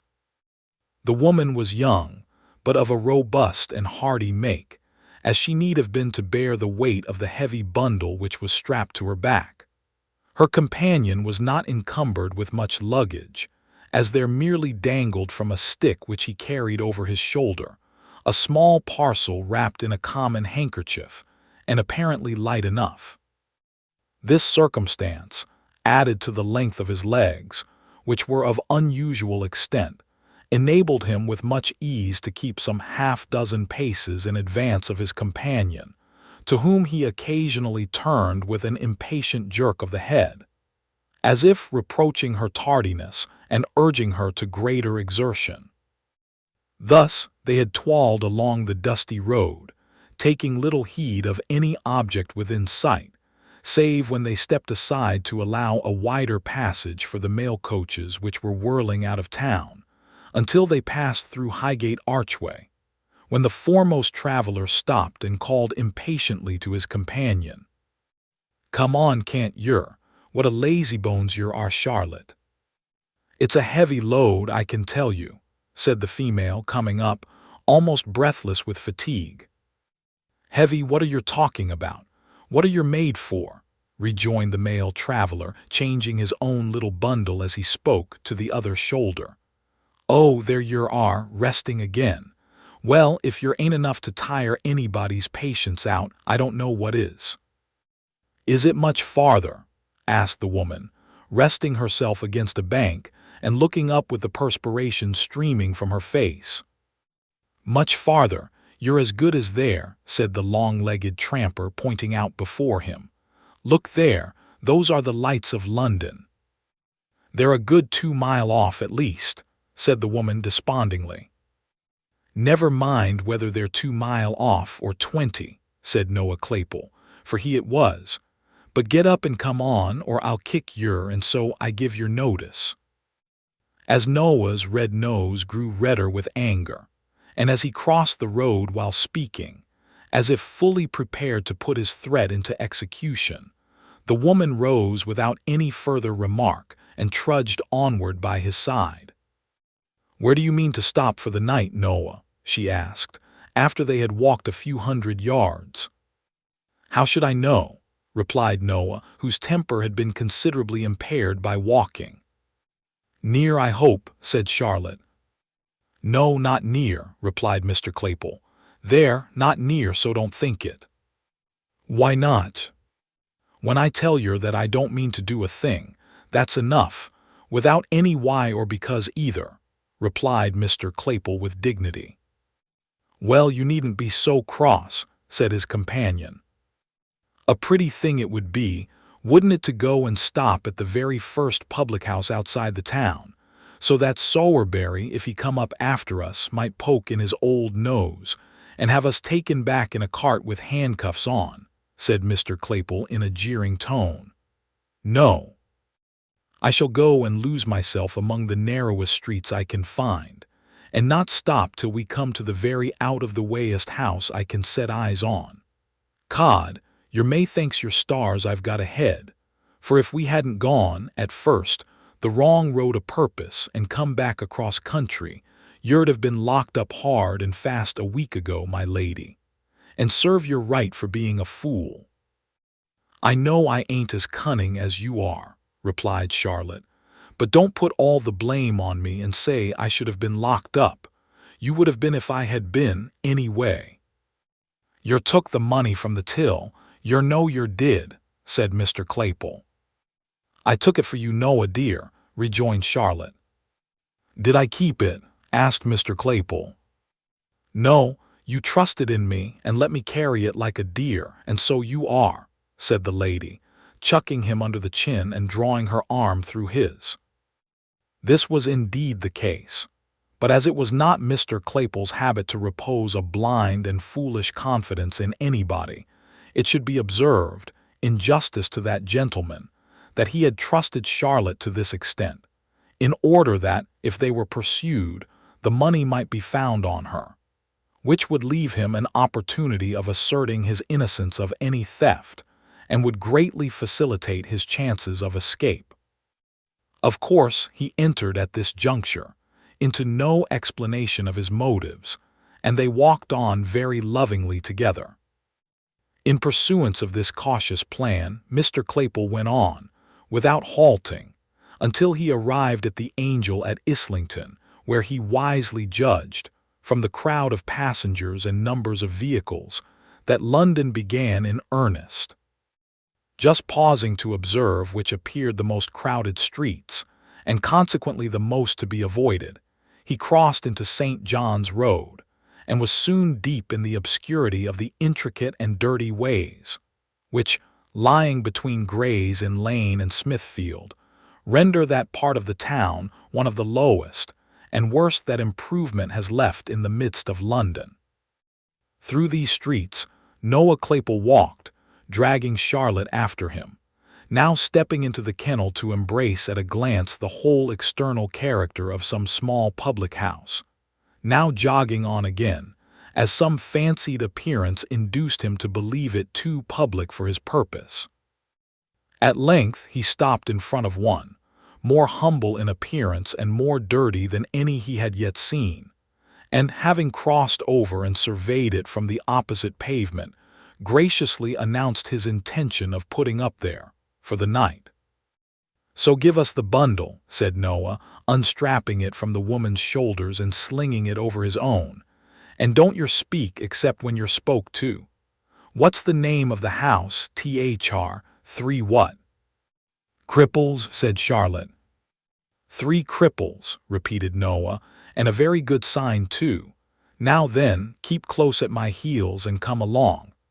With these injunctions he pushed the rattling door with his shoulder and entered the house, followed by his companion.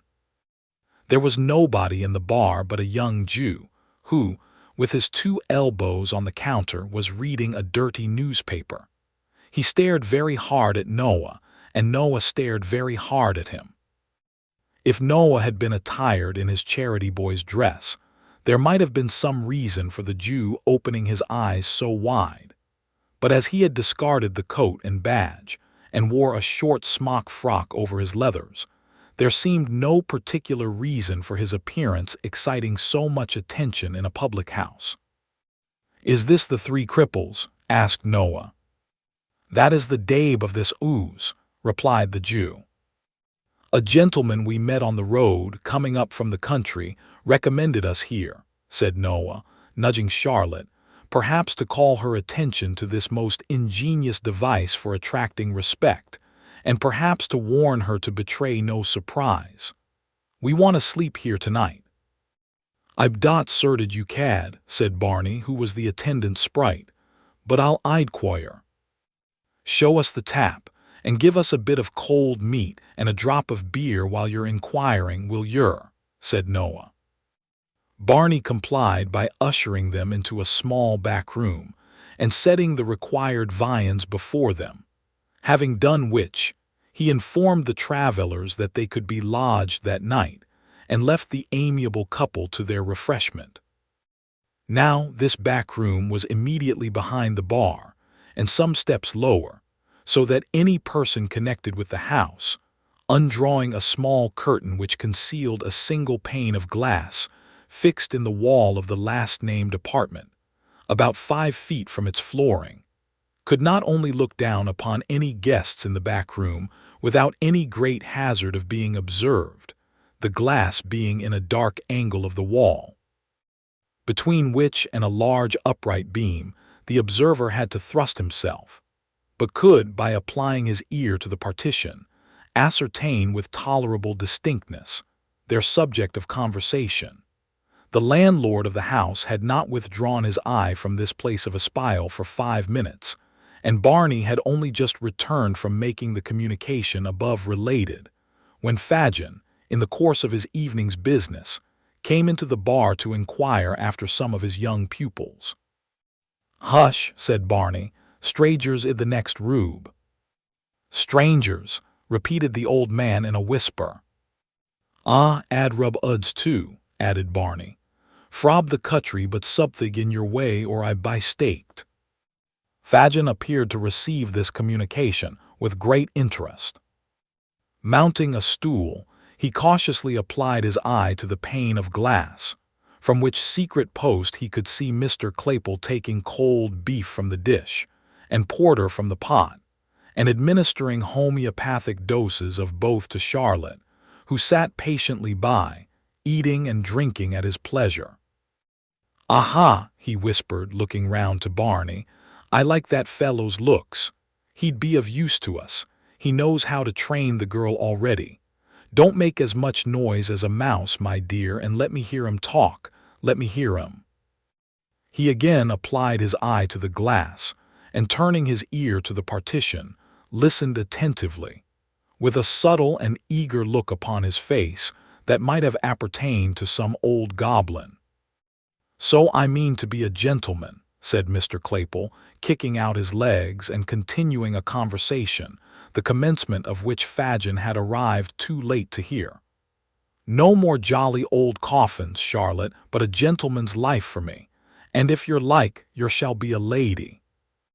"I should like that well enough, dear," replied Charlotte, "but tills ain't to be emptied every day and people to get clear off after it."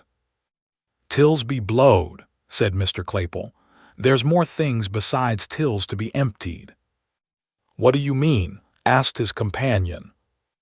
"Pockets, women's ridicules, houses, mail coaches, banks," said Mr. Claypole, rising with the porter. "But you can't do all that, dear," said Charlotte. "I shall look out to get into company with them as can," replied Noah. "They'll be able to make us useful some way or another. Why, you yourself are worth 50 women.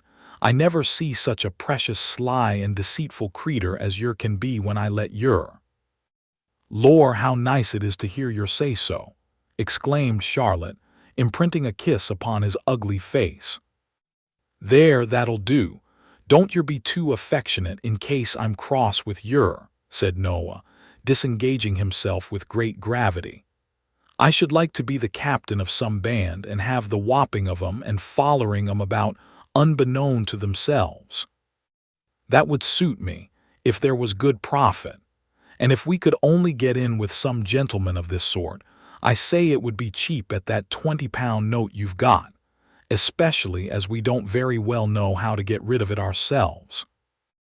After expressing this opinion, Mr. Claypole looked into the porter-pot with an aspect of deep wisdom, and having well shaken its contents, nodded condescendingly to Charlotte and took a draught, wherewith he appeared greatly refreshed. He was meditating another, when the sudden opening of the door and the appearance of a stranger interrupted him. The stranger was Mr. Fagin, and very amiable he looked, and a very low bow he made as he advanced, and setting himself down at the nearest table, ordered something to drink of the grinning Barney. "A pleasant night, sir, but cool for the time of year," said Fagin, rubbing his hands. "From the country, I see, sir." "How do you see that?" asked Noah Claypole. "We have not so much dust as that in London," replied Fagin, pointing from Noah's shoes to those of his companion, and from them to the 2 bundles. "You're a sharp feller," said Noah. "Ha ha, only hear that, Charlotte."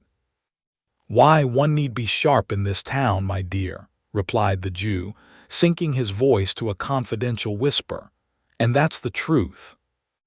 Fagin followed up this remark by striking the side of his nose with his right forefinger, a gesture which Noah attempted to imitate, though not with complete success, in consequence of his own nose not being large enough for the purpose. However, Mr. Fagin seemed to interpret the endeavor as expressing a perfect coincidence with his opinion, and put about the liquor which Barney reappeared with, in a very friendly manner. Good stuff that, observed Mr. Claypole, smacking his lips. Dear, said Fagin, a man need be always emptying a till, or a pocket, or a woman's reticule, or a house, or a mail coach, or a bank if he drinks it regularly. Mr. Claypole no sooner heard this extract from his own remarks than he fell back in his chair, and looked from the Jew to Charlotte with a countenance of ashy paleness and excessive terror. Don't mind me, my dear, said Fagin, drawing his chair closer. Ha, ha, it was lucky it was only me that heard you by chance. It was very lucky it was only me. I didn't take it, stammered Noah, no longer stretching out his legs like an independent gentleman but coiling them up as well as he could under his chair. It was all her doing. You've got it now, Charlotte, you know you have. No matter who's got it or who did it, my dear, replied Fagin, glancing, nevertheless, with a hawk's eye at the girl and the two bundles. I'm in that way myself, and I like you for it. In what way? Asked Mr. Claypole, a little recovering. In that way of business, rejoined Fagin, and so are the people of the house. You've hit the right nail upon the head and are as safe here as you could be. There is not a safer place in all this town than is the Cripples. That is, when I like to make it so. And I have taken a fancy to you and the young woman, so I've said the word and you may make your minds easy. Noah Claypole's mind might have been at ease after this assurance, but his body certainly was not, for he shuffled and writhed about into various uncouth positions, eyeing his new friend meanwhile with mingled fear and suspicion. I'll tell you more, said Fagin, after he had reassured the girl, by dint of friendly nods and muttered encouragements. I have got a friend that I think can gratify your darling wish and put you in the right way, where you can take whatever department of the business you think will suit you best at first, and be taught all the others. You speak as if you were in earnest, replied Noah. What advantage would it be to me to be anything else? Inquired Fagin, shrugging his shoulders. Here, let me have a word with you outside. There's no occasion to trouble ourselves to move, said Noah, getting his legs by gradual degrees abroad again. She'll take the luggage upstairs the while. Charlotte, see to them bundles. This mandate, which had been delivered with great majesty, was obeyed without the slightest demur, and Charlotte made the best of her way off with the packages, while Noah held the door open and watched her out. She's kept tolerably well under, ain't she? He asked as he resumed his seat, in the tone of a keeper who had tamed some wild animal. Quite perfect, rejoined Fagin, clapping him on the shoulder. You're a genius, my dear. Why, I suppose if I wasn't I shouldn't be here, replied Noah. But I say, she'll be back if you lose time. Now what do you think? Said Fagin. If you was to like my friend, could you do better than join him? Is he in a good way of business? That's where it is, responded Noah, winking one of his little eyes. The top of the tree, employs a power of hands, has the very best society in the profession. Regular town maters? Asked Mr. Claypole. Not a countryman among 'em, and I don't think he'd take you, even on my recommendation, if he didn't run rather short of assistance just now, replied Fagin. Should I have to hand over? Said Noah, slapping his breeches pocket. It couldn't possibly be done without, replied Fagin in a most decided manner. £20, though, it's a lot of money. Not when it's in a note you can't get rid of, retorted Fagin. Number and date taken, I suppose. Payment stopped at the bank. Ah, it's not worth much to him.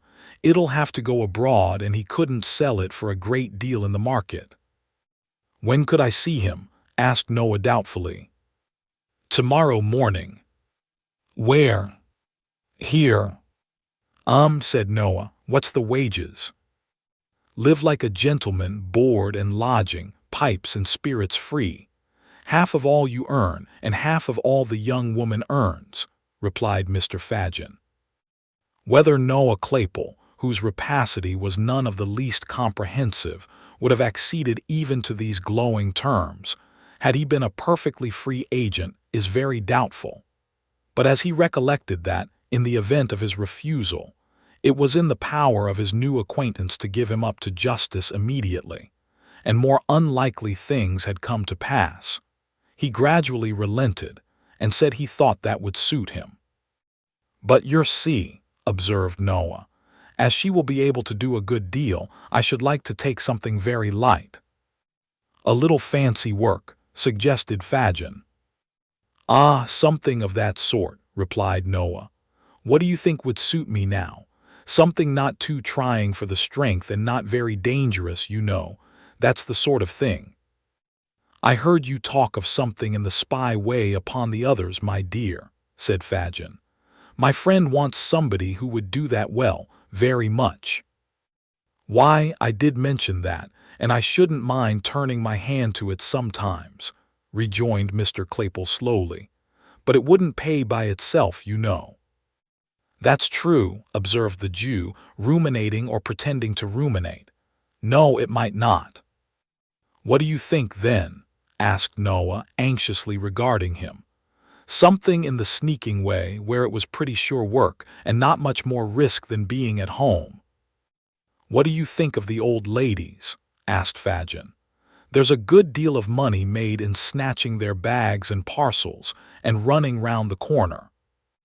"Don't they holler out a good deal and scratch sometimes?" asked Noah, shaking his head. "I don't think that would answer my purpose. Ain't there any other line open?" "Stop," said Fagin, laying his hand on Noah's knee. "The kinchin lay." "What's that?" demanded Mr. Claypole. "The kinchins, my dear," said Fagin, "is the young children that's sent on errands by their mothers, with sixpences and shillings, and the lay is just to take their money away. They've always got it ready in their hands, then knock 'em into the kennel and walk off very slow, as if there were nothing else the matter but a child fallen down and hurt itself." "Ha, ha, ha!" "Ha, ha!" roared Mr. Claypole, kicking up his legs in an ecstasy. "Lord, that's the very thing." "To be sure it is," replied Fagin. "And you can have a few good beats chalked out in Camden Town and Battle Bridge and neighborhoods like that where they're always going errands, and you can upset as many kinchins as you want, any hour in the day. Ha, ha, ha!" With this, Fagin poked Mr. Claypole in the side, and they joined in a burst of laughter both long and loud. "Well, that's all right," said Noah when he had recovered himself and Charlotte had returned. "What time tomorrow shall we say?" "Will 10 do?" asked Fagin, adding, as Mr. Claypole nodded assent, "What name shall I tell my good friend?" "Mr. Bolter," replied Noah, who had prepared himself for such emergency. "Mr. Morris Bolter. This is Mrs. Bolter." "Mrs. Bolter's humble servant," said Fagin, bowing with grotesque politeness. "I hope I shall know her better very shortly." "Do you hear the gentleman, Charlotte?" thundered Mr. Claypole. "Yes, Noah dear," replied Mrs. Bolter, extending her hand. "She calls me Noah as a sort of fond way of talking," said Mr. Morris Bolter, late Claypole, turning to Fagin. "You understand?" "Oh yes, I understand perfectly," replied Fagin, telling the truth for once. "Good night, good night." With many adieus and good wishes, Mr. Fagin went his way. Noah Claypole, bespeaking his good lady's attention, proceeded to enlighten her relative to the arrangement he had made, with all that haughtiness and air of superiority, becoming not only a member of the sterner sex, but a gentleman who appreciated the dignity of a special appointment on the kinchin lay, in London and its vicinity. Chapter 43, wherein is shown how the artful dodger got into trouble. "And so it was you that was your own friend, was it?" asked Mr. Claypole, otherwise Bolter, when, by virtue of the compact entered into between them, he had removed next day to Fagin's house. "Cod, I thought as much last night." "Every man's his own friend, my dear," replied Fagin, with his most insinuating grin. "He hasn't as good a one as himself anywhere." "Except sometimes," replied Morris Boulter, assuming the air of a man of the world. "Some people are nobody's enemies but their own, you know." "Don't believe that," said Fagin. "When a man's his own enemy, it's only because he's too much his own friend, not because he's careful for everybody but himself. Pooh, pooh, there ain't such a thing in nature." "There ought to be if there is," replied Mr. Boulter. "That stands to reason. Some conjurers say that number 3 is the magic number and some say number 7. It's neither, my friend, neither. It's number 1. "Ha ha," cried Mr. Boulter, "number 1 forever." "In a little community like ours, my dear," said Fagin, who felt it necessary to qualify this position, "we have a general number 1 without considering me too as the same, and all the other young people." "Oh, the devil!" exclaimed Mr. Boulter. "You see," pursued Fagin, affecting to disregard this interruption, "we are so mixed up together and identified in our interests that it must be so. For instance, it's your object to take care of number 1, meaning yourself." "Certainly," replied Mr. Boulter, "you're about right there." "Well, you can't take care of yourself, number 1, without taking care of me, number 1. "Number 2, you mean," said Mr. Boulter, who was largely endowed with the quality of selfishness. "No, I don't," retorted Fagin. "I'm of the same importance to you as you are to yourself." "I say," interrupted Mr. Boulter, "you're a very nice man and I'm very fond of yer, but we ain't quite so thick together as all that comes to." "Only think," said Fagin, shrugging his shoulders and stretching out his hands. "Only consider. You've done what's a very pretty thing and what I love you for doing, but what at the same time would put the cravat round your throat, that's so very easily tied and so very difficult to unloose. In plain English, the halter." Mr. Boulter put his hand to his neckerchief, as if he felt it inconveniently tight, and murmured an assent, qualified in tone but not in substance. "The gallows," continued Fagin, "the gallows, my dear, is an ugly finger-post, which points out a very short and sharp turning that has stopped many a bold fellow's career on the broad highway. To keep in the easy road and keep it at a distance is object number 1 with you." "Of course it is," replied Mr. Boulter. "What do you talk about such things for?" "Only to show you my meaning clearly," said the Jew, raising his eyebrows. "To be able to do that you depend upon me. To keep my little business all snug I depend upon you. The first is your number 1, the second my number 1. The more you value your number 1, the more careful you must be of mine. So we come at last to what I told you at first, that a regard for number 1 holds us all together and must do so, unless we would all go to pieces in company." "That's true," rejoined Mr. Boulter thoughtfully. "Oh, you're a cunning old codger." Mr. Fagin saw, with delight, that this tribute to his powers was no mere compliment, but that he had really impressed his recruit with a sense of his wily genius, which it was most important that he should entertain in the outset of their acquaintance. To strengthen an impression so desirable and useful, he followed up the blow by acquainting him, in some detail, with the magnitude and extent of his operations, blending truth and fiction together as best served his purpose, and bringing both to bear with so much art that Mr. Boulter's respect visibly increased, and became tempered at the same time with a degree of wholesome fear, which it was highly desirable to awaken. "It's this mutual trust we have in each other that consoles me under heavy losses," said Fagin. "My best hand was taken from me yesterday morning." "You don't mean to say he died?" cried Mr. Boulter. "No, no," replied Fagin. "Not so bad as that, not quite so bad." "What I suppose he was." "Wanted," interposed Fagin. Yes, he was wanted. Very particular, inquired Mr. Bolter. No, replied Fagin, not very. He was charged with attempting to pick a pocket, and they found a silver snuff box on him.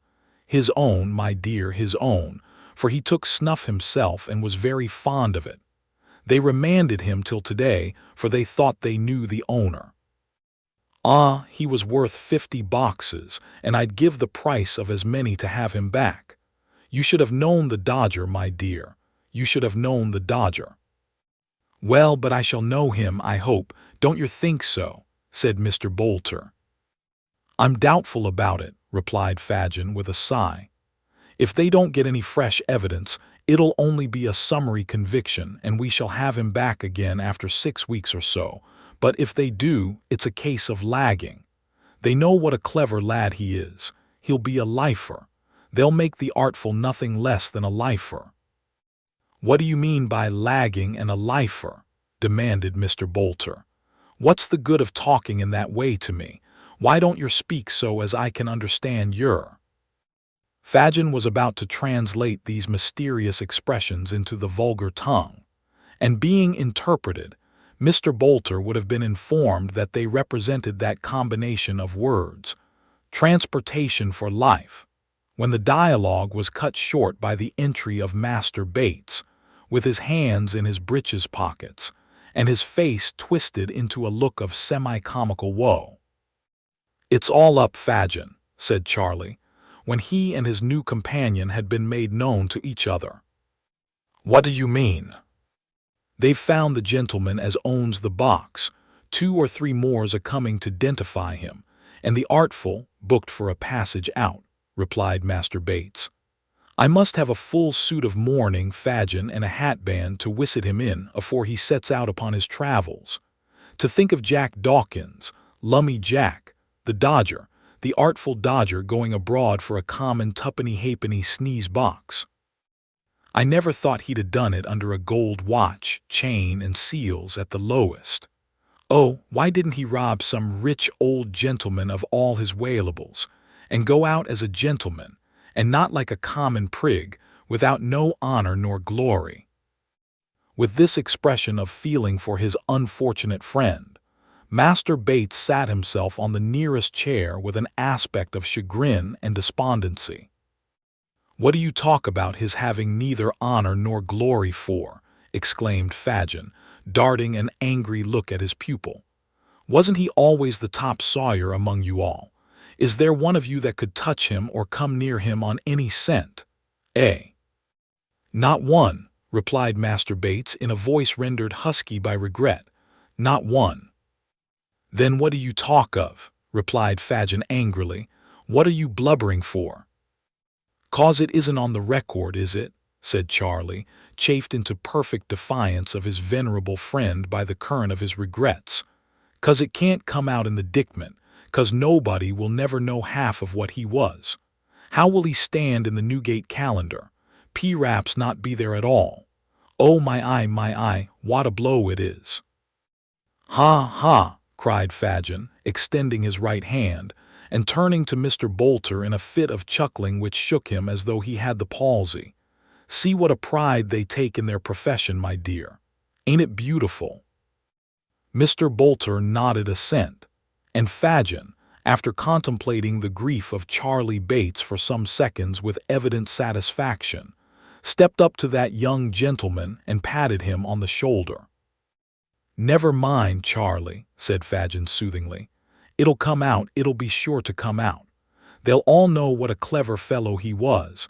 He'll show it himself and not disgrace his old pals and teachers. Think how young he is, too. What a distinction, Charlie, to be lagged at his time of life. Well, it is an honor, that is, said Charlie, a little consoled. He shall have all he wants, continued the Jew. He shall be kept in the stone jug, Charlie, like a gentleman, with his beer every day and money in his pocket to pitch and toss with if he can't spend it. No, shall he though, cried Charlie Bates.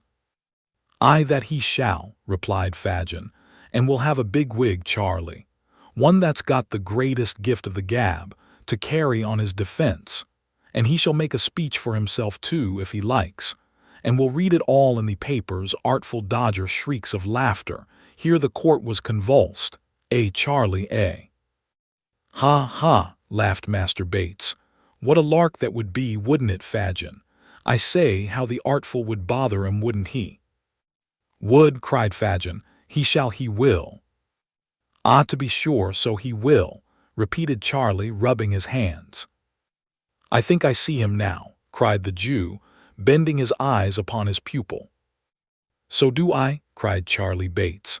Ha ha ha, so do I see it all afore me, upon my soul I do, Fagin. What a game, what a regular game, all the bigwigs trying to look solemn and Jack Dawkins addressing of him as intimate and comfortable as if he was the judge's own son making a speech arter dinner.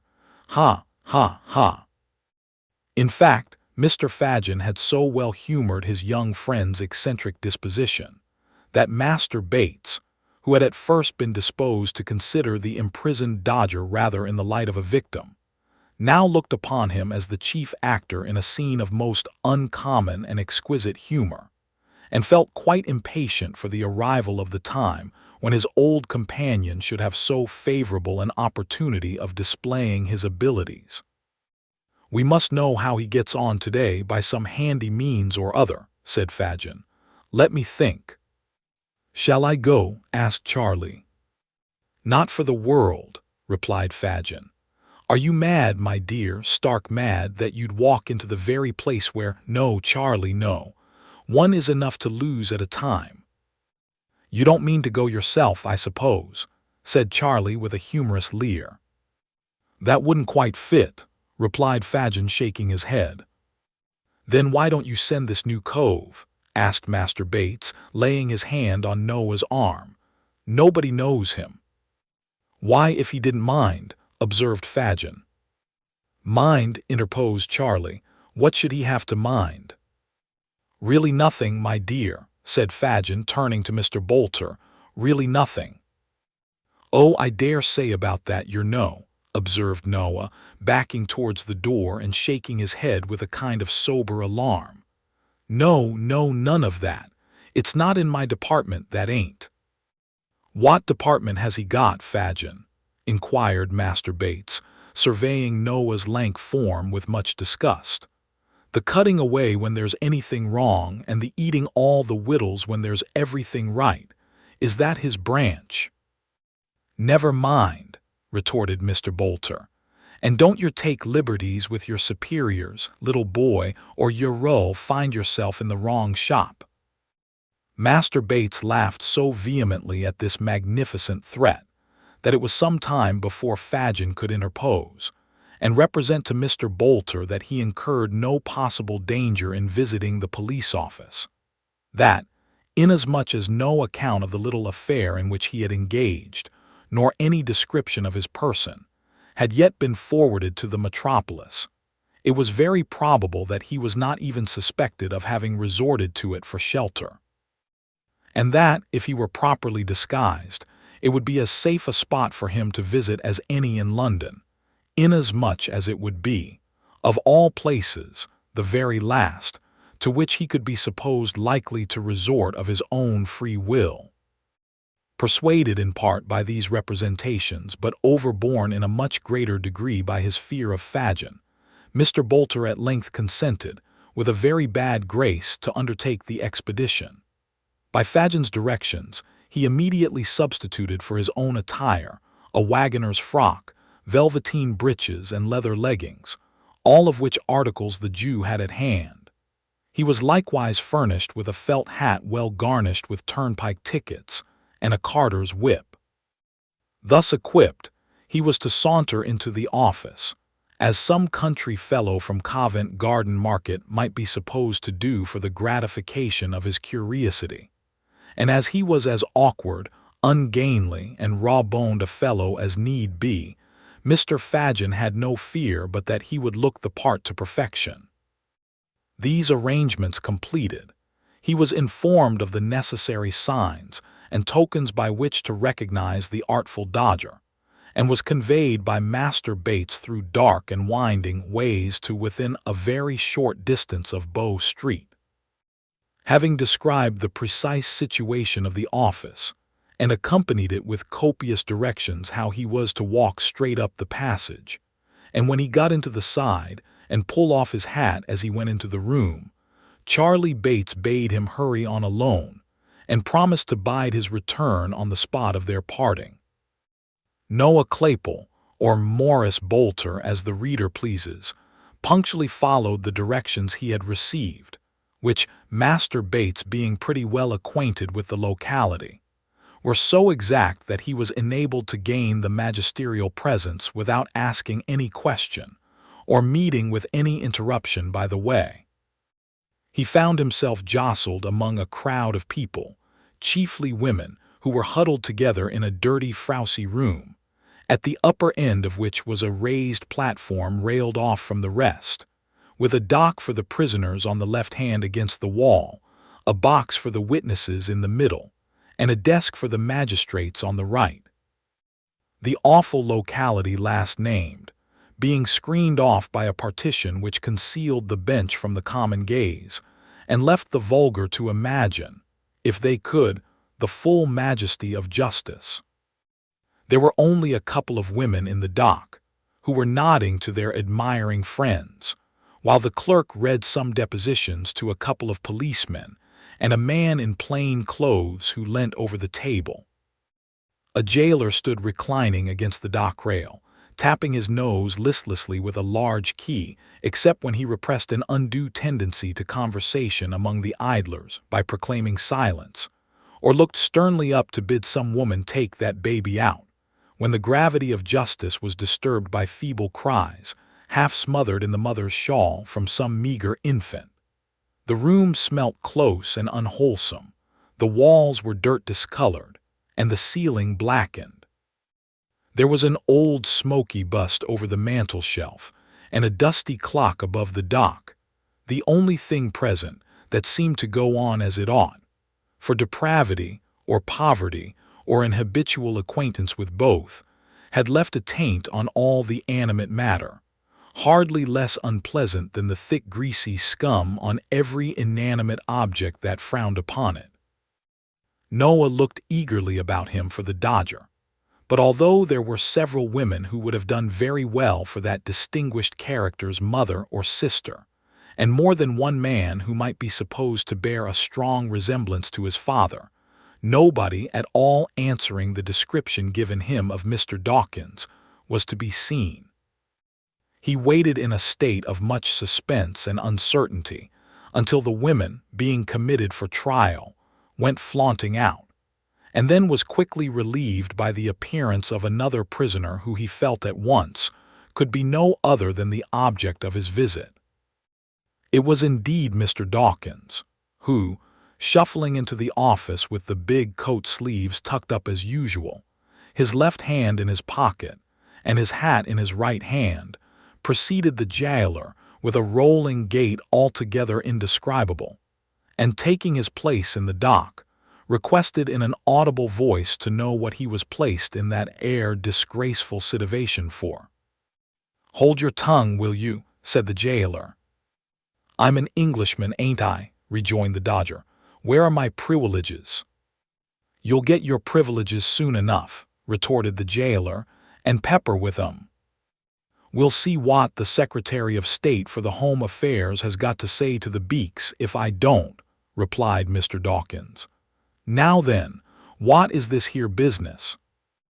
"I shall thank the magistrates to dispose of this here little affair, and not to keep me while they read the paper, for I've got an appointment with a gentleman in the city, and as I am a man of my word and worry punctual in business matters, he'll go away if I ain't there to my time, and then PR raps there won't be an action for damage against them as kept me away. Oh no, certainly not." At this point, the Dodger, with a show of being very particular with a view to proceedings to be had thereafter, desired the jailer to communicate the names of them 2 files as was on the bench, which so tickled the spectators that they laughed almost as heartily as Master Bates could have done if he had heard the request. "Silence there!" cried the jailer. "What is this?" inquired one of the magistrates. "A pickpocketing case, your worship." "Has the boy ever been here before?" "He ought to have been a many times," replied the jailer. "He has been pretty well everywhere else. I know him well, your worship." "Oh, you know me, do you?" cried the artful, making a note of the statement. "Worry good. That's a case of deformation of character anyway." Here there was another laugh and another cry of silence. "Now then, where are the witnesses?" said the clerk. "Ah, that's right," added the Dodger. "Where are they? I should like to see 'em." This wish was immediately gratified, for a policeman stepped forward who had seen the prisoner attempt the pocket of an unknown gentleman in a crowd, and indeed take a handkerchief therefrom, which, being a very old one, he deliberately put back again, after trying it on his own countenance. For this reason, he took the Dodger into custody as soon as he could get near him, and the said Dodger, being searched, had upon his person a silver snuff-box, with the owner's name engraved upon the lid. This gentleman had been discovered on reference to the court guide, and being then and there present, swore that the snuff-box was his, and that he had missed it on the previous day, the moment he had disengaged himself from the crowd before referred to. He had also remarked a young gentleman in the throng, particularly active in making his way about, and that young gentleman was the prisoner before him. "Have you anything to ask this witness, boy?" said the magistrate. "I wouldn't abase myself by descending to hold no conversation with him," replied the Dodger. "Have you anything to say at all?" "Do you hear his worship ask if you've anything to say?" inquired the jailer, nudging the silent Dodger with his elbow. "I beg your pardon," said the Dodger, looking up with an air of abstraction. "Did you address yourself to me, my man?" "I never see such an out-and-out young vagabond, your worship," observed the officer with a grin. "Do you mean to say anything, you young shaver?" "No," replied the Dodger, "not here, for this ain't the shop for justice. Besides which, my attorney is a-breakfasting this morning with the vice-president of the House of Commons. But I shall have something to say elsewhere, and so will he, and so will a worry numerous and spectable circle of acquaintance, as'll make them beaks wish they'd never been born, or that they'd got their footmen to hang 'em up to their own hat pegs, afore they let 'em come out this morning to try it on upon me. I'll—" "There, he's fully committed," interposed the clerk. "Take him away." "Come on," said the jailer. "Oh, I'll come on," replied the Dodger, brushing his hat with the palm of his hand. "To the bench, it's no use your looking frightened. I won't show you no mercy, not a ha'porth of it. You'll pay for this, my fine fellers. I wouldn't be you for something. I wouldn't go free now if you was to fall down on your knees and ask me. Here, carry me off to prison. Take me away." With these last words, the Dodger suffered himself to be led off by the collar, threatening, till he got into the yard, to make a parliamentary business of it, and then grinning in the officer's face, with great glee and self-approval. Having seen him locked up by himself in a little cell, Noah made the best of his way back to where he had left Master Bates. After waiting here some time, he was joined by that young gentleman, who had prudently abstained from showing himself until he had looked carefully abroad from a snug retreat, and ascertained that his new friend had not been followed by any impertinent person. The two hastened back together, to bear to Mr. Fagin the animating news that the Dodger was doing full justice to his bringing up, and establishing for himself a glorious reputation. Chapter 44. The time arrives for Nancy to redeem her pledge to Rose MAYLIE. She fails. Adept as she was in all the arts of cunning and dissimulation, the girl Nancy could not wholly conceal the effect which the knowledge of the step she had taken, wrought upon her mind.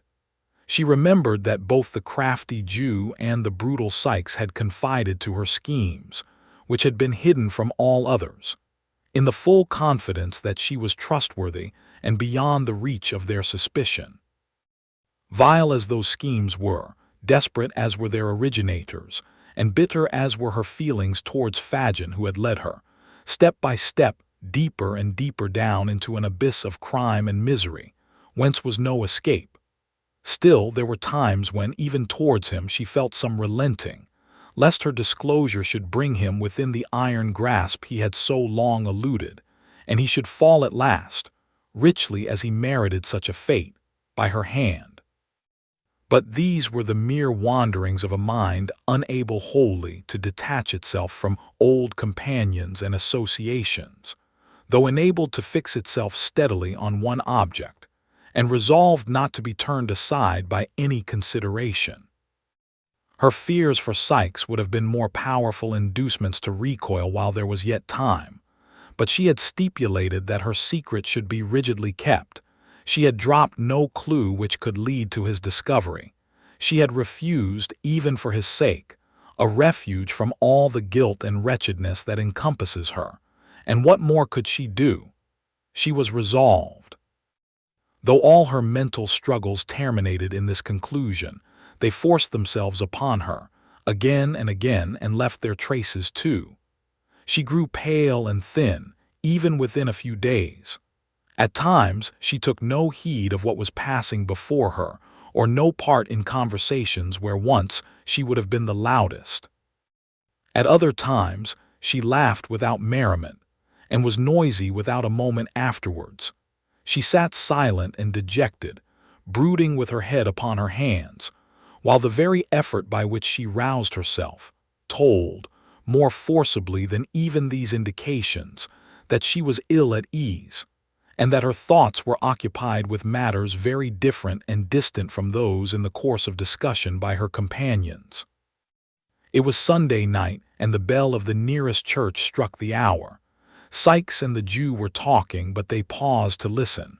The girl looked up from the low seat on which she crouched and listened too.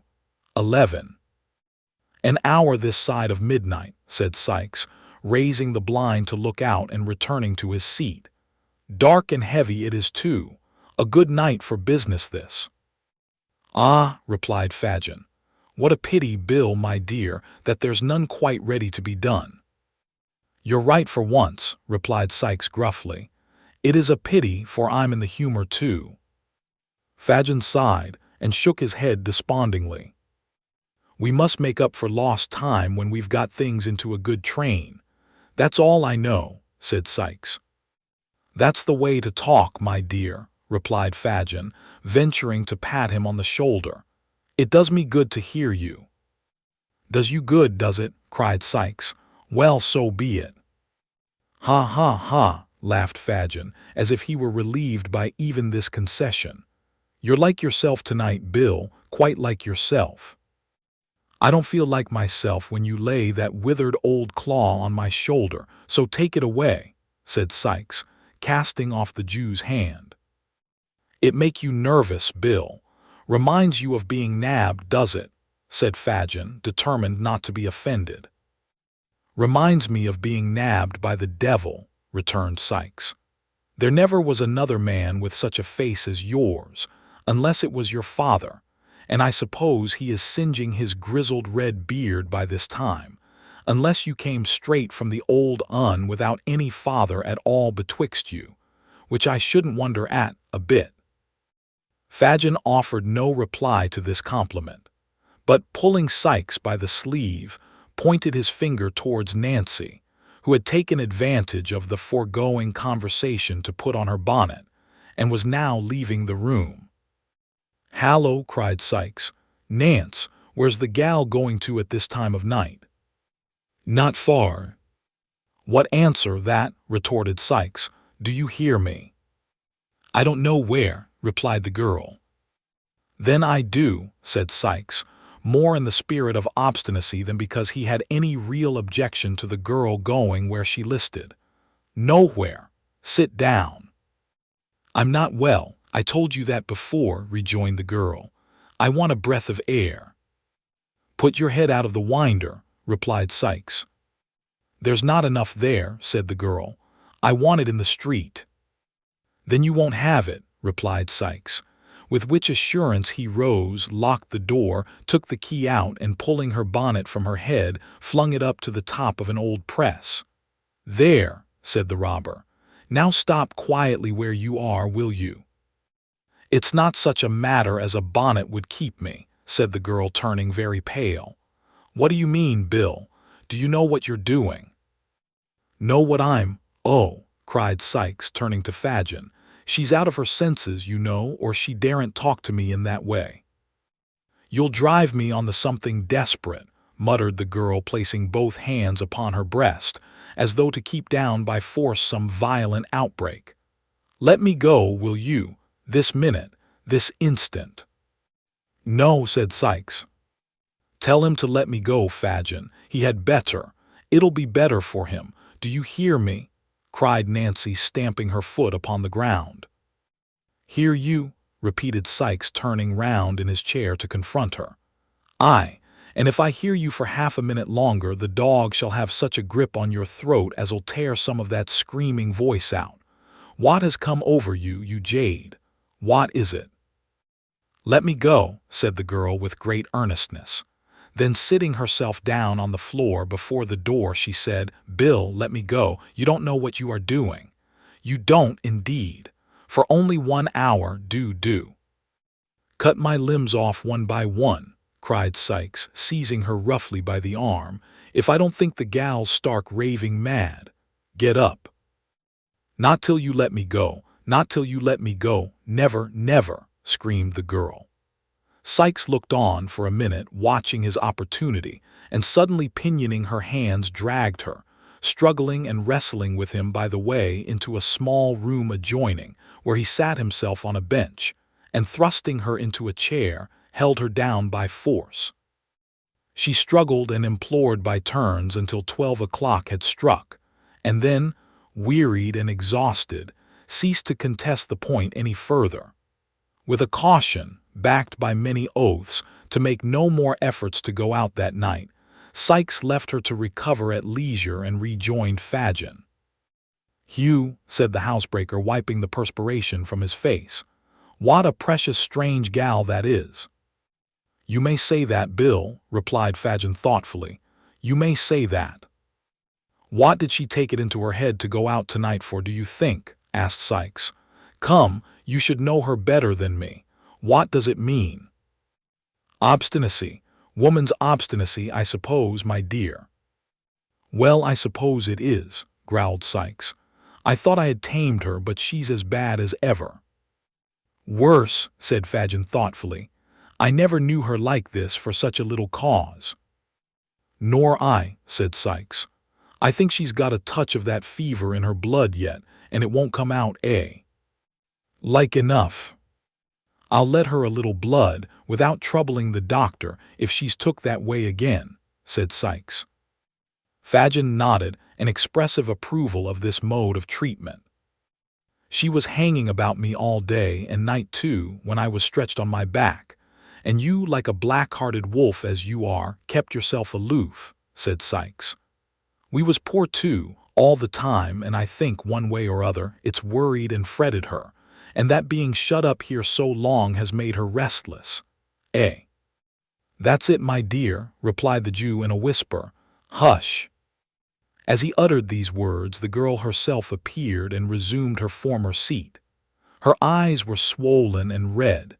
She rocked herself to and fro, tossed her head, and after a little time burst out laughing. "Why, now she's on the other tack," exclaimed Sikes, turning a look of excessive surprise on his companion. Fagin nodded to him to take no further notice just then, and in a few minutes the girl subsided into her accustomed demeanor. Whispering Sikes that there was no fear of her relapsing, Fagin took up his hat and bade him good night. He paused when he reached the room door, and looking round, asked if somebody would light him down the dark stairs. "Light him down," said Sikes, who was filling his pipe. It's a pity he should break his neck himself and disappoint the sightseers. Show him a light." Nancy followed the old man downstairs with a candle. When they reached the passage, he laid his finger on his lip and, drawing close to the girl, said in a whisper, "What is it, Nancy dear?" "What do you mean?" replied the girl in the same tone. "The reason of all this," replied Fagin, "if appointed with his skinny forefinger up the stairs, is so hard with you he's a brute, Nance, a brute beast. Why don't you?" "Well," said the girl as Fagin paused, with his mouth almost touching her ear and his eyes looking into hers. "No matter just now, we'll talk of this again. You have a friend in me, Nance, a staunch friend. I have the means at hand, quiet and close. If you want revenge on those that treat you like a dog, worse than his dog, for he humors him sometimes, come to me. I say, come to me. He is the mere hound of a day, but you know me of old, Nance." "I know you well," replied the girl, without manifesting the least emotion. "Good night." She shrank back, as Fagin offered to lay his hand on hers, but said good night again, in a steady voice, and, answering his parting look with a nod of intelligence, closed the door between them. Fagin walked towards his home, intent upon the thoughts that were working within his brain. He had conceived the idea, not from what had just passed, though that had tended to confirm him, but slowly and by degrees, that Nancy, wearied of the housebreaker's brutality, had conceived an attachment for some new friend. Her altered manner, her repeated absences from home alone, her comparative indifference to the interests of the gang for which she had once been so zealous, and added to these, her desperate impatience to leave home that night at a particular hour, all favored the supposition and rendered it, to him at least, almost matter of certainty. The object of this new liking was not among his myrmidons. He would be a valuable acquisition with such an assistant as Nancy, and must, thus Fagin argued, be secured without delay. There was another and a darker object to be gained. Sikes knew too much, and his ruffian taunts had not galled Fagin the less because the wounds were hidden. The girl must know well that if she shook him off she could never be safe from his fury, and that it would be surely wreaked, to the maiming of limbs or perhaps the loss of life, on the object of her more recent fancy. With a little persuasion, thought Fagin, what more likely than that she would consent to poison him? Women have done such things and worse to secure the same object before now. There would be the dangerous villain, the man I hate, gone, another secured in his place, and my influence over the girl with a knowledge of this crime to back it unlimited. These things passed through the mind of Fagin during the short time he sat alone in the housebreaker's room, and with them uppermost in his thoughts, he had taken the opportunity afterwards afforded him of sounding the girl in the broken hints he threw out at parting. There was no expression of surprise, no assumption of an inability to understand his meaning. The girl clearly comprehended it. Her glance at parting showed that. But perhaps she would recoil from a plot to take the life of Sikes, and that was one of the chief ends to be attained. How, thought Fagin as he crept homeward, can I increase my influence with her? What new power can I acquire? Such brains are fertile in expedients. If, without extracting a confession from herself, he laid a watch, discovered the object of her altered regard, and threatened to reveal the whole history to Sikes, of whom she stood in no common fear, unless she entered into his designs, could he not secure her compliance?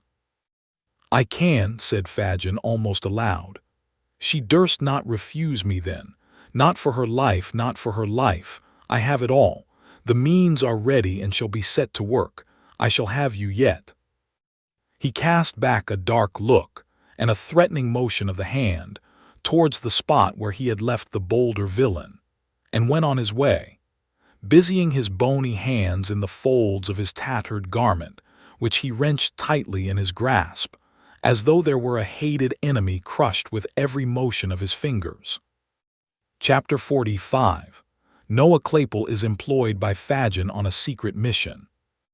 The old man was up betimes next morning, and waited impatiently for the appearance of his new associate, who after a delay that seemed interminable at length presented himself, and commenced a voracious assault on the breakfast. "Bolter," said Fagin, drawing up a chair and seating himself opposite Morris Bolter. "Well, here I am," returned Noah. "What's the matter? Don't you ask me to do anything till I have done eating. That's a great fault in this place. You never get time enough over your meals." "You can talk as you eat, can't you?" said Fagin, cursing his dear young friend's greediness from the very bottom of his heart.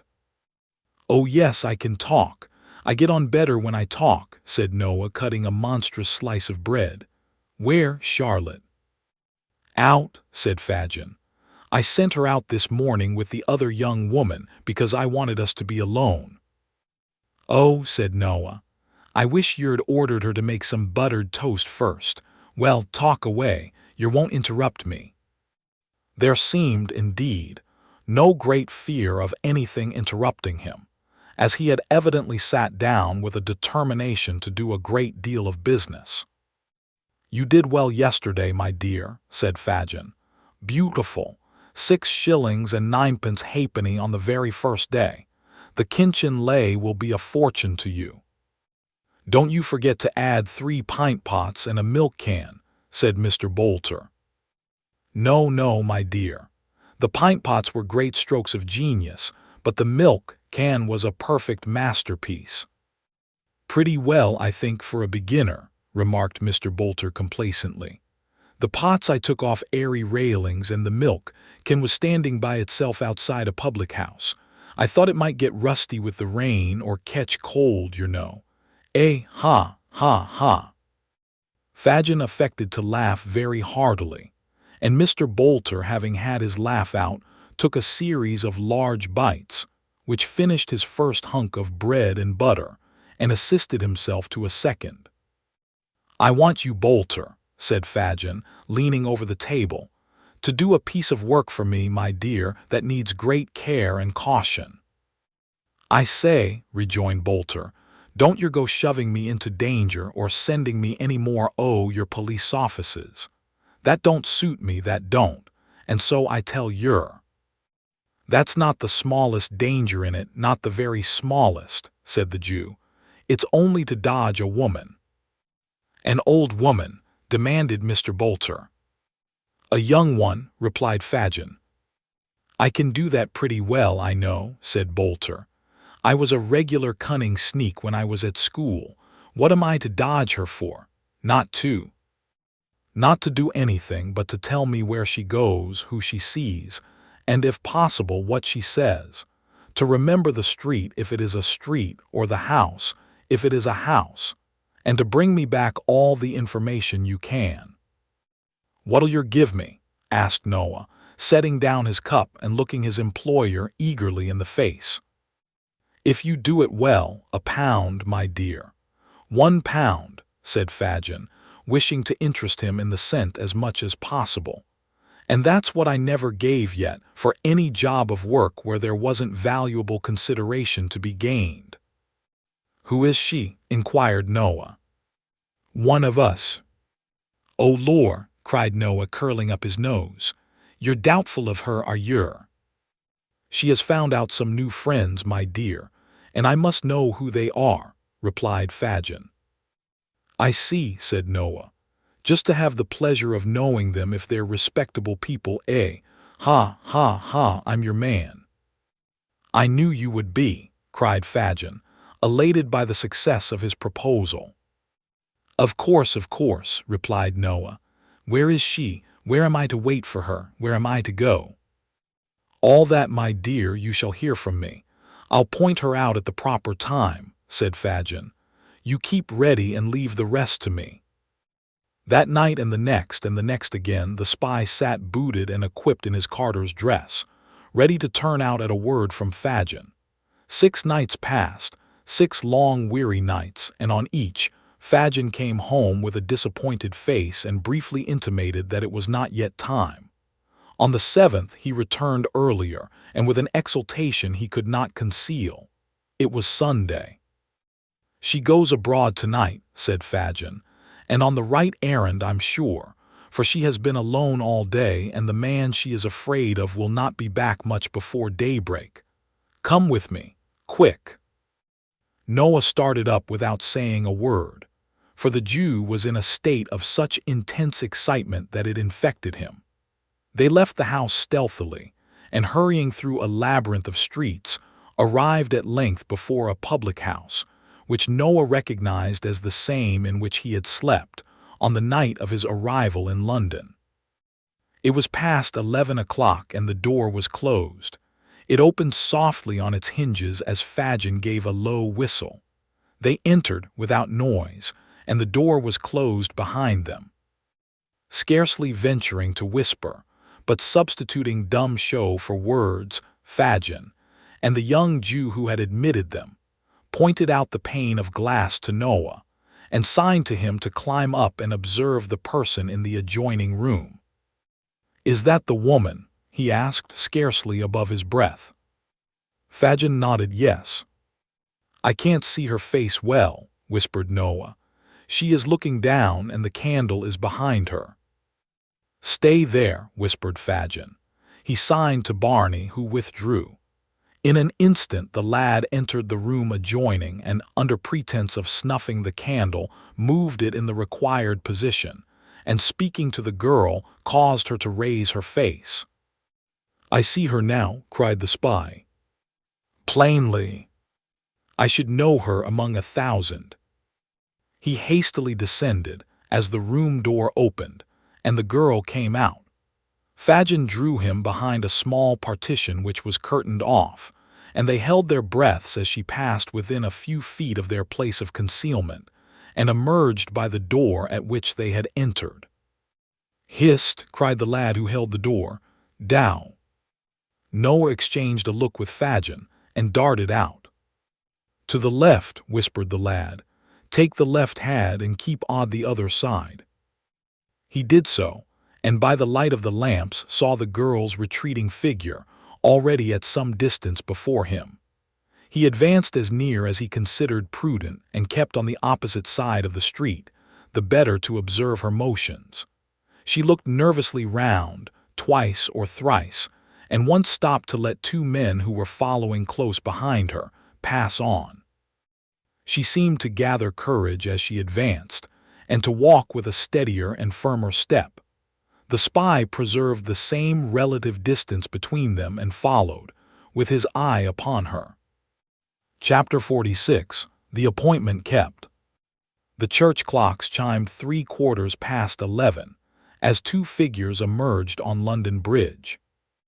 One, which advanced with a swift and rapid step, was that of a woman who looked eagerly about her as though in quest of some expected object.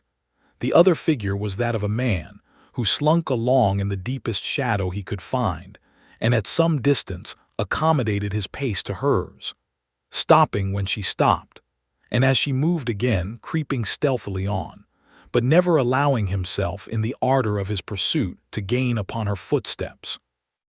Thus they crossed the bridge from the Middlesex to the Surrey shore, when the woman, apparently disappointed in her anxious scrutiny of the foot passengers, turned back.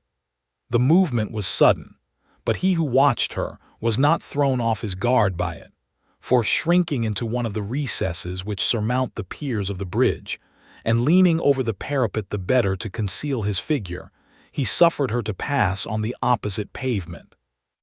When she was about the same distance in advance as she had been before, he slipped quietly down and followed her again. At nearly the center of the bridge she stopped. The man stopped too. It was a very dark night. The day had been unfavorable, and at that hour and place there were few people stirring. Such as there were hurried quickly past, very possibly without seeing, but certainly without noticing, either the woman or the man who kept her in view. Their appearance was not calculated to attract the importunate regards of such of London's destitute population as chanced to take their way over the bridge that night in search of some cold arch or doorless hovel wherein to lay their heads. They stood there in silence, neither speaking nor spoken to by anyone who passed. A mist hung over the river, deepening the red glare of the fires that burnt upon the small craft moored off the different wharfs, and rendering darker and more indistinct the murky buildings on the banks. The old smoke-stained storehouses on either side rose heavy and dull from the dense mass of roofs and gables, and frowned sternly upon water too black to reflect even their lumbering shapes.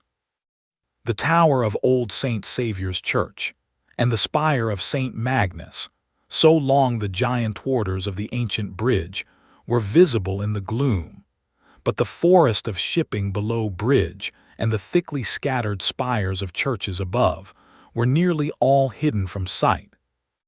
The girl had taken a few restless turns to and fro, closely watched meanwhile by her hidden observer, when the heavy bell of St. Paul's tolled for the death of another day.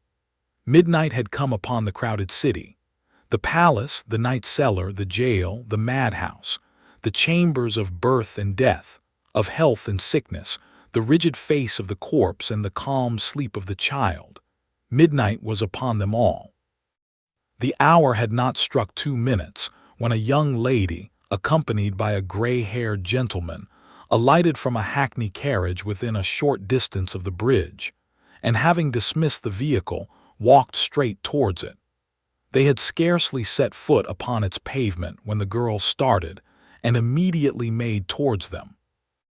They walked onward, looking about them with the air of persons who entertained some very slight expectation which had little chance of being realized, when they were suddenly joined by this new associate. They halted with an exclamation of surprise, but suppressed it immediately, for a man in the garments of a countryman came close up, brushed against them, indeed, at that precise moment. "Not here," said Nancy hurriedly. "I am afraid to speak to you here. Come away out of the public road down the steps yonder."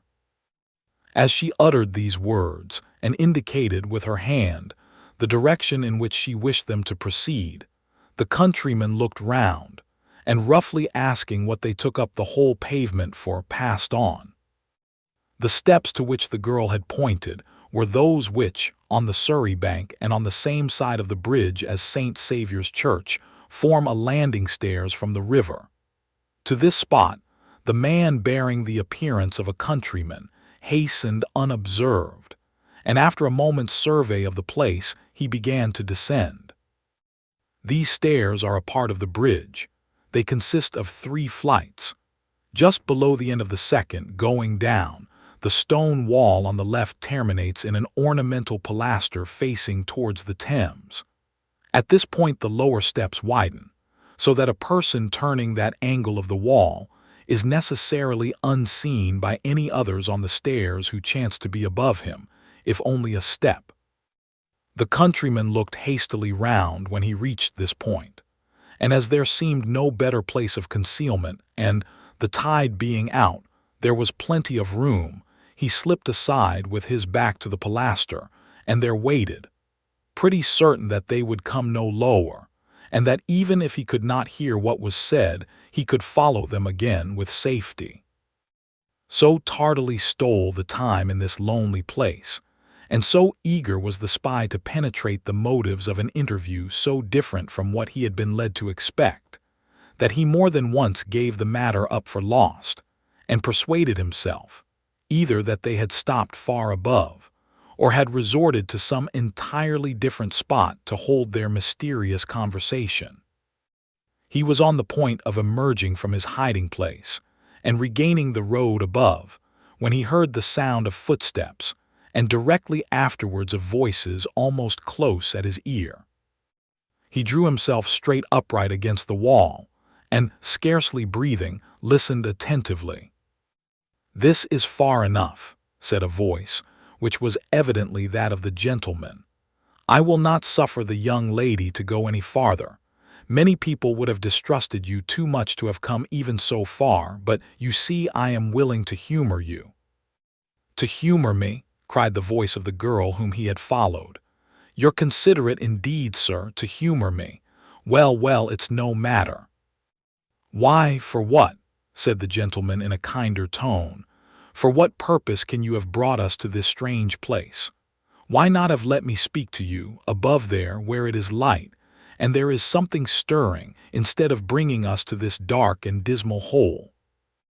"I told you before," replied Nancy, "that I was afraid to speak to you there. I don't know why it is," said the girl, shuddering, "but I have such a fear and dread upon me tonight that I can hardly stand." "A fear of what?" asked the gentleman, who seemed to pity her. "I scarcely know of what," replied the girl. "I wish I did. Horrible thoughts of death and shrouds with blood upon them, and a fear that has made me burn as if I was on fire, have been upon me all day. I was reading a book tonight to while the time away, and the same things came into the print." "Imagination," said the gentleman, soothing her. "No imagination," replied the girl in a hoarse voice. "I'll swear I saw coffin written in every page of the book in large black letters. Aye, and they carried one close to me in the streets tonight." "There is nothing unusual in that," said the gentleman. "They have passed me often." "Real ones," rejoined the girl. "This was not." There was something so uncommon in her manner that the flesh of the concealed listener crept as he heard the girl utter these words, and the blood chilled within him. He had never experienced a greater relief than in hearing the sweet voice of the young lady as she begged her to be calm, and not allow herself to become the prey of such fearful fancies. "Speak to her kindly," said the young lady to her companion. "Poor creature, she seems to need it." "Your haughty religious people would have held their heads up to see me as I am tonight, and preached of flames and vengeance," cried the girl.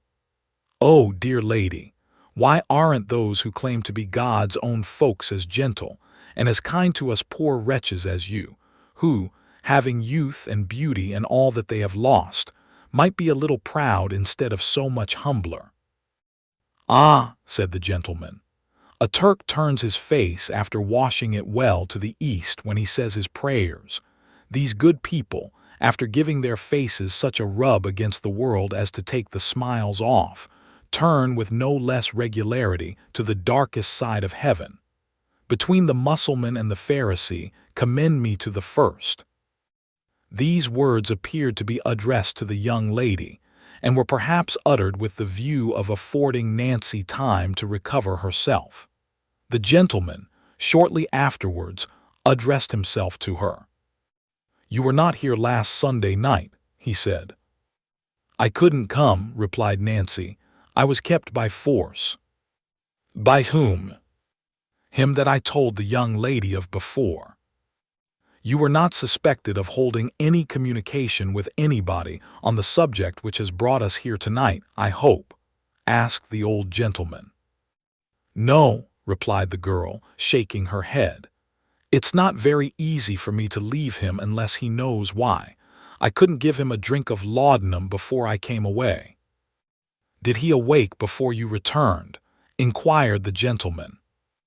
"No, and neither he nor any of them suspect me." "Good," said the gentleman. "Now listen to me." "I am ready," replied the girl, as he paused for a moment. "This young lady," the gentleman began, "has communicated to me, and to some other friends who can be safely trusted, what you told her nearly a fortnight since. I confess to you that I had doubts, at first, whether you were to be implicitly relied upon, but now I firmly believe you are." "I am," said the girl earnestly. "I repeat that I firmly believe it. To prove to you that I am disposed to trust you, I tell you without reserve that we propose to extort the secret, whatever it may be, from the fear of this man Monks. But if, said the gentleman, he cannot be secured, or, if secured, cannot be acted upon as we wish, you must deliver up the Jew." "Fagin," cried the girl, recoiling. "That man must be delivered up by you," said the gentleman. "I will not do it. I will never do it," replied the girl. "Devil that he is, and worse than devil as he has been to me, I will never do that."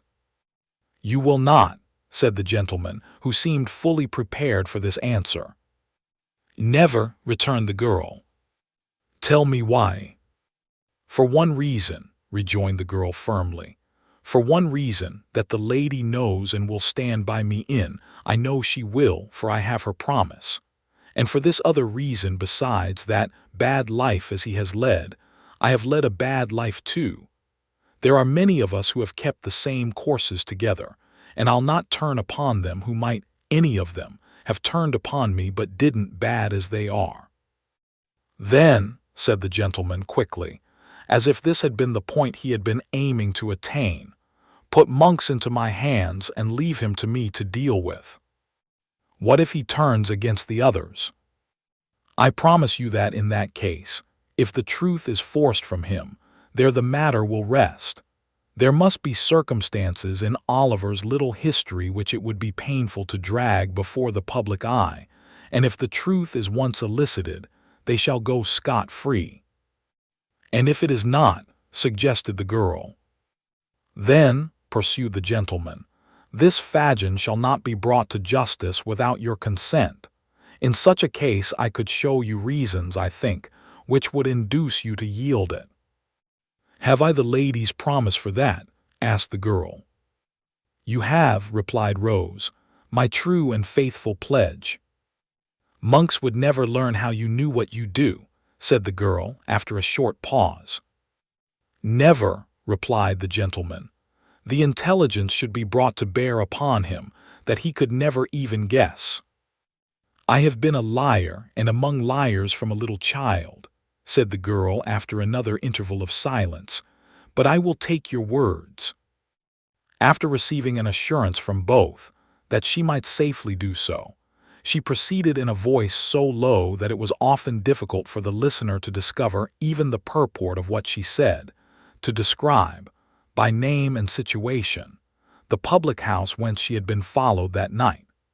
From the manner in which she occasionally paused, it appeared as if the gentleman were making some hasty notes of the information she communicated.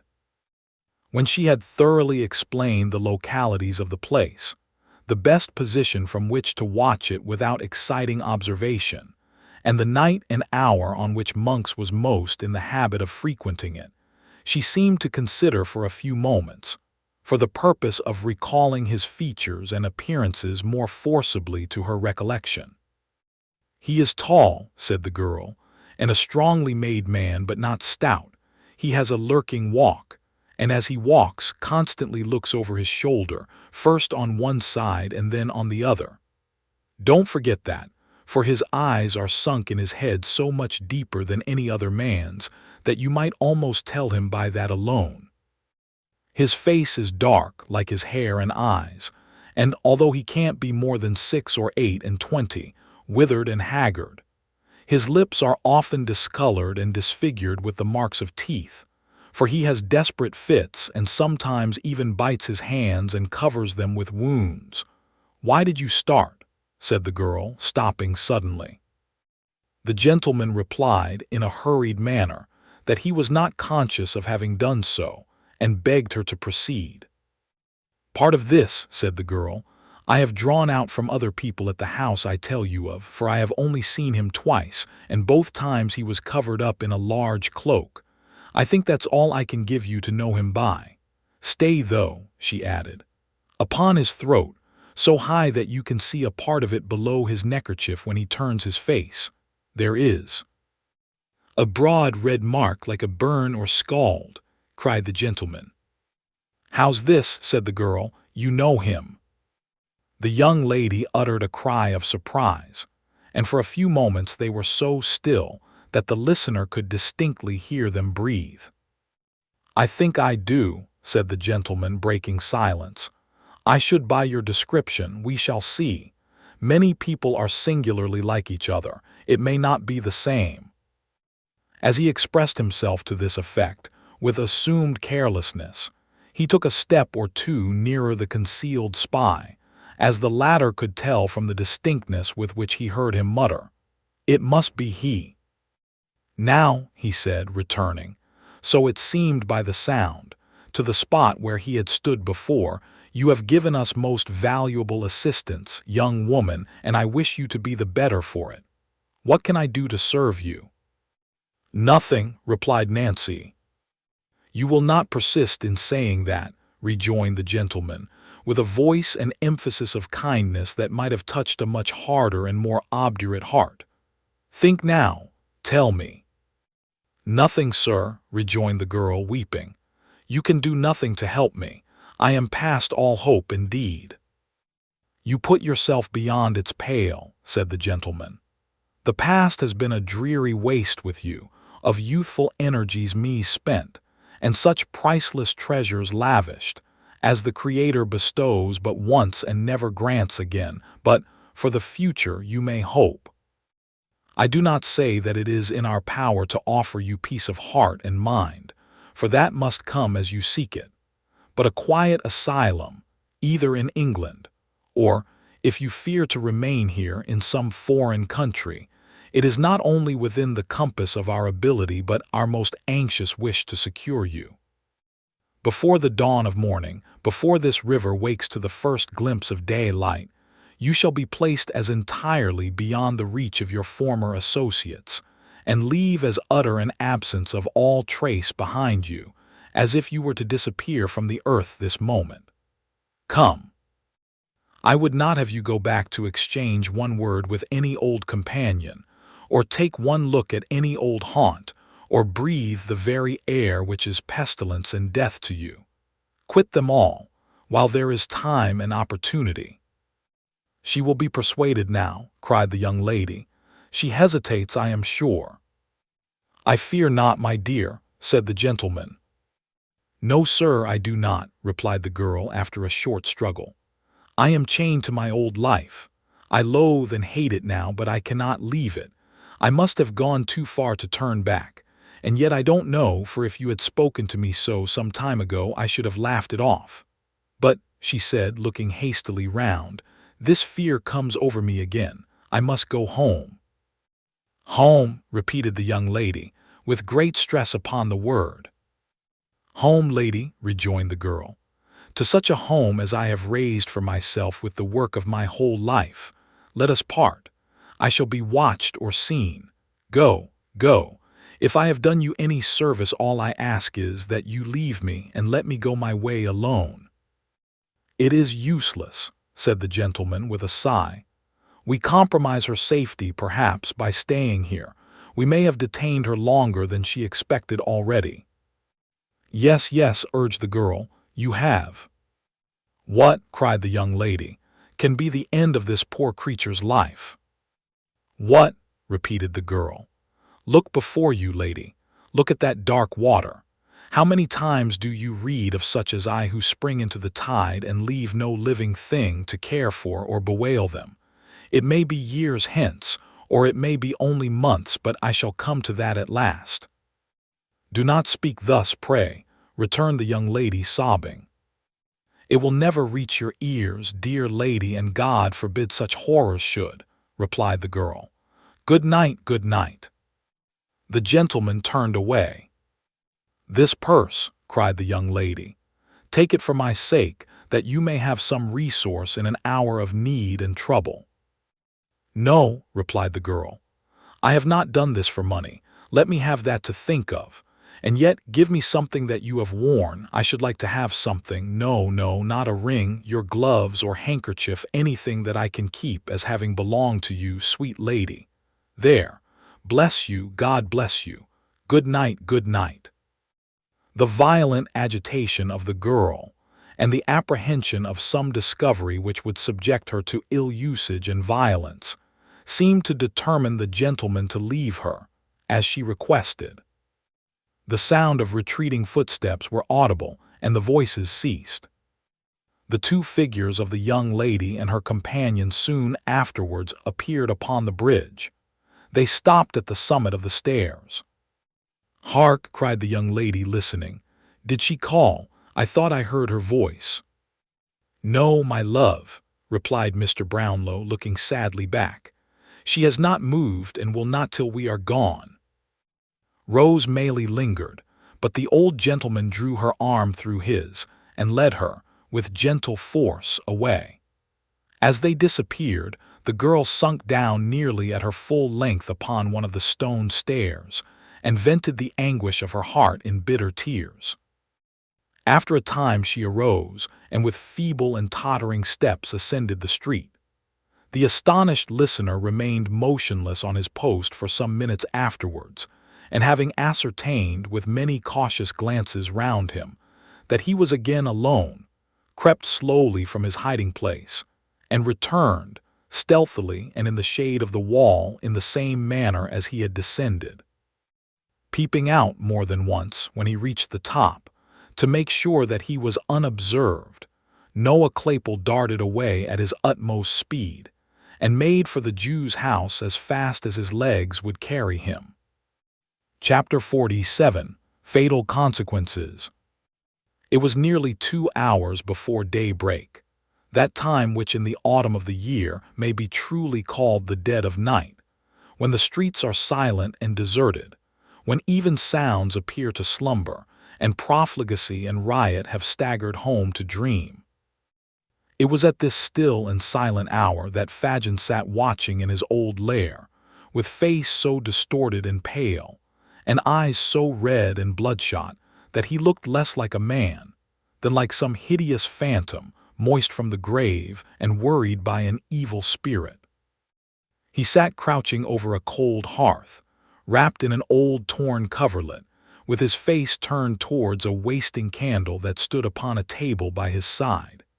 His right hand was raised to his lips, and as, absorbed in thought, he bit his long black nails, he disclosed among his toothless gums a few such fangs as should have been a dog's or rat's. Stretched upon a mattress on the floor lay Noah Claypole, fast asleep. Towards him the old man sometimes directed his eyes for an instant, and then brought them back again to the candle, which, with a long burnt wick drooping almost double, and hot grease falling down in clots upon the table, plainly showed that his thoughts were busy elsewhere. Indeed they were. Mortification at the overthrow of his notable scheme, hatred of the girl who had dared to palter with strangers, and utter distrust of the sincerity of her refusal to yield him up, bitter disappointment at the loss of his revenge on Sikes, the fear of detection and ruin and death, and a fierce and deadly rage kindled by all. These were the passionate considerations which, following close upon each other with rapid and ceaseless whirl, shot through the brain of Fagin, as every evil thought and blackest purpose lay working at his heart. He sat without changing his attitude in the least, or appearing to take the smallest heed of time, until his quick ear seemed to be attracted by a footstep in the street. "At last," he muttered, wiping his dry and fevered mouth. "At last." The bell rang gently as he spoke. He crept upstairs to the door, and presently returned accompanied by a man muffled to the chin, who carried a bundle under one arm. Sitting down and throwing back his outer coat, the man displayed the burly frame of Sikes. "There," he said, laying the bundle on the table. "Take care of that and do the most you can with it. It's been trouble enough to get. I thought I should have been here 3 hours ago." Fagin laid his hand upon the bundle, and locking it in the cupboard, sat down again without speaking. But he did not take his eyes off the robber for an instant during this action, and now that they sat over against each other, face to face, he looked fixedly at him, with his lips quivering so violently, and his face so altered by the emotions which had mastered him, that the housebreaker involuntarily drew back his chair and surveyed him with a look of real affright. "What now?" cried Sikes. "What do you look at a man so for?"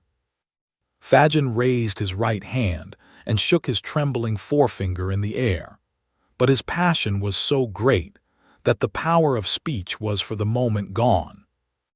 "Damn," said Sikes, feeling in his breast with a look of alarm. "He's gone mad. I must look to myself here." "No, no," rejoined Fagin, finding his voice. "It's not. You're not the person, Bill. I've no fault to find with you." "Oh, you haven't you?" said Sikes, looking sternly at him and ostentatiously passing a pistol into a more convenient pocket. "That's lucky for one of us. Which one that is don't matter." "I've got that to tell you, Bill," said Fagin, drawing his chair nearer. "Will make you worse than me."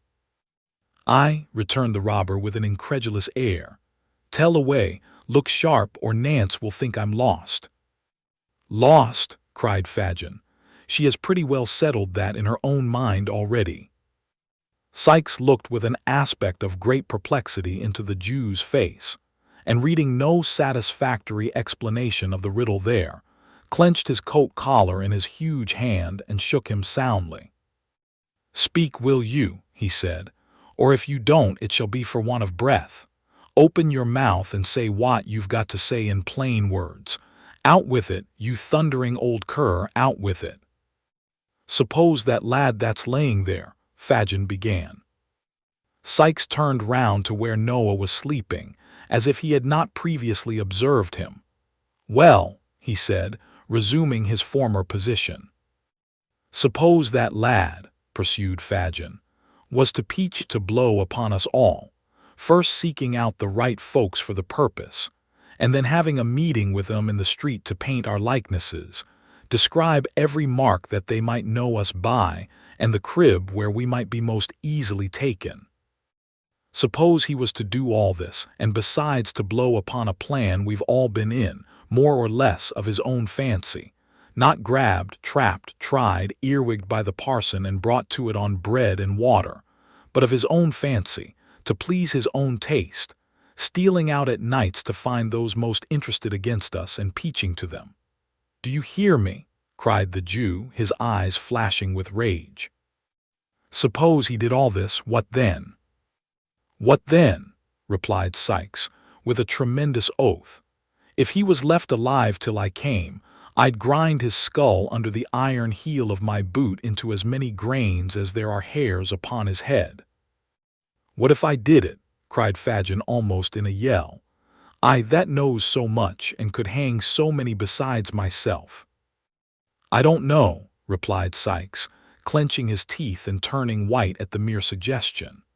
"I'd do something in the jail that you'd get me put in irons, and if I was tried along with you, I'd fall upon you with them in the open court and beat your brains out afore the people.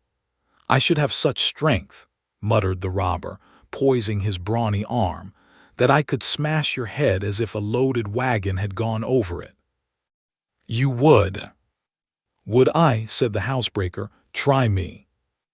"If it was Charlie, or the Dodger, or Bet, or—" "I don't care who," replied Sikes impatiently. "Whoever it was, I'd serve them the same." Fagin looked hard at the robber, and motioning him to be silent, stooped over the bed upon the floor and shook the sleeper to rouse him. Sikes leant forward in his chair, looking on with his hands upon his knees, as if wondering much what all this questioning and preparation was to end in. "Bolter, Bolter, poor lad," said Fagin, looking up with an expression of devilish anticipation and speaking slowly and with marked emphasis. "He's tired with watching for her so long, watching for her, Bill." "What d'ye mean?" asked Sikes, drawing back. Fagin made no answer, but, bending over the sleeper again, hauled him into a sitting posture. When his assumed name had been repeated several times, Noah rubbed his eyes and, giving a heavy yawn, looked sleepily about him. "Tell me that again, once again, just for him to hear," said the Jew, pointing to Sikes as he spoke. "Tell your what?" asked the sleepy Noah, shaking himself pettishly. "That about Nancy," said Fagin, clutching Sikes by the wrist, as if to prevent his leaving the house before he had heard enough. "You followed her?" "Yes." "To London Bridge?" "Yes." where she met two people. So she did. A gentleman and a lady that she had gone to of her own accord before, who asked her to give up all her pals and monks first, which she did, and to describe him, which she did, and to tell her what house it was that we meet at and go to, which she did, and where it could be best watched from, which she did, and what time the people went there, which she did. She did all this. She told it all, every word, without a threat, without a murmur. She did she not? Cried Fagin, half mad with fury. All right, replied Noah, scratching his head. That's just what it was. What did they say about last Sunday? About last Sunday, replied Noah, considering. Why, I told you that before. Again, tell it again, cried Fagin, tightening his grasp on Sikes and brandishing his other hand aloft as the foam flew from his lips. They asked her, said Noah, who, as he grew more wakeful, seemed to have a dawning perception who Sikes was. They asked her why she didn't come last Sunday as she promised. She said she couldn't. Why tell him that? Because she was forcibly kept at home by Bill, the man she had told them of before, replied Noah. What more of him? Cried Fagin. What more of the man she had told them of before? Tell him that, tell him that. Why, that she couldn't very easily get out of doors unless he knew where she was going to, said Noah. And so the first time she went to see the lady, she, ha, it made me laugh when she said it, that it did. She gave him a drink of laudanum. Hell's fire, cried Sikes, breaking fiercely from the Jew. Let me go. Flinging the old man from him, he rushed from the room and darted, wildly and furiously, up the stairs. Bill, cried Fagin, following him hastily. A word, only a word. The word would not have been exchanged, but that the housebreaker was unable to open the door, on which he was expending fruitless oaths and violence when the Jew came panting up. Let me out, said Sikes. Don't speak to me, it's not safe. Let me out, I say. Hear me speak a word, rejoined Fagin, laying his hand upon the lock. You won't be. Well, replied the other. You won't be too violent, Bill. The day was breaking, and there was light enough for the men to see each other's faces. They exchanged one brief glance.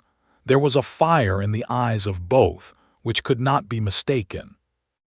I mean, said Fagin, showing that he felt all disguise was now useless, not too violent for safety. Be crafty, Bill, and not too bold. Sikes made no reply, but pulling open the door, of which Fagin had turned the lock, dashed into the silent streets. Without one pause or moment's consideration, without once turning his head to the right or left, or raising his eyes to the sky, or lowering them to the ground, but looking straight before him with savage resolution, his teeth so tightly compressed that the strained jaw seemed starting through his skin, the robber held on his headlong course, nor muttered a word, nor relaxed a muscle, until he reached his own door. He opened it softly with a key, strode lightly up the stairs, and entering his own room, double-locked the door, and lifting a heavy table against it, drew back the curtain of the bed. The girl was lying, half-dressed, upon it. He had roused her from her sleep, for she raised herself with a hurried and startled look. Get up, said the man. It is you, Bill, said the girl, with an expression of pleasure at his return. It is, was the reply. Get up. There was a candle burning, but the man hastily drew it from the candlestick and hurled it under the grate. Seeing the faint light of early day without, the girl rose to undraw the curtain. Let it be, said Sikes, thrusting his hand before her. There's enough light for what I've got to do. Bill, said the girl in the low voice of alarm, why do you look like that at me?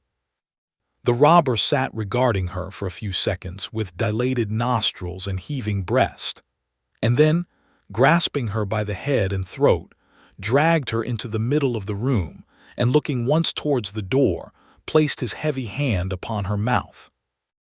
"Bill, Bill," gasped the girl, wrestling with the strength of mortal fear. I won't scream or cry, not once. Hear me, speak to me, tell me what I have done." "You know, you she-devil," returned the robber, suppressing his breath. "You were watched tonight, every word you said was heard." "Then spare my life for the love of heaven as I spared yours," rejoined the girl, clinging to him. "Bill, dear Bill, you cannot have the heart to kill me. Oh, think of all I have given up only this one night for you. You shall have time to think and save yourself this crime. I will not loose my hold, you cannot throw me off. Bill, Bill, for dear God's sake, for your own, for mine, stop before you spill my blood. I have been true to you, upon my guilty soul I have." The man struggled violently to release his arms, but those of the girl were clasped round his, and tear her as he would, he could not tear them away. "Bill," cried the girl, striving to lay her head upon his breast, "the gentleman and that dear lady told me tonight of a home in some foreign country where I could end my days in solitude and peace. Let me see them again and beg them on my knees to show the same mercy and goodness to you, and let us both leave this dreadful place and far apart lead better lives and forget how we have lived except in prayers and never see each other more. It is never too late to repent. They told me so. I feel it now. But we must have time, a little time." The housebreaker freed one arm and grasped his pistol. The certainty of immediate detection if he fired flashed across his mind even in the midst of his fury, and he beat it twice with all the force he could summon, upon the upturned face that almost touched his own. She staggered and fell, nearly blinded with the blood that rained down from a deep gash in her forehead, but raising herself with difficulty on her knees, drew from her bosom a white handkerchief, Rose Maylie's own, and holding it up in her folded hands, as high towards heaven as her feeble strength would allow, breathed one prayer for mercy to her Maker. It was a ghastly figure to look upon. The murderer, staggering backward to the wall and shutting out the sight with his hand, seized a heavy club and struck her down. Chapter 48. The Flight of Sikes. Of all bad deeds that, under cover of the darkness, had been committed within wide London's bounds since night hung over it, that was the worst. Of all the horrors that rose with an ill scent upon the morning air, that was the foulest and most cruel. The sun, the bright sun that brings back not light alone but new life and hope and freshness to man, burst upon the crowded city in clear and radiant glory. Through costly colored glass and paper-mended window, through cathedral dome and rotten crevice, it shed its equal ray. It lighted up the room where the murdered woman lay. It did. He tried to shut it out, but it would stream in. If the sight had been a ghastly one in the dull morning, what was it now, in all that brilliant light? He had not moved. He had been afraid to stir. There had been a moan and motion of the hand, and with terror added to rage, he had struck and struck again. Once he threw a rug over it, but it was worse to fancy the eyes and imagine them moving towards him than to see them glaring upward, as if watching the reflection of the pool of gore that quivered and danced in the sunlight on the ceiling. He had plucked it off again, and there was the body, mere flesh and blood, no more, but such flesh and so much blood. He struck a light, kindled a fire, and thrust the club into it. There was hair upon the end, which blazed and shrunk into a light cinder, and caught by the air, whirled up the chimney. Even that frightened him, sturdy as he was, but he held the weapon till it broke, and then piled it on the coals to burn away and smolder into ashes. He washed himself and rubbed his clothes. There were spots that would not be removed, but he cut the pieces out and burnt them. How those stains were dispersed about the room! The very feet of the dog were bloody. All this time he had never once turned his back upon the corpse. No, not for a moment. Such preparations completed, he moved backward towards the door, dragging the dog with him lest he should soil his feet anew and carry out new evidence of the crime into the streets. He shut the door softly, locked it, took the key, and left the house. He crossed over and glanced up at the window to be sure that nothing was visible from the outside. There was the curtain still drawn, which she would have opened to admit the light she never saw again. It lay nearly under there. He knew that. God, how the sun poured down upon the very spot. The glance was instantaneous. It was a relief to have got free of the room. He whistled on the dog and walked rapidly away. He went through Islington, strode up the hill at Highgate on which stands the stone in honor of Whittington, turned down to Highgate Hill, unsteady of purpose and uncertain where to go, struck off to the right again, almost as soon as he began to descend it, and taking the footpath across the fields, skirted Conn Wood, and so came on Hampstead Heath. Traversing the hollow by the Vale of Heath, he mounted the opposite bank, and crossing the road which joins the villages of Hampstead and Highgate, made along the remaining portion of the heath to the fields at North End, in one of which he laid himself down under a hedge and slept. Soon he was up again and away, not far into the country but back towards London by the high road, then back again, then over another part of the same ground as he already traversed, then wandering up and down in fields and lying on ditches, brinks to rest, and starting up to make for some other spot and do the same and ramble on again. Where could he go that was near and not too public to get some meat and drink? Hendon. That was a good place, not far off and out of most people's way. Thither he directed his steps, running sometimes and sometimes with a strange perversity, loitering at a snail's pace or stopping altogether and idly breaking the hedges with a stick. But when he got there, all the people he met, the very children at the doors, seemed to view him with suspicion. Back he turned again without the courage to purchase bit or drop, though he had tasted no food for many hours, and once more he lingered on the heath, uncertain where to go. He wandered over miles and miles of ground and still came back to the old place. Morning and noon had passed, and the day was on the wane, and still he rambled to and fro, and up and down, and round, and still lingered about the same spot. At last he got away and shaped his course for Hatfield.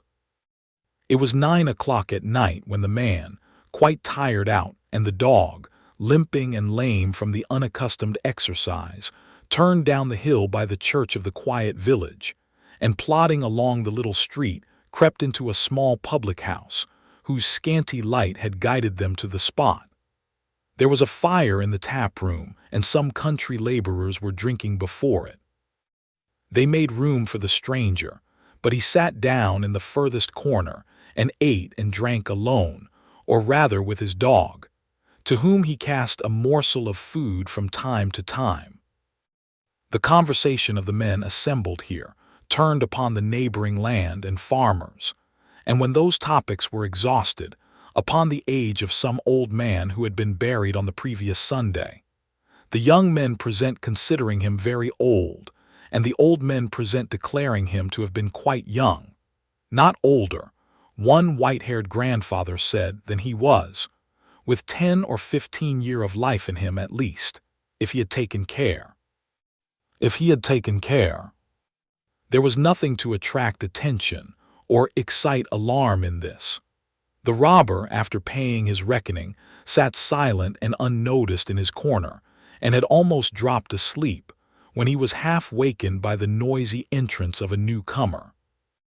This was an antic fellow, half peddler and half mountebank, who traveled about the country on foot to vend hones, strops, razors, washballs, harness-based, medicine for dogs and horses, cheap perfumery, cosmetics, and such-like wares, which he carried in a case slung to his back.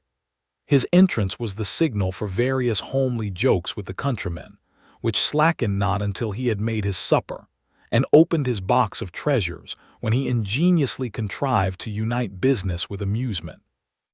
"And what be that stoof? Good to eat, Harry?" asked a grinning countryman, pointing to some composition cakes in one corner. "This," said the fellow, producing one. "This is the infallible and invaluable composition for removing all sorts of stain, rust, dirt, mildew, spick, speck, spot, or spatter from silk, satin, linen, cambric, cloth, crepe, stuff, carpet, merino, muslin, bombazine, or woolen stuff. Wine stains, fruit stains, beer stains, water stains, paint stains, pitch stains, any stains, all come out at one rub with the infallible and invaluable composition. If a lady stains her honor, she has only need to swallow one cake and she's cured at once for its poison. If a gentleman wants to prove this, he has only need to bolt one little square and he has put it beyond question, for it's quite as satisfactory as a pistol bullet and a great deal nastier in the flavor, consequently the more credit in taking it. 1 penny a square. With all these virtues, 1 penny a square." There were 2 buyers directly, and more of the listeners plainly hesitated. The vendor, observing this, increased in loquacity. "It's all bought up as fast as it can be made," said the fellow.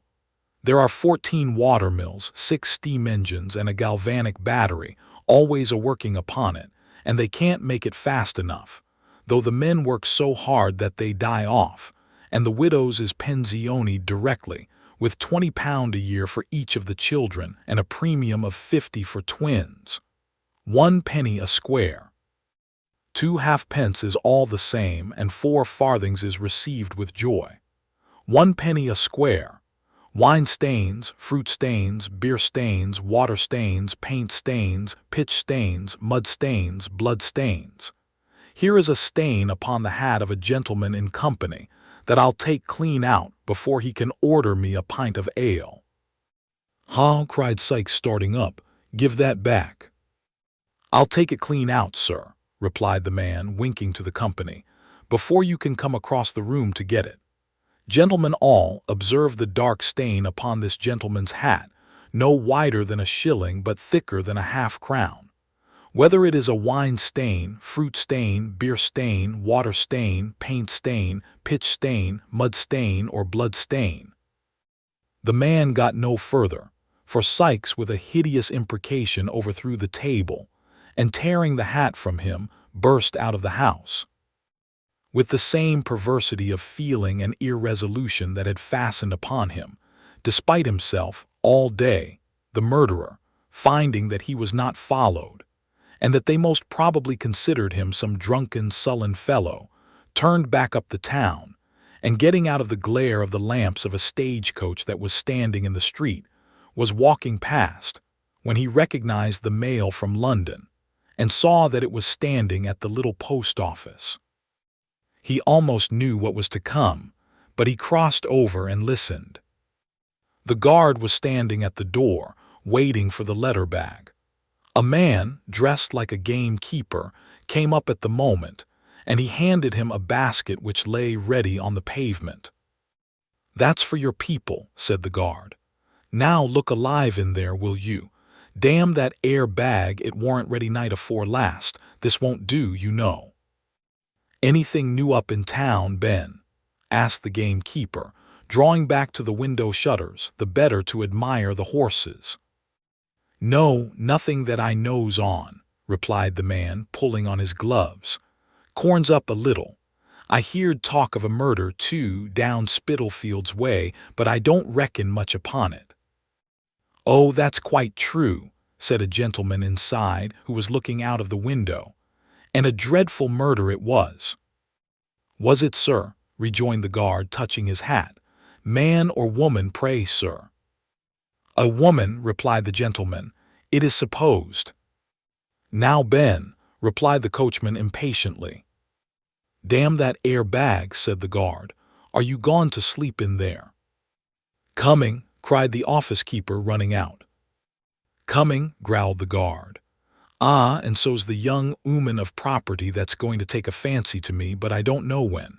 Here, give hold. All right." The horn sounded a few cheerful notes, and the coach was gone. Sikes remained standing in the street, apparently unmoved by what he had just heard, and agitated by no stronger feeling than a doubt where to go. At length he went back again, and took the road which leads from Hatfield to St. Albans. He went on doggedly, but as he left the town behind him and plunged into the solitude and darkness of the road, he felt a dread and awe creeping upon him which shook him to the core. Every object before him, substance or shadow, still or moving, took the semblance of some fearful thing, but these fears were nothing compared to the sense that haunted him of that morning's ghastly figure following at his heels. He could trace its shadow in the gloom, supply the smallest item of the outline, and note how stiff and solemn it seemed to stalk along. He could hear its garments rustling in the leaves, and every breath of wind came laden with that last low cry. If he stopped, it did the same. If he ran, it followed, not running too. That would have been a relief, but like a corpse endowed with the mere machinery of life, and borne on one slow, melancholy wind that never rose or fell. At times he turned with desperate determination, resolved to beat this phantom off, though it should look him dead. But the hair rose on his head, and his blood stood still, for it had turned with him and was behind him then. He had kept it before him that morning, but it was behind now always. He leaned his back against a bank and felt that it stood above him, visibly out against the cold night sky. He threw himself upon the road, on his back upon the road. At his head it stood, silent, erect, and still, a living gravestone with its epitaph in blood. Let no man talk of murderers escaping justice, and hint that Providence must sleep. There were 20 score of violent deaths in one long minute of that agony of fear. There was a shed in a field he passed that offered shelter for the night.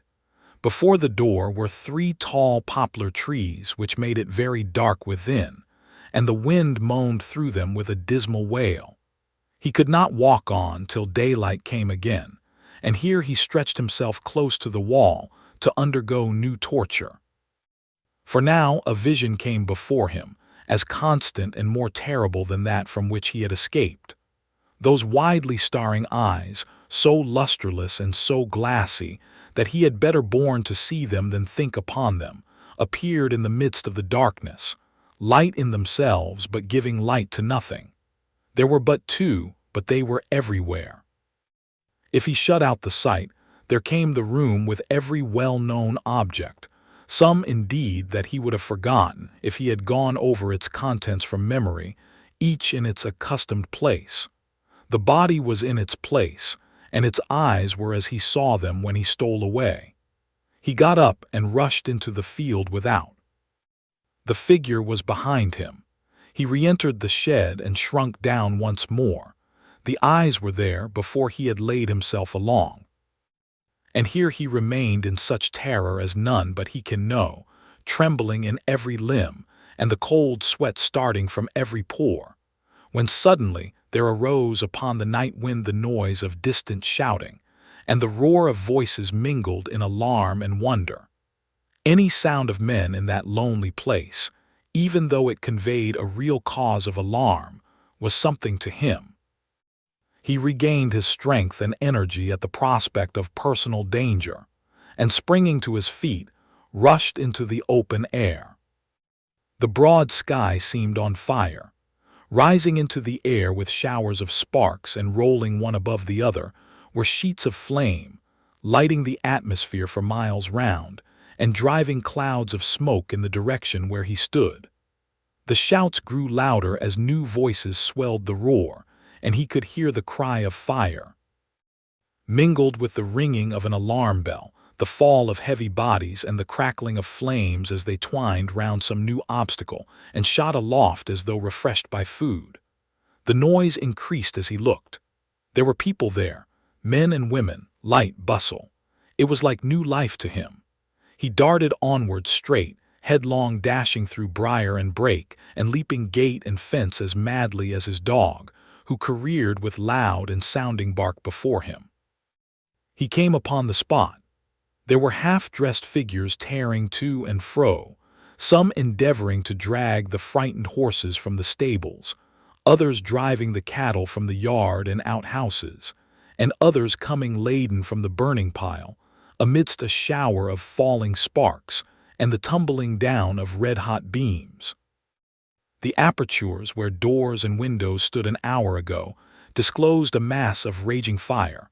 Walls rocked and crumbled into the burning well, the molten lead and iron poured down, white-hot, upon the ground. Women and children shrieked, and men encouraged each other with noisy shouts and cheers. The clanking of the engine pumps and the spurting and hissing of the water as it fell upon the blazing wood added to the tremendous roar. He shouted too, till he was hoarse, and flying from memory and himself, plunged into the thickest of the throng. Hither and thither he dived that night, now working at the pumps and now hurrying through the smoke and flame, but never ceasing to engage himself wherever noise and men were thickest. Up and down the ladders, upon the roofs of buildings, over floors that quaked and trembled with his weight, under the lee of falling bricks and stones, in every part of that great fire was he. But he bore a charmed life, and had neither scratch nor bruise, nor weariness nor thought, till morning dawned again, and only smoke and blackened ruins remained.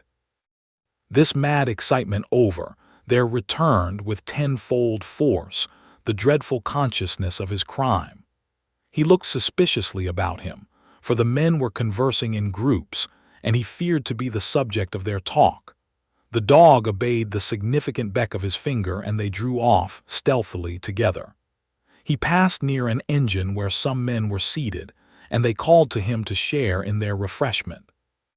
He took some bread and meat, and as he drank a draught of beer, heard the firemen who were from London talking about the murder. "He has gone to Birmingham, they say," said one. "But they'll have him yet, for the scouts are out, and by tomorrow night there will be a cry all through the country." He hurried off and walked till he almost dropped upon the ground, then lay down in a lane, and had a long but broken and uneasy sleep. He wandered on again, irresolute and undecided, and oppressed with the fear of another solitary night. Suddenly, he took the desperate resolution to going back to London. "There's somebody to speak to there at all event," he thought. "A good hiding place, too. They'll never expect to nab me there after this country scent. Why can't I lie by for a week or so and, forcing Blunt from Fagin, get abroad to France? Damn, I'll risk it." He acted upon this impulse without delay, and choosing the least frequented roads began his journey back, resolved to lie concealed within a short distance of the metropolis, and, entering it at dusk by a circuitous route, to proceed straight to that part of it which he had fixed on for his destination. The dog, though, if any description of him were out, it would not be forgotten that the dog was missing, and had probably gone with him. This might lead to his apprehension as he passed along the streets. He resolved to drown him and walked on, looking about for a pond, picking up a heavy stone and tying it to his handkerchief as he went. The animal looked up into his master's face while these preparations were making. Whether his instinct apprehended something of their purpose, or the robber's sidelong look at him was sterner than ordinary, he skulked a little farther in the rear than usual, and cowered as he came more slowly along. When his master halted at the brink of a pool and looked round to call him, he stopped outright. "Do you hear me call? Come here," cried Sikes. The animal came up from the very force of habit, but as Sikes stooped to attach the handkerchief to his throat, he uttered a low growl and started back. "Come back," said the robber. The dog wagged his tail, but moved not. Sikes made a running noose and called him again. The dog advanced, retreated, paused an instant, and scoured away at his hardest speed. The man whistled again and again, and sat down and waited in the expectation that he would return. But no dog appeared, and at length he resumed his journey. Chapter 49. Monks and Mr. Brownlow at length meet, their conversation and the intelligence that interrupts it. The twilight was beginning to close in, when Mr. Brownlow alighted from a hackney coach at his own door and knocked softly. The door being opened, a sturdy man got out of the coach and stationed himself on one side of the steps, while another man, who had been seated on the box, dismounted too and stood upon the other side. At a sign from Mr. Brownlow, they helped out a third man, and taking him between them hurried him into the house. This man was Monks. They walked in the same manner up the stairs without speaking, and Mr. Brownlow, preceding them, led the way into a back room. At the door of this apartment, Monks, who had ascended with evident reluctance, stopped. The two men looked at the old gentleman as if for instructions. "He knows the alternative," said Mr. Brownlow. "If he hesitates or moves a finger but as you bid him, drag him into the street, call for the aid of the police, and impeach him as a felon in my name." "How dare you say this of me?" asked Monks. "How dare you urge me to it, young man?" replied Mr. Brownlow, confronting him with a steady look. "Are you mad enough to leave this house? Unhand him. There, sir.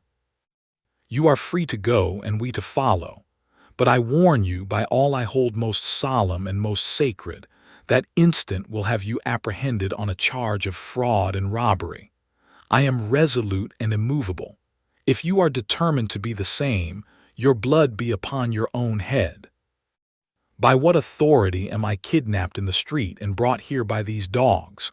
asked Monks, looking from one to the other of the men who stood beside him. "By mine," replied Mr. Brownlow. "Those persons are indemnified by me.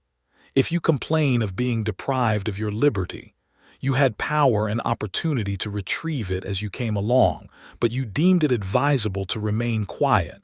I say again, throw yourself for protection on the law. I will appeal to the law too, but when you have gone too far to recede, do not sue to me for leniency, when the power will have passed into other hands. And do not say I plunged you down the gulf into which you rushed yourself." Monks was plainly disconcerted and alarmed besides. He hesitated. "You will decide quickly," said Mr. Brownlow with perfect firmness and composure.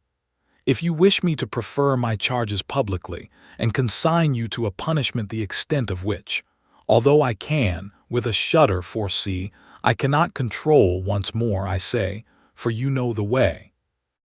If not, and you appeal to my forbearance and the mercy of those you have deeply injured, seat yourself, without a word, in that chair. It has waited for you 2 whole days." Monks muttered some unintelligible words, but wavered still. "You will be prompt," said Mr. Brownlow. "A word from me and the alternative has gone forever." Still the man hesitated. "I have not the inclination to parley," said Mr. Brownlow, "and, as I advocate the dearest interests of others, I have not the right." "Is there," demanded Monks with a faltering tongue, "is there no middle course?" "None." Monks looked at the old gentleman with an anxious eye, but, reading in his countenance nothing but severity and determination, walked into the room, and, shrugging his shoulders, sat down. "Lock the door on the outside," said Mr. Brownlow to the attendants, "and come when I ring." The men obeyed, and the two were left alone together. "This is pretty treatment, sir," said Monks, throwing down his hat and cloak, "from my father's oldest friend." "It is because I was your father's oldest friend, young man," returned Mr. Brownlow. "It is because the hopes and wishes of young and happy years were bound up with him, and that fair creature of his blood and kindred, who rejoined her God in youth, and left me here a solitary, lonely man. It is because he knelt with me beside his only sister's deathbed when he was yet a boy, on the morning that would, but heaven willed otherwise, have made her my young wife. It is because my seared heart clung to him from that time forth, through all his trials and errors till he died. It is because old recollections and associations filled my heart, and even the sight of you brings with it old thoughts of him. It is because of all these things that I am moved to treat you gently now. Yes, Edward Leeford, even now, and blush for your unworthiness who bear the name. What has the name to do with it? Asked the other after contemplating, half in silence and half in dogged wonder, the agitation of his companion. What is the name to me? Nothing, replied Mr. Brownlow, nothing to you. But it was hers, and even at this distance of time brings back to me, an old man, the glow and thrill which I once felt, only to hear it repeated by a stranger. I am very glad you have changed it, very, very. This is almighty fine, said Monks, to retain his assumed designation after a long silence, during which he had jerked himself in sullen defiance to and fro, and Mr. Brownlow had sat, shading his face with his hand. But what do you want with me? You have a brother, said Mr. Brownlow, rousing himself. A brother, the whisper of whose name in your ear when I came behind you in the street, was in itself almost enough to make you accompany me hither, in wonder and alarm. I have no brother, replied Monks. You know I was an only child. Why do you talk to me of brothers? You know that as well as I. Attend to what I do know, and you may not, said Mr. Brownlow. I shall interest you by and by. I know that of the wretched marriage into which family pride and the most sordid and narrowest of all ambition forced your unhappy father when a mere boy. You were the sole and most unnatural issue. I don't care for hard names, interrupted Monks with a jeering laugh. You know the fact, and that's enough for me. But I also know, pursued the old gentleman, the misery, the slow torture, the protracted anguish of that ill-assorted union. I know how listlessly and wearily each of that wretched pair dragged on their heavy chain through a world that was poison to them both. I know how cold formalities were succeeded by open taunts, how indifference gave place to dislike, dislike to hate, and hate to loathing, until at last they wrenched the clanking bond asunder, and retiring a wide space apart carried each a galling fragment, of which nothing but death could break the rivets, to hide it in new society beneath the gayest looks they could assume. Your mother succeeded. She forgot it soon. But it rusted and cankered at your father's heart for years. Well, they were separated, said Monks, and what of that? When they had been separated for some time, returned Mr. Brownlow, and your mother, wholly given up to continental frivolities, had utterly forgotten the young husband 10 good years her junior, who, with prospects blighted, lingered on at home, he fell among new friends. This circumstance, at least, you know already. Not I, said Monks, turning away his eyes and beating his foot upon the ground, as a man who is determined to deny everything. Not I. Your manner, no less than your actions, assures me that you have never forgotten it, or ceased to think of it with bitterness, returned Mr. Brownlow. I speak of 15 years ago, when you were not more than 11 years old, and your father but 31, for he was, I repeat, a boy, when his father ordered him to marry. Must I go back to events which cast a shade upon the memory of your parent, or will you spare it, and disclose to me the truth? I have nothing to disclose, rejoined Monks. You must talk on if you will. These new friends, then, said Mr. Brownlow, were a naval officer retired from active service, whose wife had died some half a year before and left him with 2 children. There had been more, but of all their family happily but 2 survived. They were both daughters, one a beautiful creature of 19, and the other a mere child of 2 or 3 years old. "What's this to me?" asked Monks. "They resided," said Mr. Brownlow, without seeming to hear the interruption, "in a part of the country to which your father in his wandering had repaired, and where he had taken up his abode. Acquaintance, intimacy, friendship fast followed on each other. Your father was gifted as few men are. He had his sister's soul and person. As the old officer knew him more and more, he grew to love him. I would that it had ended there. His daughter did the same."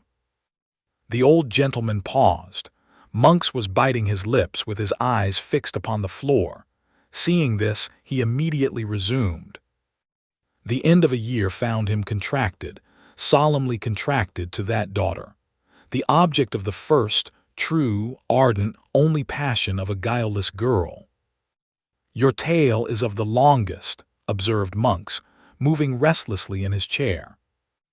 "It is a true tale of grief and trial and sorrow, young man," returned Mr. Brownlow, "and such tales usually are. If it were one of unmixed joy and happiness, it would be very brief.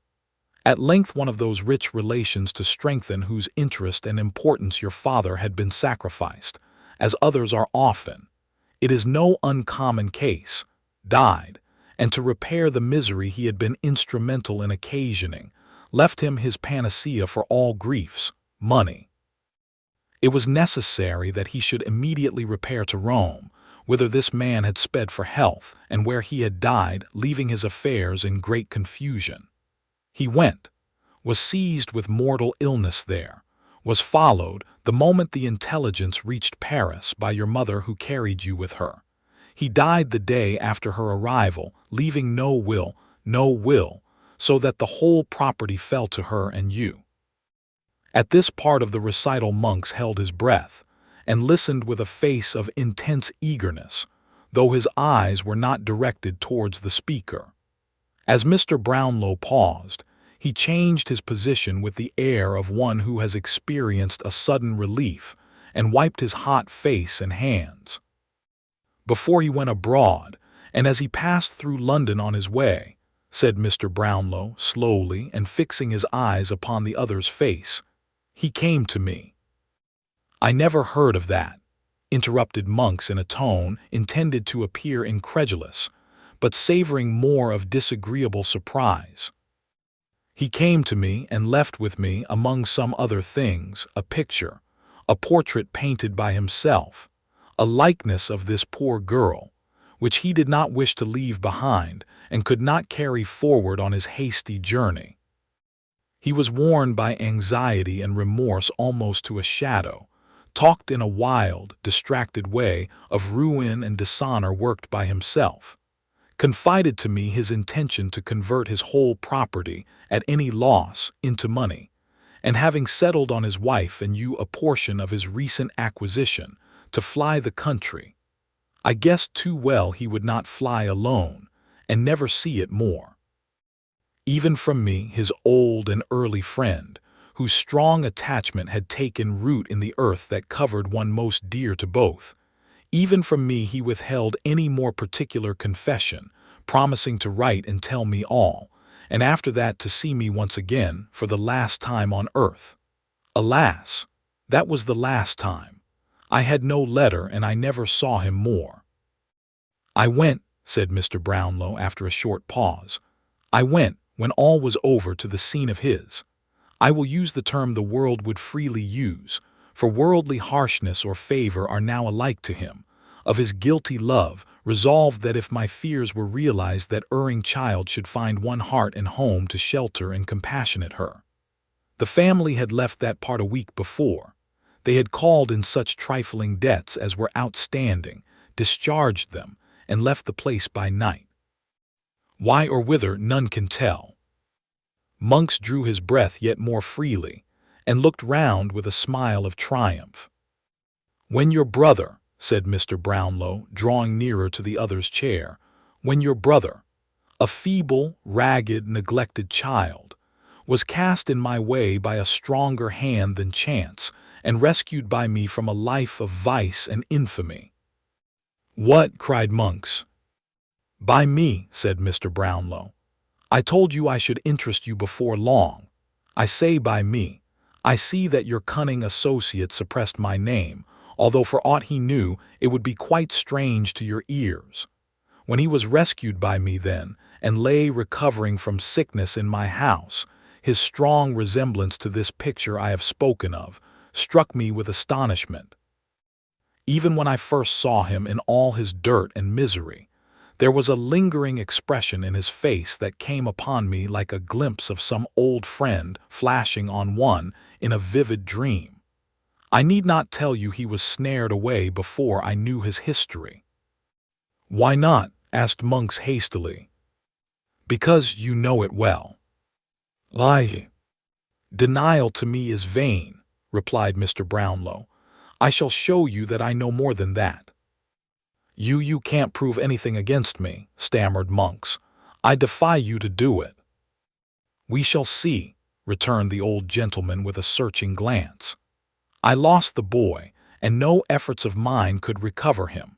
Your mother being dead, I knew that you alone could solve the mystery if anybody could, and as when I had last heard of you, you were on your own estate in the West Indies, whither, as you well know, you retired upon your mother's death to escape the consequences of vicious courses here, I made the voyage.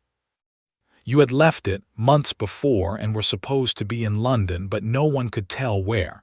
I returned. Your agents had no clue to your residence. You came and went, they said, as strangely as you had ever done, sometimes for days together and sometimes not for months, keeping to all appearance the same low haunts and mingling with the same infamous herd who had been your associates when a fierce, ungovernable boy. I wearied them with new applications. I paced the streets by night and day, but until 2 hours ago all my efforts were fruitless, and I never saw you for an instant. And now you do see me, said Monks, rising boldly. What then? Fraud and robbery are high-sounding words, justified, you think, by a fancied resemblance in some young imp to an idle daub of a dead man's brother. You don't even know that a child was born of this maudlin pair. You don't even know that. I did not, replied Mr. Brownlow, rising too. But within the last fortnight I have learnt it all. You have a brother, you know it, and him. There was a will which your mother destroyed, leaving the secret and the gain to you at her own death. It contained a reference to some child likely to be the result of this sad connection, which child was born and accidentally encountered by you, when your suspicions were first awakened by his resemblance to your father. You repaired to the place of his birth. There existed proofs long suppressed, of his birth and parentage. Those proofs were destroyed by you, and now, in your own words to your accomplice the Jew, the only proofs of the boy's identity lie at the bottom of the river, and the old hag that received them from the mother is rotting in her coffin. Unworthy son, coward, liar, you who hold your counsels with thieves and murderers in dark rooms at night, you whose plots and wiles have brought a violent death upon the head of one worth millions such as you, you who from your cradle were gall and bitterness to your own father's heart, and in whom all evil passions, vice, and profligacy festered, till they found a vent in a hideous disease which had made your face an index even to your mind, you, Edward Leeford, do you still brave me? No, no, no, returned the coward, overwhelmed by these accumulated charges. Every word, cried the gentleman, every word that has passed between you and this detested villain is known to me. Shadows on the wall have caught your whispers and brought them to my ear. The sight of the persecuted child has turned vice itself, and given it the courage and almost the attributes of virtue. Murder has been done, to which you were morally if not really a party. No, no, interposed Monks. I knew nothing of that. I was going to inquire the truth of the story when you overtook me. I didn't know the cause. I thought it was a common quarrel. It was the partial disclosure of your secrets, replied Mr. Brownlow. Will you disclose the whole? Yes, I will. Set your hand to a statement of truth and facts, and repeat it before witnesses. That I promise too. Remain quietly here until such a document is drawn up, and proceed with me to such a place as I may deem most advisable for the purpose of attesting it. If you insist upon that, I'll do that also, replied Monks. You must do more than that, said Mr. Brownlow. Make restitution to an innocent and unoffending child, for such he is, although the offspring of a guilty and most miserable love. You have not forgotten the provisions of the will. Carry them into execution so far as your brother is concerned, and then go where you please. In this world you need meet no more. While Monks was packing up and down, meditating with dark and evil looks on this proposal and the possibilities of evading it, torn by his fears on the one hand and his hatred on the other, the door was hurriedly unlocked, and a gentleman, Mr. Losberne, entered the room in violent agitation. "The man will be taken," he cried. "He will be taken tonight." "The murderer?" asked Mr. Brownlow. "Yes, yes," replied the other. "His dog has been seen lurking about some old haunt, and there seems little doubt that his master either is, or will be, there, under cover of the darkness. Spies are hovering about in every direction. I have spoken to the men who are charged with his capture, and they tell me he cannot escape. A reward of £100 is proclaimed by government tonight." "I will give 50 more," said Mr. Brownlow, "and proclaim it with my own lips upon the spot if I can reach it. Where is Mr. MAYLIE?" "Harry, as soon as he had seen your friend here, safe in a coach with you, he hurried off to where he heard this," replied the doctor, and mounting his horse sallied forth to join the first party at some place in the outskirts agreed upon between them. "Fagin," said Mr. Brownlow, "what of him?" "When I last heard, he had not been taken, but he will be, or is by this time. They're sure of him." "Have you made up your mind?" asked Mr. Brownlow in a low voice of Monks. "Yes," he replied. You will be secret with me." "I will remain here till I return. It is your only hope of safety." They left the room, and the door was again locked. "What have you done?" asked the doctor in a whisper. "All that I could hope to do, and even more. Coupling the poor girl's intelligence with my previous knowledge, and the result of our good friend's inquiries on the spot, I left him no loophole of escape, and laid bare the whole villainy which by these lights became plain as day. Write and appoint the evening after tomorrow at 7 for the meeting.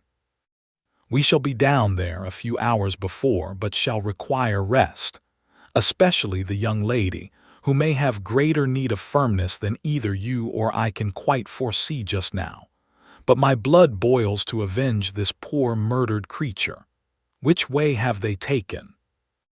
"Drive straight to the office and you will be in time," replied Mr. Losberne.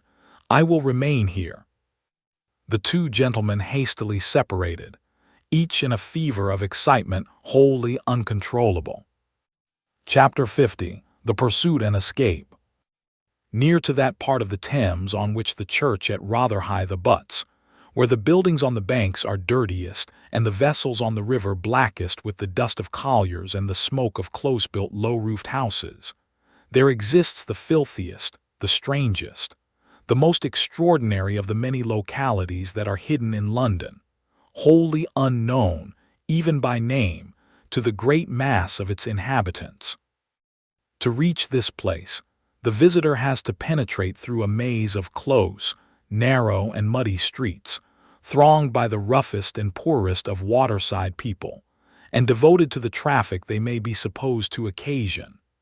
The cheapest and least delicate provisions are heaped in the shops, the coarsest and commonest articles of wearing apparel dangle at the salesman's door, and stream from the house parapet and windows. Jostling with unemployed laborers of the lowest class, ballast heavers, coal whippers, brazen women, ragged children, and the raff and refuse of the river, he makes his way with difficulty along, assailed by offensive sights and smells from the narrow alleys which branch off on the right and left, and deafened by the clash of ponderous wagons that bear great piles of merchandise from the stacks of warehouses that rise from every corner. Arriving, at length, in streets remoter and less frequented than those through which he has passed, he walks beneath tottering house fronts projecting over the pavement, dismantled walls that seem to totter as he passes, chimneys half-crushed, half-hesitating to fall, windows guarded by rusty iron bars that time and dirt have almost eaten away, every imaginable sign of desolation and neglect. In such a neighborhood, beyond Dockhead in the borough of Southwark, stands Jacob's Island, surrounded by a muddy ditch, 6 or 8 feet deep and 15 or 20 wide when the tide is in, once called Mill Pond, but known in the days of this story as Folly Ditch. It is a creek or inlet from the Thames, and can always be filled at high water by opening the sluices at the lead mills from which it took its old name. At such times, a stranger, looking from one of the wooden bridges thrown across it at Mill Lane, will see the inhabitants of the houses on either side lowering from their back doors and windows buckets, pails, domestic utensils of all kinds, in which to haul the water up, and when his eye is turned from these operations to the houses themselves, his utmost astonishment will be excited by the scene before him. Crazy wooden galleries common to the backs of half a dozen houses, with holes from which to look upon the slime beneath, windows broken and patched, with poles thrust out, on which to dry the linen that is never there, rooms so small, so filthy, so confined, that the air would seem too tainted even for the dirt and squalor which they shelter, wooden chambers thrusting themselves out above the mud, and threatening to fall into it, as some have done, dirt-besmeared walls and decaying foundations, every repulsive lineament of poverty, every loathsome indication of filth, rot, and garbage, all these ornament the banks of Folly Ditch. In Jacob's Island the warehouses are roofless and empty, the walls are crumbling down, the windows are windows no more, the doors are falling into the streets, the chimneys are blackened but they yield no smoke. 30 or 40 years ago, before losses and chancery suits came upon it, it was a thriving place, but now it is a desolate island indeed. The houses have no owners, they are broken open, and entered upon by those who have the courage, and there they live and there they die. They must have powerful motives for a secret residence, or be reduced to a destitute condition indeed, who seek a refuge in Jacob's Island. In an upper room of one of these houses, a detached house of fair size, ruinous in other respects, but strongly defended at door and window, of which house the back commanded the ditch in manner already described, there were assembled 3 men, who, regarding each other every now and then with looks expressive of perplexity and expectation, sat for some time in profound and gloomy silence. One of these was Toby Crackit, another Mr. Chittling, and the third a robber of 50 years, whose nose had been almost beaten in some old scuffle, and whose face bore a frightful scar which might probably be traced to the same occasion. This man was a returned transport, and his name was Caggs. "I wish," said Toby, turning to Mr. Chittling, "that you had picked out some other crib when the 2 old ones got too warm, and had not come here, my fine feller." "Why didn't you, blunderhead?" said Caggs. "Well, I thought you'd have been a little more glad to see me than this," replied Mr. Chittling, with a melancholy air. "Why, look, young gentleman," said Toby, "when a man keeps himself so very exclusive as I have done, and by that means has a snug house over his head with nobody a-prying and smelling about it, it's rather a startling thing to have the honor of a wisset from a young gentleman, however respectable and pleasant a person he may be to play cards with at conveniency, circumstanced as you are." especially when the exclusive young man has got a friend stopping with him that's arrived sooner than was expected from foreign parts, and is too modest to want to be presented to the judges on his return," added Mr. Kaggs. There was a short silence, after which Toby Crackit, seeming to abandon as hopeless any further effort to maintain his usual devil-may-care swagger, turned to Chitling and said, "When was Fagin took then?" "Just at dinner time, 2 o'clock this afternoon. Charlie and I made our lucky up the wash-us chimney, and Bolter got into the empty water butt head downwards, but his legs were so precious long that they stuck out at the top, and so they took him too." "And Bet?" "Poor Bet. She went to see the body to speak to who it was," replied Chitling, his countenance falling more and more, "and went off mad, screaming and raving and beating her head against the boards. So they put a straight waistcoat on her and took her to the hospital, and there she is." "What's come of young Bates?" demanded Kaggs. "He hung about not to come over here afore dark, but he'll be here soon," replied Chitling. "There's nowhere else to go to now, for the people at the Cripples are all in custody and the bar of the ken. I went up there and see it with my own eyes, is filled with traps." "This is a smash," observed Toby, biting his lips. "There's more than one will go with this." "The sessions are on," said Kaggs. "If they get the inquest over and Bolter turns King's evidence, as of course he will from what he said already, they can prove Fagin an accessory before the fact and get the trial on Friday, and he'll swing in 6 days from this, by G." "You should have heard the people groan," said Chitling. "The officers fought like devils or they'd have torn him away. He was down once, but they made a ring round him and fought their way along. You should have seen how he looked about him, all muddy and bleeding, and clung to them as if they were his dearest friends. I can see 'em now, not able to stand upright with the pressing of the mob and dragging him along amongst 'em. I can see the people jumping up, one behind another, and snarling with their teeth and making at him. I can see the blood upon his hair and beard, and hear the cries with which the women worked themselves into the center of the crowd at the street corner, and swore they'd tear his heart out." The horror-stricken witness of this scene pressed his hands upon his ears, and with his eyes closed got up and paced violently to and fro, like one distracted. While he was thus engaged, and the two men sat by in silence with their eyes fixed upon the floor, a pattering noise was heard upon the stairs, and Sikes's dog bounded into the room. They ran to the window, downstairs, and into the street. The dog had jumped in at an open window. He made no attempt to follow them, nor was his master to be seen. "What's the meaning of this?" said Toby when they had returned. "He can't be coming here. I hope not." "If he was coming here, he'd have come with the dog," said Kaggs, stooping down to examine the animal who lay panting on the floor. "Here, give us some water for him. He has run himself faint." "He's drunk it all up, every drop," said Chitling after watching the dog some time in silence.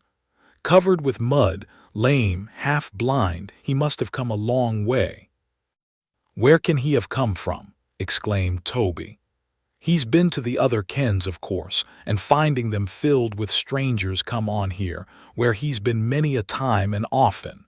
But where can he have come from first, and how comes he here alone without the other? None of them called the murderer by his old name. He can't have made away with himself. What do you think?" said Chitling. Toby shook his head. "If he had," said Kaggs, "the dog you'd want to lead us away to where he did it. No, I think he's got out of the country and left the dog behind. He must have given him the slip somehow, or he wouldn't be so easy." This solution, appearing the most probable one, was adopted as the right. The dog, creeping under a chair, coiled himself up to sleep, without more notice from anybody.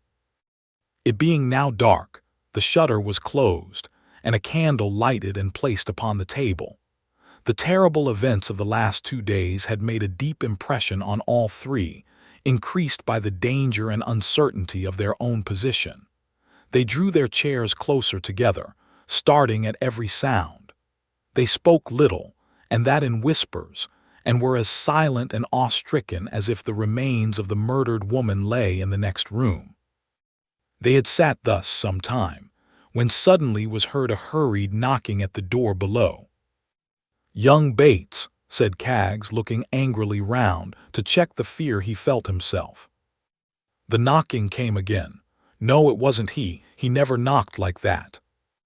Crackit went to the window and, shaking all over, drew in his head. There was no need to tell them who it was. His pale face was enough. The dog, too, was on the alert in an instant and ran whining to the door. "We must let him in," he said, taking up the candle. "Isn't there any help for it?" asked the other man in a hoarse voice. "None, he must come in." "Don't leave us in the dark," said Caggs, taking down a candle from the chimney-piece and lighting it with such a trembling hand that the knocking was twice repeated before he had finished. Crackit went down to the door and returned, followed by a man with the lower part of his face buried in a handkerchief and another tied over his head under his hat. He drew them slowly off. Blanched face, sunken eyes, hollow cheeks, beard of 3 days' growth, wasted flesh, short, thick breath. It was the very ghost of Sikes. He laid his hand upon a chair which stood in the middle of the room, but shuddering as he was about to drop into it, and seeming to glance over his shoulder, dragged it back close to the wall, as close as it would go, and ground it against it, and sat down.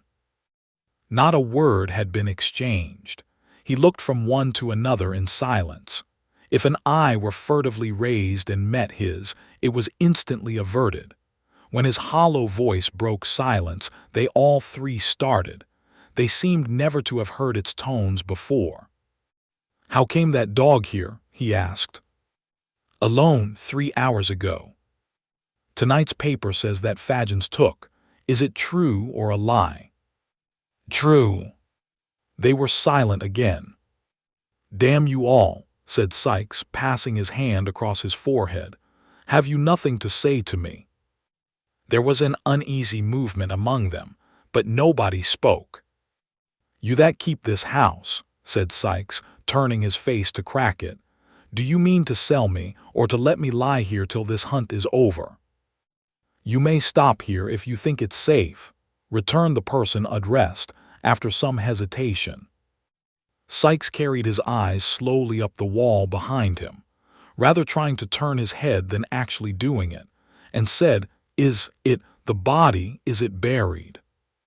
They shook their heads. "Why isn't it?" he retorted with the same glance behind him. "What do they keep such ugly things above the ground for? Who, that knocking?"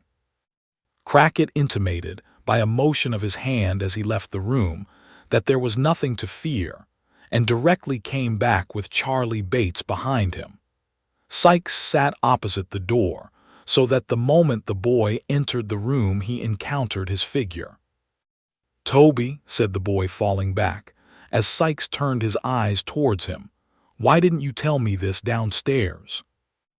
There had been something so tremendous in the shrinking off of the three that the wretched man was willing to propitiate even this lad. Accordingly he nodded, and made as though he would shake hands with him. "Let me go into some other room," said the boy, retreating still farther. "Charlie," said Sikes, stepping forward, don't you know me?" "Don't come nearer me," answered the boy, still retreating and looking with horror in his eyes upon the murderer's face. "You monster!" The man stopped halfway, and they looked at each other, but Sikes's eyes sunk gradually to the ground. "Witness you three," cried the boy, shaking his clenched fist and becoming more and more excited as he spoke. "Witness you three. I'm not afraid of him. If they come here after him, I'll give him up. I will. I tell you out at once. He may kill me for it if he likes or if he dares, but if I am here I'll give him up. I'd give him up if he was to be boiled alive." Murder. Help, if there's the pluck of a man among you three, you'll help me. Murder, help, down with him. Pouring out these cries, and accompanying them with violent gesticulation, the boy actually threw himself, single-handed, upon the strong man, and in the intensity of his energy and the suddenness of his surprise, brought him heavily to the ground. The three spectators seemed quite stupefied. They offered no interference, and the boy and man rolled on the ground together, the former, heedless of the blows that showered upon him, wrenching his hands tighter and tighter in the garments about the murderer's breast, and never ceasing to call for help with all his might. The contest, however, was too unequal to last long. Sikes had him down and his knee was on his throat, when Crackit pulled him back with a look of alarm and pointed to the window. There were lights gleaming below, voices in loud and earnest conversation, the tramp of hurried footsteps, endless they seemed in number, crossing the nearest wooden bridge. One man on horseback seemed to be among the crowd, for there was the noise of hoofs rattling on the uneven pavement. The gleam of lights increased, the footsteps came more thickly and noisily on. Then came a loud knocking at the door, and then a hoarse murmur from such a multitude of angry voices as would have made the boldest quail. "Help!" shrieked the boy in a voice that rent the air. "He's here! Break down the door!" "In the king's name!" cried the voices without, and the hoarse cry arose again, but louder. "Break down the door!" screamed the boy. "I tell you they'll never open it. Run straight to the room where the light is. Break down the door!" Strokes, thick and heavy, rattled upon the door and lower window shutters as he ceased to speak, and a loud huzzah burst from the crowd, giving the listener, for the first time, some adequate idea of its immense extent. "Open the door of some place where I can lock this screeching hell babe," cried Sikes fiercely, running to and fro and dragging the boy now as easily as if he were an empty sack. "That door! Quick!" He flung him in, bolted it, and turned the key. "Is the downstairs door fast?" "Double-locked and chained," replied Crackit, who, with the other two men, still remained quite helpless and bewildered. "The panels, are they strong?" "Lined with sheet iron."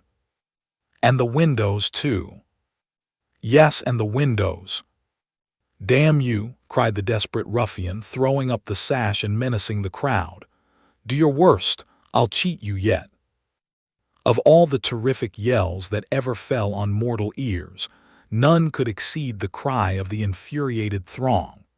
Some shouted to those who were nearest to set the house on fire, others roared to the officers to shoot him dead. Among them all, none showed such fury as the man on horseback, who, throwing himself out of the saddle, and bursting through the crowd as if he were parting water, cried beneath the window in a voice that rose above all others, "20 guineas to the man who brings a ladder." The nearest voices took up the cry, and hundreds echoed it. Some called for ladders, some for sledge-hammers, some ran with torches to and fro as if to seek them, and still came back and roared again. Some spent their breath in impotent curses and execrations. Some pressed forward with the ecstasy of madmen, and thus impeded the progress of those below. Some among the boldest attempted to climb up by the water-spout and crevices in the wall. And all waved to and fro in the darkness beneath, like a field of corn moved by an angry wind, and joined from time to time in one loud furious roar. "The tide!" cried the murderer as he staggered back into the room and shut the faces out. "The tide was in as I came up. Give me a rope, a long rope. They're all in front. I may drop into the folly ditch and clear off that way. Give me a rope, or I shall do 3 more murders and kill myself." The panic-stricken men pointed to where such articles were kept. The murderer, hastily selecting the longest and strongest cord, hurried up to the house-top. All the windows in the rear of the house had been long ago bricked up, except one small trap in the room where the boy was locked, and that was too small even for the passage of his body. But from this aperture he had never ceased to call on those without, to guard the back, and thus, when the murderer emerged at last on the housetop by the door in the roof, a loud shout proclaimed the fact to those in front, who immediately began to pour round, pressing upon each other in an unbroken stream. He planted a board, which he had carried up with him for the purpose, so firmly against the door that it must be matter of great difficulty to open it from the inside, and creeping over the tiles, looked over the low parapet. The water was out, and the ditch a bed of mud. The crowd had been hushed during these few moments, watching his motions and doubtful of his purpose, but the instant they perceived it and knew it was defeated, they raised a cry of triumphant execration to which all their previous shouting had been whispers. Again and again it rose. Those who were at too great a distance to know its meaning took up the sound. It echoed and re-echoed. It seemed as though the whole city had poured its population out to curse him. On pressed the people from the front, on, in a strong struggling current of angry faces, with here and there a glaring torch to lighten them up, and show them out in all their wrath and passion. The houses on the opposite side of the ditch had been entered by the mob. Sashes were thrown up, or torn bodily out. There were tiers and tiers of faces in every window, cluster upon cluster of people clinging to every housetop. Each little bridge, and there were 3 in sight, bent beneath the weight of the crowd upon it. Still, the current poured on to find some nook or hole from which to vent their shouts, and only for an instant see the wretch. "They have him now," cried a man on the nearest bridge. "Hurrah!" The crowd grew light with uncovered heads, and again the shout uprose.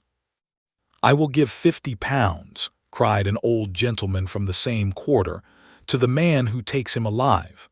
I will remain here till he come to ask me for it." There was another roar.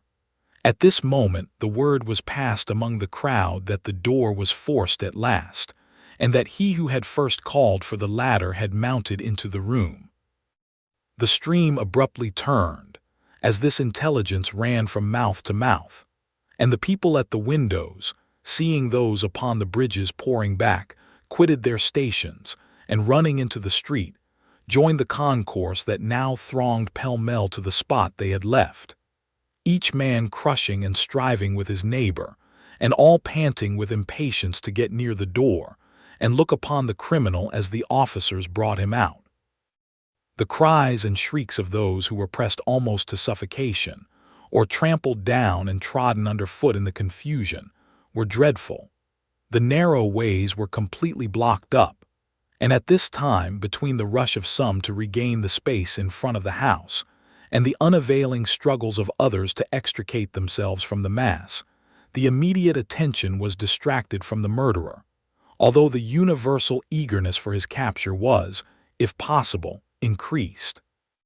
The man had shrunk down, thoroughly quelled by the ferocity of the crowd and the impossibility of escape, but seeing this sudden change with no less rapidity than it had occurred, he sprang upon his feet, determined to make one last effort for his life by dropping into the ditch, and at the risk of being stifled, endeavoring to creep away in the darkness and confusion.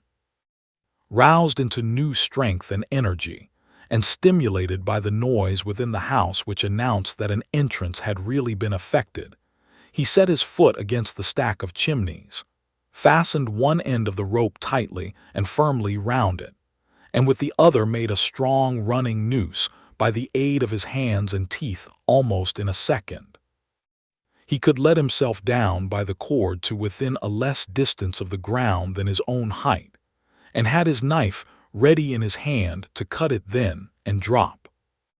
At the very instant when he brought the loop over his head previous to slipping it beneath his armpits, and when the old gentleman before mentioned, who had clung so tight to the railing of the bridge as to resist the force of the crowd, and retain his position, earnestly warned those about him that the man was about to lower himself down.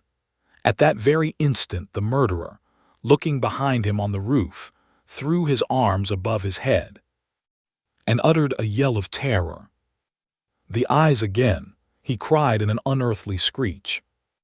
Staggering as if struck by lightning, he lost his balance and tumbled over the parapet. The noose was on his neck. It ran up with his weight, tight as a bowstring and swift as the arrow it speeds. He fell for 35 feet. There was a sudden jerk, a terrific convulsion of the limbs, and there he hung with the open knife clenched in his stiffening hand. The old chimney quivered with the shock but stood it bravely. The murderer swung lifeless against the wall, and the boy, thrusting aside the dangling body which obscured his view, called to the people to come and take him out, for God's sake. A dog, which had lain concealed till now, ran backwards and forwards on the parapet with a dismal howl, and collecting himself for a spring, jumped for the dead man's shoulders. Missing his aim, he fell into the ditch, turning completely over as he went, and striking his head against a stone, dashed out his brains. Chapter 51. Affording an explanation of more mysteries than one, and comprehending a proposal of marriage with no word of settlement or pin money. The events narrated in the last chapter were yet but 2 days old when Oliver found himself, at 3 o'clock in the afternoon, in a traveling carriage rolling fast towards his native town.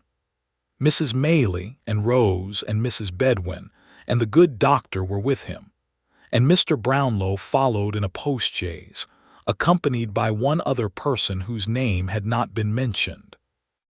They had not talked much upon the way, for Oliver was in a flutter of agitation and uncertainty which deprived him of the power of collecting his thoughts and almost of speech, and appeared to have scarcely less effect on his companions, who shared it, in at least an equal degree. He and the 2 ladies had been very carefully made acquainted by Mr. Brownlow with the nature of the admissions which had been forced from monks, and although they knew that the object of their present journey was to complete the work which had been so well begun, still the whole matter was enveloped in enough of doubt and mystery to leave them in endurance of the most intense suspense.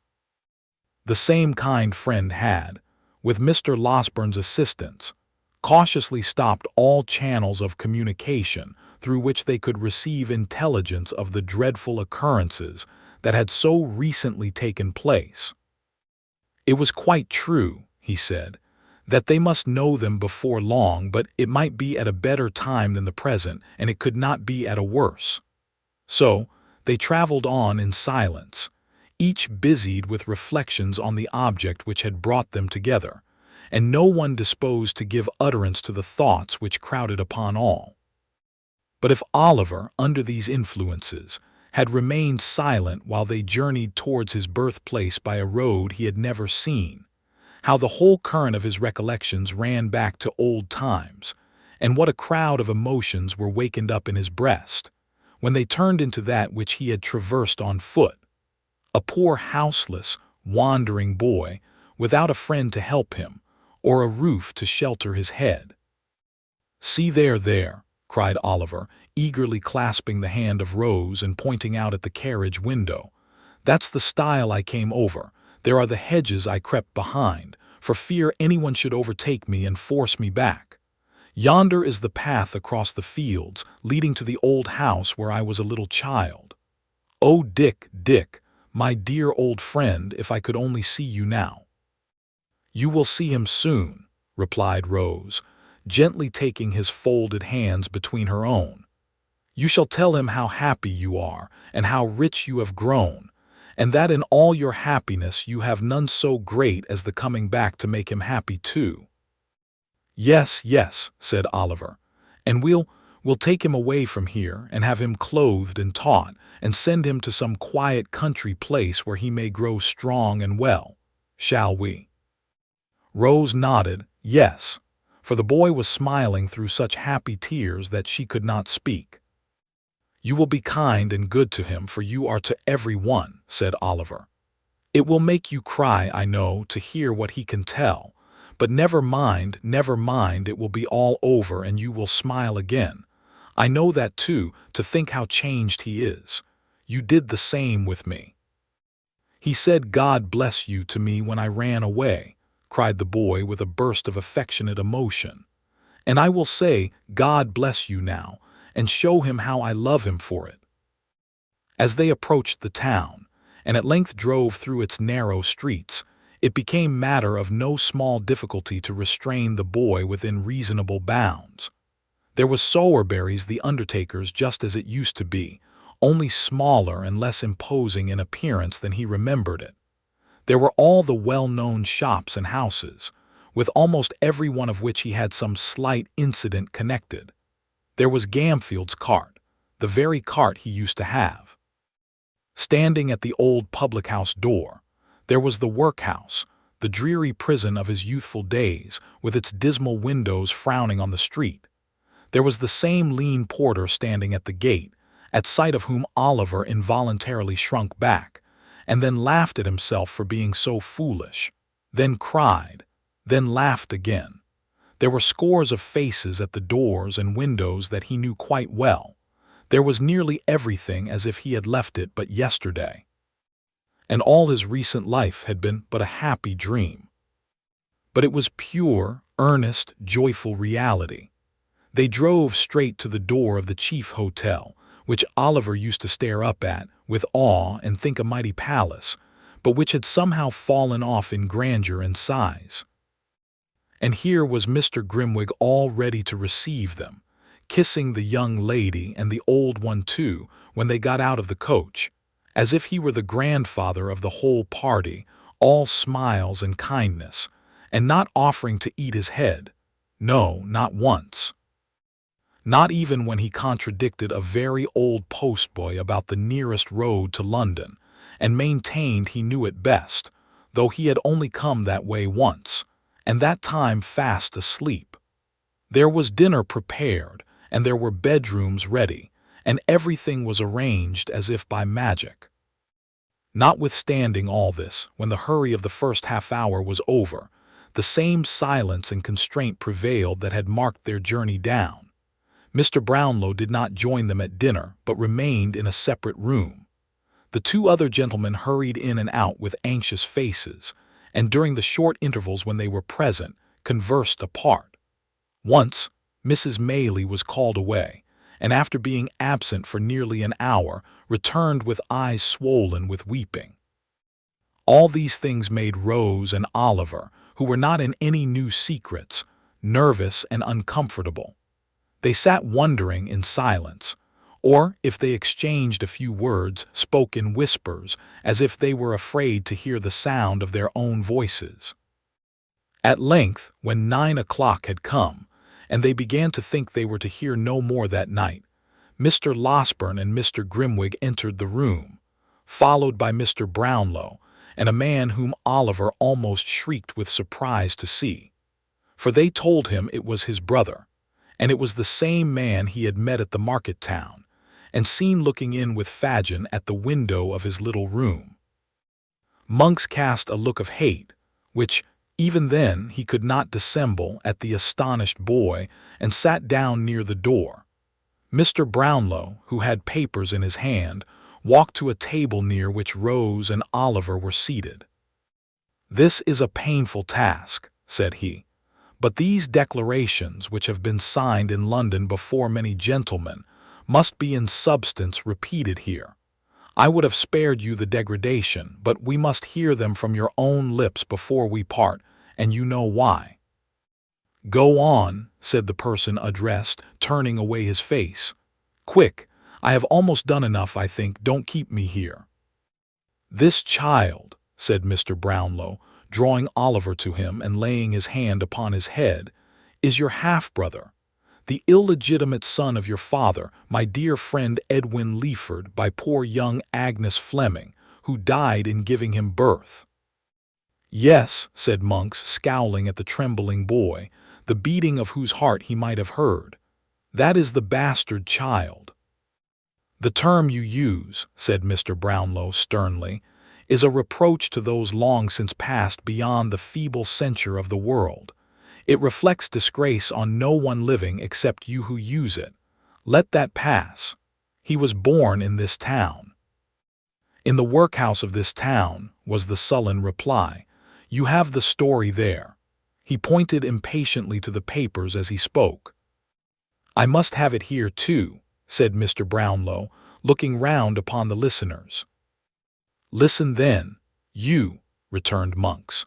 "His father, being taken ill at Rome, was joined by his wife, my mother, from whom he had been long separated, who went from Paris and took me with her, to look after his property, for what I know, for she had no great affection for him, nor he for her. He knew nothing of us, for his senses were gone, and he slumbered on till next day, when he died." Among the papers in his desk were two, dated on the night his illness first came on, directed to yourself. He addressed himself to Mr. Brownlow, and enclosed in a few short lines to you, with an intimation on the cover of the package that it was not to be forwarded till after he was dead. One of these papers was a letter to this girl Agnes, the other a will. "What of the letter?" asked Mr. Brownlow. "The letter," a sheet of paper crossed and crossed again, with a penitent confession and prayers to God to help her. He had palmed a tale on the girl that some secret mystery, to be explained one day, prevented his marrying her just then, and so she had gone on, trusting patiently to him, until she trusted too far, and lost what none could ever give her back. She was, at that time, within a few months of her confinement. He told her all he had meant to do, to hide her shame if he had lived, and prayed her, if he died, not to curse his memory, or think the consequences of their sin would be visited on her or their young child, for all the guilt was his.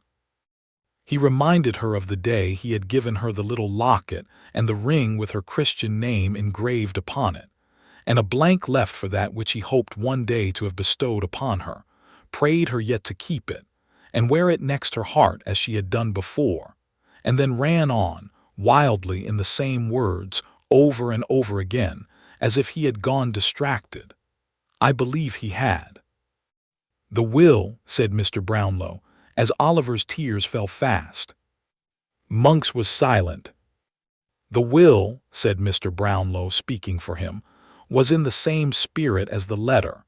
He talked of miseries which his wife had brought upon him, of the rebellious disposition, vice, malice, and premature bad passions of you, his only son, who had been trained to hate him, and left you and your mother each an annuity of £800. The bulk of his property he divided into 2 equal portions, one for Agnes Fleming, and the other for their child, if it should be born alive and ever come of age. If it were a girl, it was to inherit the money unconditionally, but if a boy, only on the stipulation that in his minority he should never have stained his name with any public act of dishonor, meanness, cowardice, or wrong. He did this, he said, to mark his confidence in the mother, and his conviction, only strengthened by approaching death, that the child would share her gentle heart and noble nature. If he were disappointed in this expectation, then the money was to come to you. For then, and not till then, when both children were equal, would he recognize your prior claim upon his purse, who had none upon his heart, but had, from an infant, repulsed him with coldness and aversion. My mother, said Monks in a louder tone, did what a woman should have done. She burnt this will. The letter never reached its destination, but that and other proofs she kept, in case they ever tried to lie away the blot. The girl's father had the truth from her with every aggravation that her violent hate, I love her for it now, could add. Goaded by shame and dishonor, he fled with his children into a remote corner of Wales, changing his very name that his friends might never know of his retreat. And here, no great while afterwards, he was found dead in his bed. The girl had left her home in secret some weeks before. He had searched for her on foot in every town and village near. It was on the night when he returned home, assured that she had destroyed herself to hide her shame and his, that his old heart broke. There was a short silence here, until Mr. Brownlow took up the thread of the narrative. "Years after this," he said, "this man's, Edward Leaford's, mother came to me. He had left her when only 18, robbed her of jewels and money, gambled, squandered, forged, and fled to London, where for 2 years he had associated with the lowest outcasts. She was sinking under a painful and incurable disease and wished to recover him before she died. Inquiries were set on foot and strict searches made. They were unavailing for a long time, but ultimately successful, and he went back with her to France. There she died," said Monks, "after a lingering illness, and on her deathbed she bequeathed these secrets to me, together with her unquenchable and deadly hatred of all whom they involved, though she need not have left me that, for I had inherited it long before. She would not believe that the girl had destroyed herself, and the child too, but was filled with the impression that a male child had been born and was alive. I swore to her, if ever it crossed my path, to hunt it down, never to let it rest, to pursue it with the bitterest and most unrelenting animosity, to vent upon it the hatred that I deeply felt, and to spit upon the empty vaunt of that insulting will by dragging it, if I could, to the very gallows foot. She was right. He came in my way at last.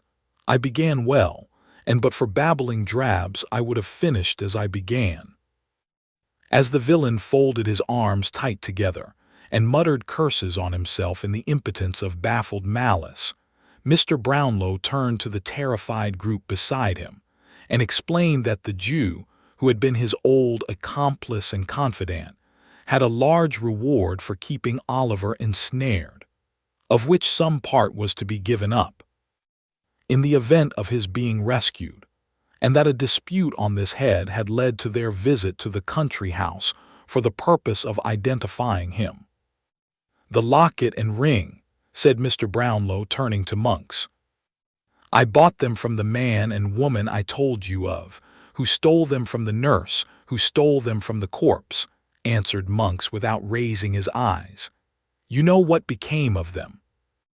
Mr. Brownlow merely nodded to Mr. Grimwig, who, disappearing with great alacrity, shortly returned, pushing in Mrs. Bumble, and dragging her unwilling consort after him. "Do my eyes deceive me?" cried Mr. Bumble with ill-feigned enthusiasm. "Or is that little Oliver? Oh, Oliver, if you knowed how I've been a-grieving for you." "Hold your tongue, fool," murmured Mrs. Bumble. "Isn't nater, Mrs. Bumble," remonstrated the workhouse master. "Can't I be supposed to feel I has brought him up parochially, when I see him a-setting here among ladies and gentlemen of the very affablest description? I always loved that boy as if he'd been my own grandfather," said Mr. Bumble, halting for an appropriate comparison. "Master Oliver, my dear, you remember the blessed gentleman in the white waistcoat? Ah, he went to heaven last week, in a oak coffin with plated handles, Oliver." "Come, sir," said Mr. Grimwig tartly, "suppress your feelings." "I will do my endeavors, sir," replied Mr. Bumble. "How do you do, sir? I hope you are very well." This salutation was addressed to Mr. Brownlow, who had stepped up to within a short distance of the respectable couple. He inquired, as he pointed to Monks, "Do you know that person?" "No," replied Mrs. Bumble flatly. "Perhaps you do," said Mr. Brownlow, addressing her spouse. "I never saw him in all my life," said Mr. Bumble. "Nor sold him anything, perhaps?" "No," replied Mrs. Bumble. "You never had, perhaps, a certain gold locket and ring?" said Mr. Brownlow. "Certainly not," replied the matron. "Why are we brought here to answer to such nonsense as this?" Again Mr. Brownlow nodded to Mr. Grimwig, and again that gentleman limped away with extraordinary readiness. But not again did he return with a stout man and wife.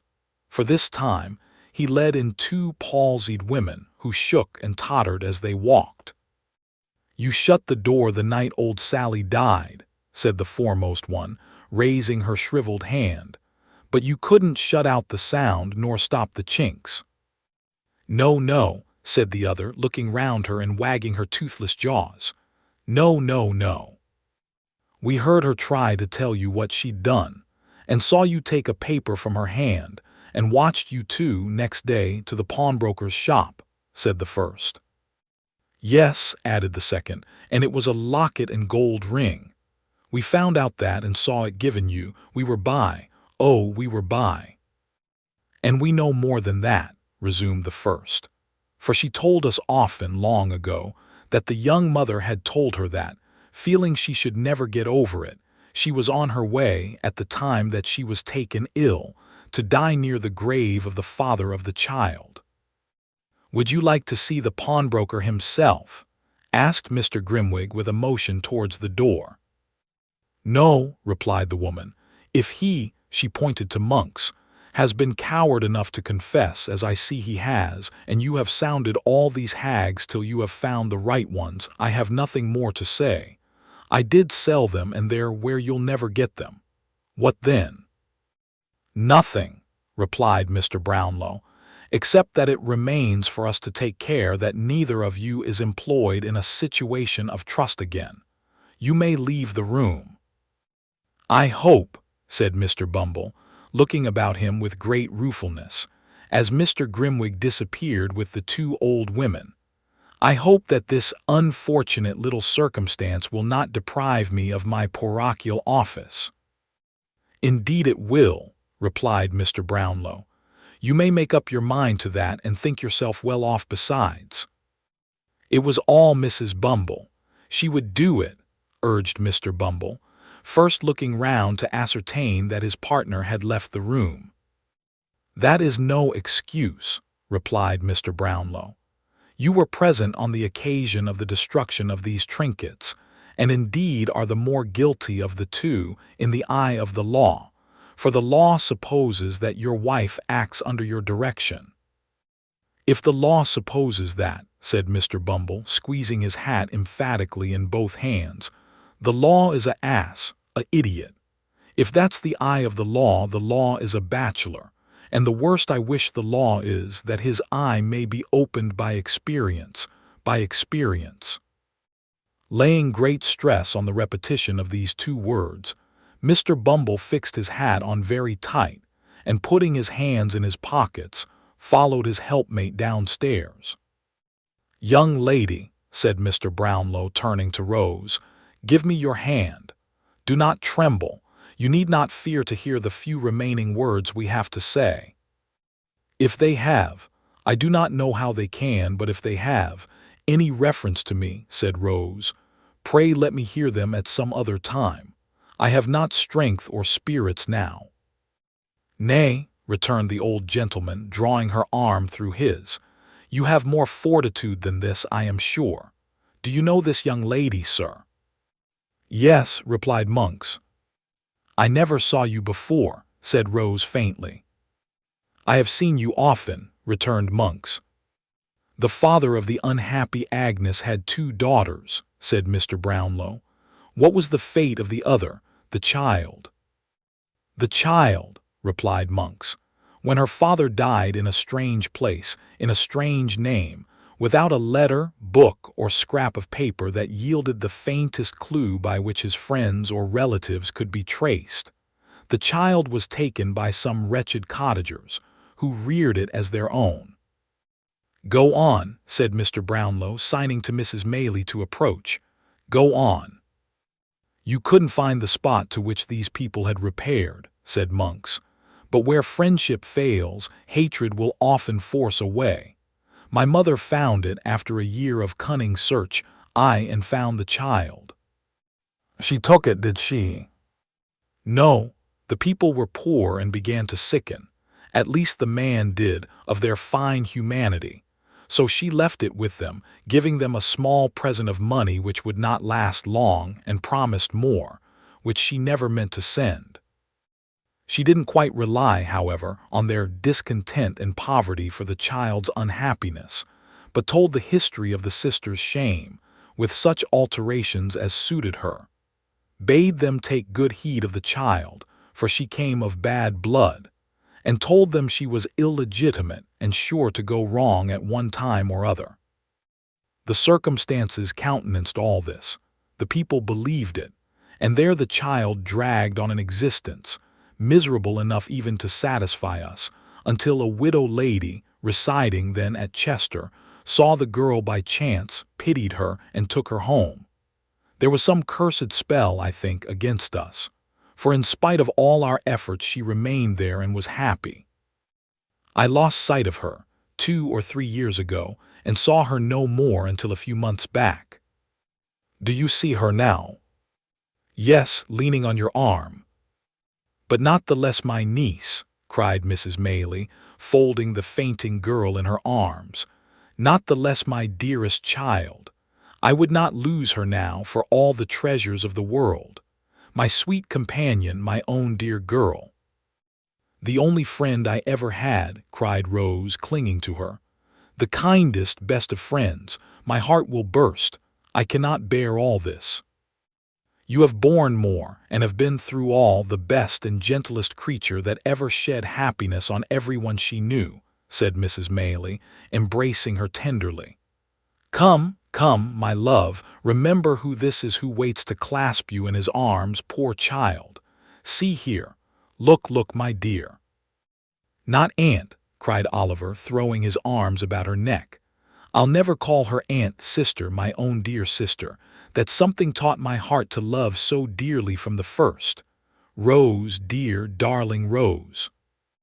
Let the tears which fell, and the broken words which were exchanged in the long, close embrace between the orphans, be sacred. A father, sister, and mother were gained and lost in that one moment. Joy and grief were mingled in the cup, but there were no bitter tears, for even grief itself arose so softened and clothed in such sweet and tender recollections, that it became a solemn pleasure and lost all character of pain. They were a long, long time alone. A soft tap at the door at length announced that someone was without. Oliver opened it, glided away, and gave place to Harry Maylie. I know it all, he said, taking a seat beside the lovely girl. Dear Rose, I know it all.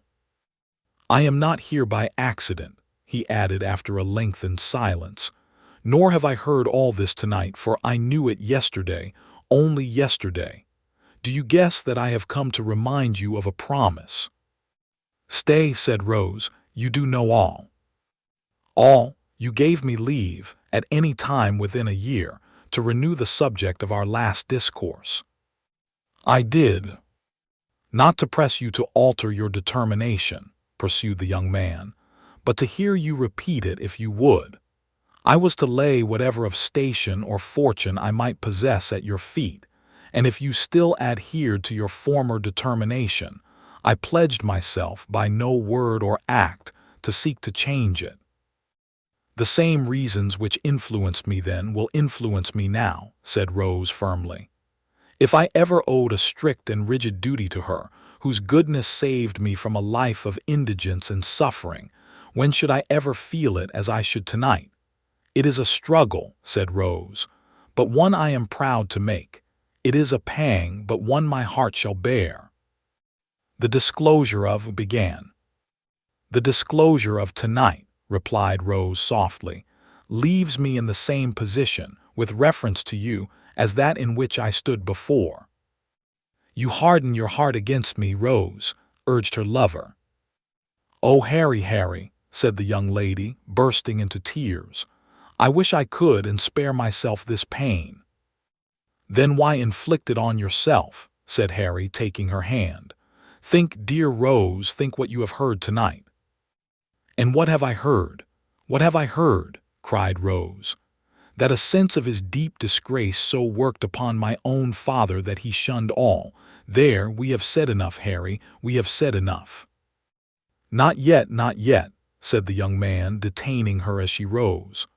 My hopes, my wishes, prospects, feeling, Every thought in life except my love for you have undergone a change. I offer you now no distinction among a bustling crowd, no mingling with a world of malice and detraction, where the blood is called into honest cheeks by aught but real disgrace and shame, but a home, a heart and home.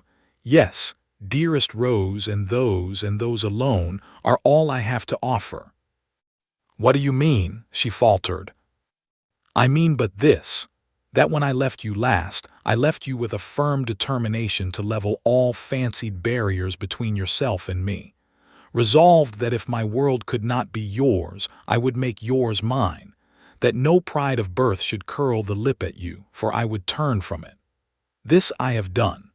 Those who have shrunk from me because of this have shrunk from you and proved you so far right. Such power and patronage, such relatives of influence and rank, as smiled upon me then look coldly now, but there are smiling fields and waving trees in England's richest county, and by one village church, mine, Rose, my own, there stands a rustic dwelling which you can make me prouder of than all the hopes I have renounced, measured 1,000-fold. This is my rank and station now, and here I lay it down. It's a trying thing waiting supper for lovers, said Mr. Grimwig, waking up, and pulling his pocket handkerchief from over his head. Truth to tell, the supper had been waiting a most unreasonable time. Neither Mrs. Maylie, nor Harry, nor Rose, who all came in together, could offer a word in extenuation. I had serious thoughts of eating my head tonight, said Mr. Grimwig, for I began to think I should get nothing else. I'll take the liberty, if you'll allow me, of saluting the bride that is to be. Mr. Grimwig lost no time in carrying this notice into effect upon the blushing girl, and the example, being contagious, was followed both by the doctor and Mr. Brownlow. Some people affirm that Harry Maylie had been observed to set it, originally, in a dark room adjoining, but the best authorities consider this downright scandal, he being young and a clergyman. "Oliver, my child," said Mrs. Maylie, "where have you been and why do you look so sad? There are tears stealing down your face at this moment. What is the matter?" "It is a world of disappointment, often to the hopes we most cherish, and hopes that do our nature the greatest honor. Poor Dick was dead." Chapter 52. FAGIN'S Last Night Alive. The court was paved from floor to roof with human faces. Inquisitive and eager eyes peered from every inch of space. From the rail before the dock, away into the sharpest angle of the smallest corner in the galleries, all looks were fixed upon one man, Fagin. Before him and behind, above, below, on the right and on the left, he seemed to stand surrounded by a firmament, all bright with gleaming eyes. He stood there, in all this glare of living light, with one hand resting on the wooden slab before him, the other held to his ear, and his head thrust forward to enable him to catch with greater distinctness every word that fell from the presiding judge, who was delivering his charge to the jury. At times he turned his eyes sharply upon them to observe the effect of the slightest featherweight in his favor, and when the points against him were stated with terrible distinctness, looked towards his counsel, in mute appeal that he would, even then, urge something in his behalf. Beyond these manifestations of anxiety, he stirred not hand or foot. He had scarcely moved since the trial began, and now that the judge ceased to speak, he still remained in the same strained attitude of close attention, with his gaze bent on him, as though he listened still. A slight bustle in the court recalled him to himself. Looking round, he saw that the jurymen had turned together to consider their verdict. As his eyes wandered to the gallery, he could see the people rising above each other to see his face, some hastily applying their glasses to their eyes, and others whispering their neighbors with looks expressive of abhorrence. A few there were who seemed unmindful of him and looked only to the jury, in impatient wonder how they could delay. but in no one face, not even among the women, of whom there were many there, could he read the faintest sympathy with himself, or any feeling but one of all-absorbing interest that he should be condemned. As he saw all this in one bewildered glance, the death-like stillness came again, and looking back he saw that the jurymen had turned towards the judge. Hush! They only sought permission to retire. He looked wistfully into their faces, one by one when they passed out, as though to see which way the greater number leant, but that was fruitless. The jailer touched him on the shoulder. He followed mechanically to the end of the dock and sat down on a chair. The man pointed it out, or he would not have seen it. He looked up into the gallery again. Some of the people were eating, and some fanning themselves with handkerchiefs, for the crowded place was very hot. There was one young man sketching his face in a little notebook. He wondered whether it was like, and looked on when the artist broke his pencil point and made another with his knife, as any idle spectator might have done. In the same way, when he turned his eyes towards the judge, his mind began to busy itself with the fashion of his dress, and what it cost, and how he put it on. There was an old fat gentleman on the bench, too, who had gone out, some half an hour before, and now come back. He wondered within himself whether this man had been to get his dinner, what he had had, and where he had had it, and pursued this train of careless thought until some new object caught his eye and roused another. Not that all this time his mind was, for an instant, free from one oppressive, overwhelming sense of the grave that opened at his feet.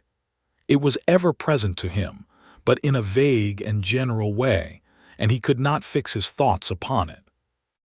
Thus, even while he trembled and turned burning hot at the idea of speedy death, he fell to counting the iron spikes before him, and wondering how the head of one had been broken off, and whether they would mend it or leave it as it was. Then he thought of all the horrors of the gallows and the scaffold, and stopped to watch a man sprinkling the floor to cool it, and then went on to think again. At length there was a cry of silence and a breathless look from all towards the door. The jury returned and passed him close. He could glean nothing from their faces. They might as well have been of stone. Perfect stillness ensued, not a rustle, not a breath. Guilty. The building rang with a tremendous shout, and another, and then it echoed loud groans that gathered strength as they swelled out like angry thunder. It was a peal of joy from the populace outside, greeting the news that he would die on Monday. The noise subsided, and he was asked if he had anything to say why sentence of death should not be passed upon him. He had resumed his listening attitude and looked intently at his questioner while the demand was made, but it was twice repeated before he seemed to hear it, and then he only muttered that he was an old man, and so, dropping into a whisper, was silent again. The judge assumed the black cap, and the prisoner still stood with the same air and gesture. A woman in the gallery uttered some exclamation, called forth by this dread solemnity. He looked hastily up as if angry at the interruption and bent forward yet more attentively. The address was solemn and impressive, the sentence fearful to hear, but he stood like a marble figure without the motion of a nerve. His haggard face was still thrust forward, his underjaw hanging down and his eyes staring out before him, when the jailer put his hand upon his arm and beckoned him away. He gazed stupidly about him for an instant and obeyed. They led him through a paved room under the court, where some prisoners were waiting till their turns came, and others were talking to their friends, who crowded round a grate which looked into the open yard. There was nobody there to speak to him, but as he passed, the prisoners fell back to render him more visible to the people who were clinging to the bars, and they assailed him with opprobrious names and screeched and hissed. He shook his fist and would have spat upon them, but his conductors hurried him on, through a gloomy passage lighted by a few dim lamps, into the interior of the prison. Here he was searched, that he might not have about him the means of anticipating the law. This ceremony performed, they led him to one of the condemned cells and left him there, alone. He sat down on a stone bench opposite the door, which served for seat and bedstead, and casting his bloodshot eyes upon the ground, tried to collect his thoughts. After a while, he began to remember a few disjointed fragments of what the judge had said, though it had seemed to him at the time that he could not hear a word. These gradually fell into their proper places and by degrees suggested more, so that in a little time he had the whole, almost as it was delivered. To be hanged by the neck till he was dead, that was the end. To be hanged by the neck till he was dead. As it came on very dark, he began to think of all the men he had known who had died upon the scaffold, some of them through his means. They rose up in such quick succession that he could hardly count them. He had seen some of them die, and had joked too, because they died with prayers upon their lips. With what a rattling noise the drop went down, and how suddenly they changed, from strong and vigorous men to dangling heaps of clothes. Some of them might have inhabited that very cell, sat upon that very spot. It was very dark, why didn't they bring a light? The cell had been built for many years. Scores of men must have passed their last hours there. It was like sitting in a vault strewn with dead bodies, the cap, the noose, the pinioned arms, the faces that he knew, even beneath that hideous veil. Light, light. At length, when his hands were raw with beating against the heavy door and walls, two men appeared, one bearing a candle which he thrust into an iron candlestick fixed against the wall, the other dragging in a mattress on which to pass the night, for the prisoner was to be left alone no more. Then came the night, dark, dismal, silent night. Other watchers are glad to hear this church clock strike, for they tell of life and coming day. To him they brought despair. The boom of every iron bell came laden with the one deep, hollow sound, death. What availed the noise and bustle of cheerful mourning, which penetrated even there to him? It was another form of knell, with mockery added to the warning. The day passed off. Day. There was no day, it was gone as soon as come, and night came on again, night so long and yet so short, long in its dreadful silence and short in its fleeting hours. At one time he raved and blasphemed, and at another howled and tore his hair. Venerable men of his own persuasion had come to pray beside him, but he had driven them away with curses. They renewed their charitable efforts, and he beat them off. Saturday night. He had only one night more to live, and as he thought of this, the day broke Sunday. It was not until the night of this last awful day that a withering sense of his helpless, desperate state came in its full intensity upon his blighted soul. Not that he had ever held any defined or positive hope of mercy, but that he had never been able to consider more than the dim probability of dying so soon.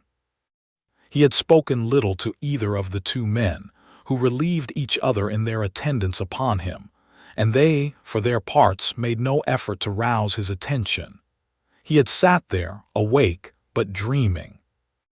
Now he started up every minute and with gasping mouth and burning skin, hurried to and fro, in such a paroxysm of fear and wrath that even they, used to such sights, recoiled from him with horror.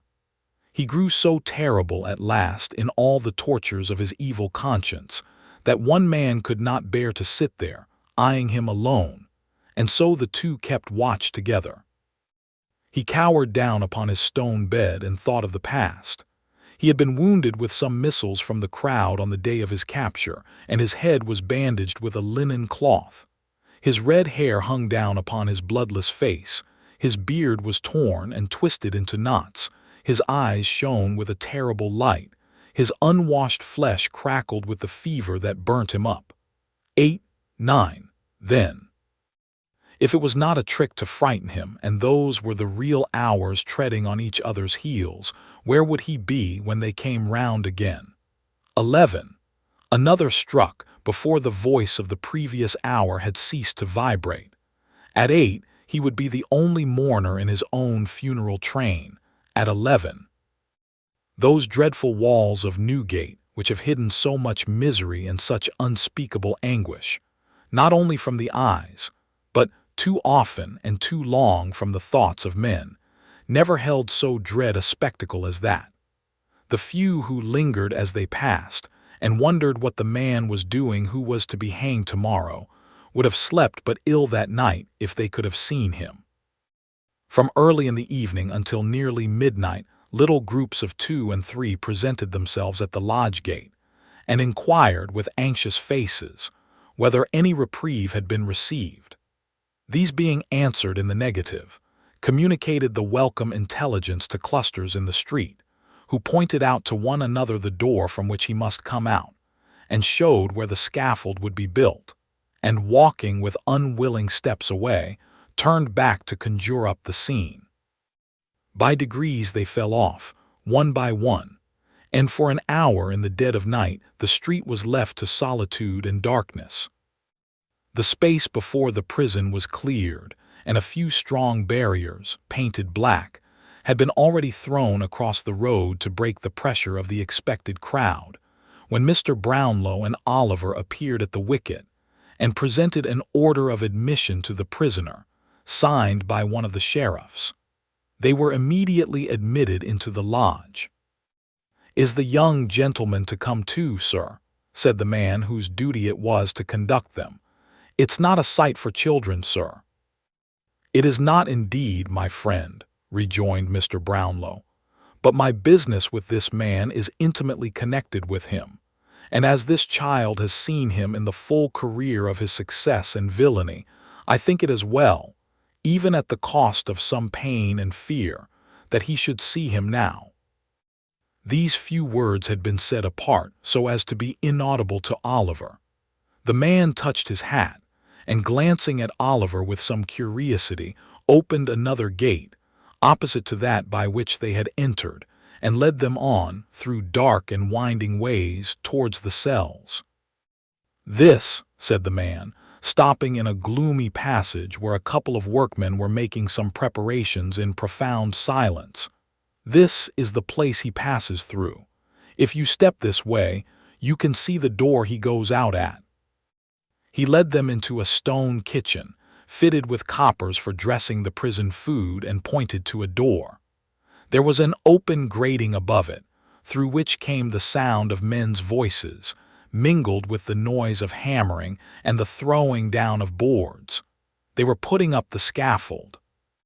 From this place they passed through several strong gates, opened by other turnkeys from the inner side, and, having entered an open yard, ascended a flight of narrow steps, and came into a passage with a row of strong doors on the left hand.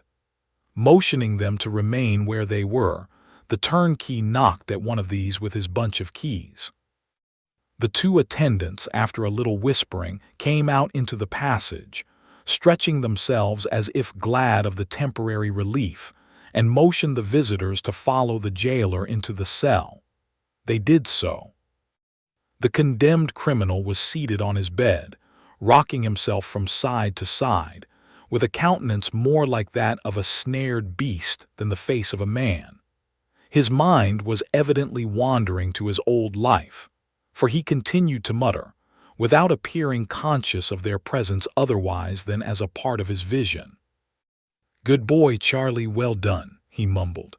"Oliver too, ha, ha, ha, Oliver too, quite the gentleman now, quite the take that boy away to bed." The jailer took the disengaged hand of Oliver, and, whispering him not to be alarmed, looked on without speaking. "Take him away to bed," cried Fagin. "Do you hear me, some of you? He has been somehow the cause of all this. It's worth the money to bring him up to it. Bolter's throat, Bill, never mind the girl, Bolter's throat as deep as you can cut. Saw his head off." "Fagin," said the jailer. "That's me," cried the Jew, falling instantly into the attitude of listening he had assumed upon his trial. "An old man, my lord, a very old man." "Here," said the turnkey, laying his hand upon his breast to keep him down. "Here, somebody wants to see you to ask you some questions, I suppose. Fagin, are you a man?" "I shan't be one long," he replied, looking up with a face retaining no human expression but rage and terror. "Strike them all dead. What right have they to butcher me?" As he spoke, he caught sight of Oliver and Mr. Brownlow. Shrinking to the furthest corner of the seat, he demanded to know what they wanted there. "Steady," said the turnkey, still holding him down. "Now, sir, tell him what you want. Quick, if you please, for he grows worse as the time gets on." "You have some papers," said Mr. Brownlow, advancing, "which were placed in your hands for better security by a man called Monks." "It's all a lie together," replied Fagin. "I haven't one, not one." "For the love of God," said Mr. Brownlow solemnly, "do not say that now upon the very verge of death, but tell me where they are. You know that Sikes is dead, that Monks has confessed, that there is no hope of any further gain. Where are those papers?" "Oliver," cried Fagin, beckoning to him. Here, let me whisper to you." "I am not afraid," said Oliver in a low voice, as he relinquished Mr. Brownlow's hand. "The papers," said Fagin, drawing Oliver towards him, "are in a canvas bag in a hole a little way up the chimney in the top front room. I want to talk to you, my dear. I want to talk to you." Yes, returned Oliver. "Let me say a prayer. Do, let me say one prayer. Say only one upon your knees with me, and we will talk till morning." Outside, replied Fagin, pushing the boy before him towards the door and looking vacantly over his head. "Say I've gone to sleep, they'll believe you. You can get me out if you take me so. Now then. "Oh, God forgive this wretched man," cried the boy with a burst of tears. That's right, said Fagin. "That'll help us on. This door first. If I shake and tremble as we pass the gallows, don't you mind, but hurry on. Now. "Have you nothing else to ask him, sir?" inquired the turnkey. "No other question," replied Mr. Brownlow. "If I hoped we could recall him to a sense of his position." "Nothing will do that, sir," replied the man, shaking his head. "You had better leave him." The door of the cell opened, and the attendants returned. Press on, cried Fagin. "Softly, but not so slow. Faster." The men laid hands upon him, and disengaging Oliver from his grasp, held him back. He struggled with the power of desperation, for an instant, and then sent up cry upon cry that penetrated even those massive walls, and rang in their ears until they reached the open yard. It was some time before they left the prison. Oliver nearly swooned after this frightful scene, and was so weak that for an hour or more he had not the strength to walk. Day was dawning when they again emerged. A great multitude had already assembled. The windows were filled with people, smoking and playing cards to beguile the time. The crowd were pushing, quarreling, joking. Everything told of life and animation, but one dark cluster of objects in the center of all, the black stage, the crossbeam, the rope, and all the hideous apparatus of death. Chapter 53, and last. The fortunes of those who have figured in this tale are nearly closed. The little that remains to their historian to relate is told in few and simple words. Before 3 months had passed, Rose Fleming and Harry Maylie were married in the village church which was henceforth to be the scene of the young clergyman's labors. On the same day, they entered into possession of their new and happy home. Mrs. Maylie took up her abode with her son and daughter-in-law, to enjoy, during the tranquil remainder of her days, the greatest felicity that age and worth can know. The contemplation of the happiness of those on whom the warmest affections and tenderest cares of a well-spent life have been unceasingly bestowed. It appeared, on full and careful investigation, that if the wreck of property remaining in the custody of monks, which had never prospered either in his hands or in those of his mother, were equally divided between himself and Oliver, it would yield to each little more than £3,000. By the provisions of his father's will, Oliver would have been entitled to the whole, but Mr. Brownlow, unwilling to deprive the elder son of the opportunity of retrieving his former vices and pursuing an honest career, proposed this mode of distribution, to which his young charge joyfully acceded. Monks, still bearing that assumed name, retired with his portion to a distant part of the New World, where, having quickly squandered it, he once more fell into his old courses, and after undergoing a long confinement for some fresh act of fraud and knavery, at length sunk under an attack of his old disorder, and died in prison. As far from home, died the chief remaining members of his friend FAGIN'S gang. Mr. Brownlow adopted Oliver as his son. Removing with him and the old housekeeper to within a mile of the parsonage house, where his dear friends resided, he gratified the only remaining wish of Oliver's warm and earnest heart, and thus linked together a little society, whose condition approached as nearly to one of perfect happiness as can ever be known in this changing world. Soon after the marriage of the young people, the worthy doctor returned to Chertsey, where, bereft of the presence of his old friends, he would have been discontented if his temperament had admitted of such a feeling, and would have turned quite peevish if he had known how. For 2 or 3 months, he contented himself with hinting that he feared the air began to disagree with him. Then, finding that the place really no longer was, to him, what it had been, he settled his business on his assistant, took a bachelor's cottage outside the village of which his young friend was pastor, and instantaneously recovered. Here he took to gardening, planting, fishing, carpentering, and various other pursuits of a similar kind, all undertaken with his characteristic impetuosity. In each and all he has since become famous throughout the neighborhood as a most profound authority. Before his removal, he had managed to contract a strong friendship for Mr. Grimwig, which that eccentric gentleman cordially reciprocated. He is accordingly visited by Mr. Grimwig a great many times in the course of the year. On all such occasions, Mr. Grimwig plants, fishes, and carpenters with great ardor, doing everything in a very singular and unprecedented manner, but always maintaining with his favorite asseveration that his mode is the right one. On Sundays, he never fails to criticize the sermon to the young clergyman's face, always informing Mr. Losberne in strict confidence afterwards that he considers it an excellent performance, but deems it as well not to say so. It is a standing and very favorite joke for Mr. Brownlow to rally him on his old prophecy concerning Oliver, and to remind him of the night on which they sat with the watch between them, waiting his return. But Mr. Grimwig contends that he was right in the main, and in proof thereof, remarks that Oliver did not come back after all, which always calls forth a laugh on his side and increases his good humor.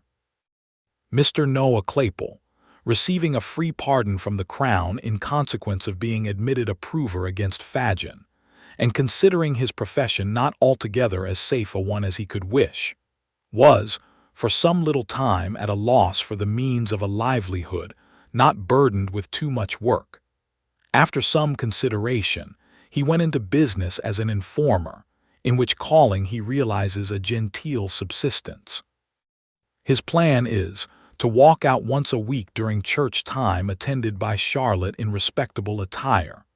The lady faints away at the doors of charitable publicans, and the gentleman, being accommodated with 3 penny worth of brandy to restore her, lays an information next day, and pockets half the penalty. Sometimes Mr. Claypole faints himself, but the result is the same. Mr. and Mrs. Bumble, deprived of their situations, were gradually reduced to great indigence and misery, and finally became paupers in that very same workhouse in which they had once lorded it over others. Mr. Bumble has been heard to say that in this reverse and degradation, he has not even spirits to be thankful for being separated from his wife. As to Mr. Giles and Brittles, they still remain in their old posts, although the former is bald, and the last-named boy quite gray.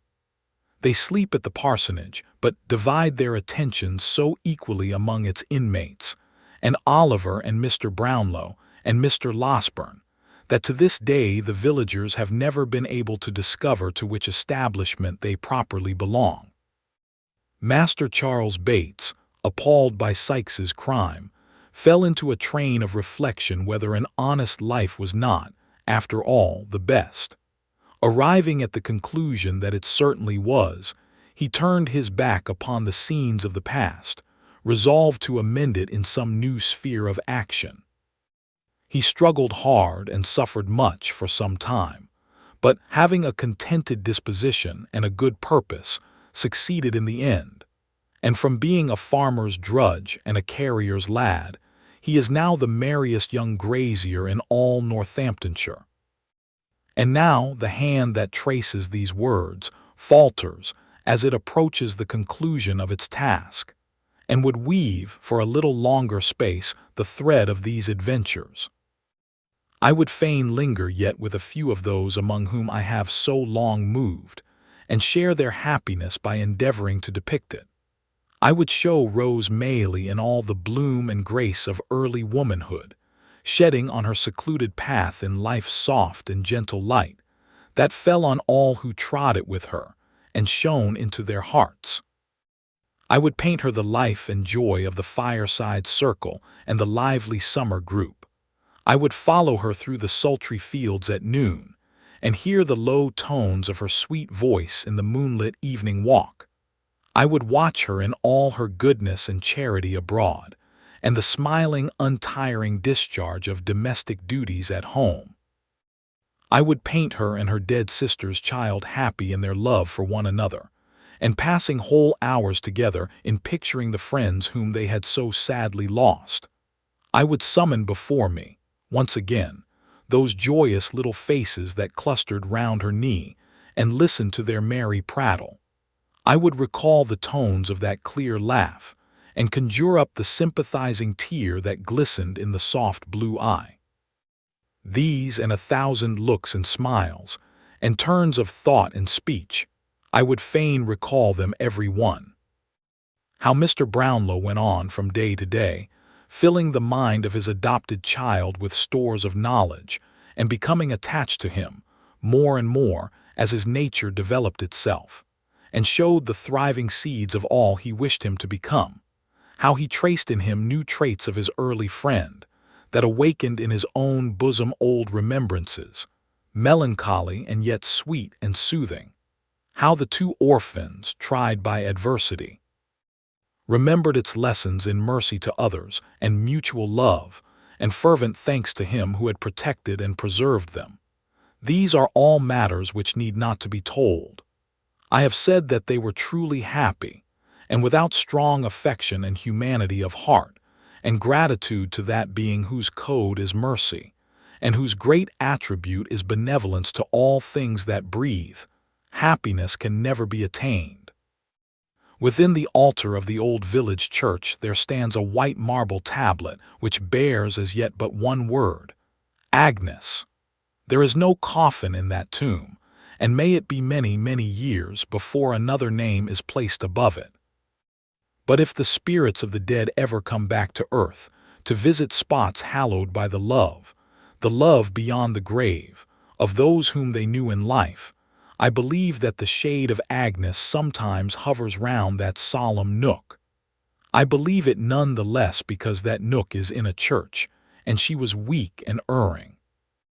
This concludes our audiobook. Thank you for listening. If you enjoyed it, a like is greatly appreciated. Don't forget to subscribe to Claroto Audiobooks for more great reads and listens, and feel free to share your feedback in the comments below. See you next time.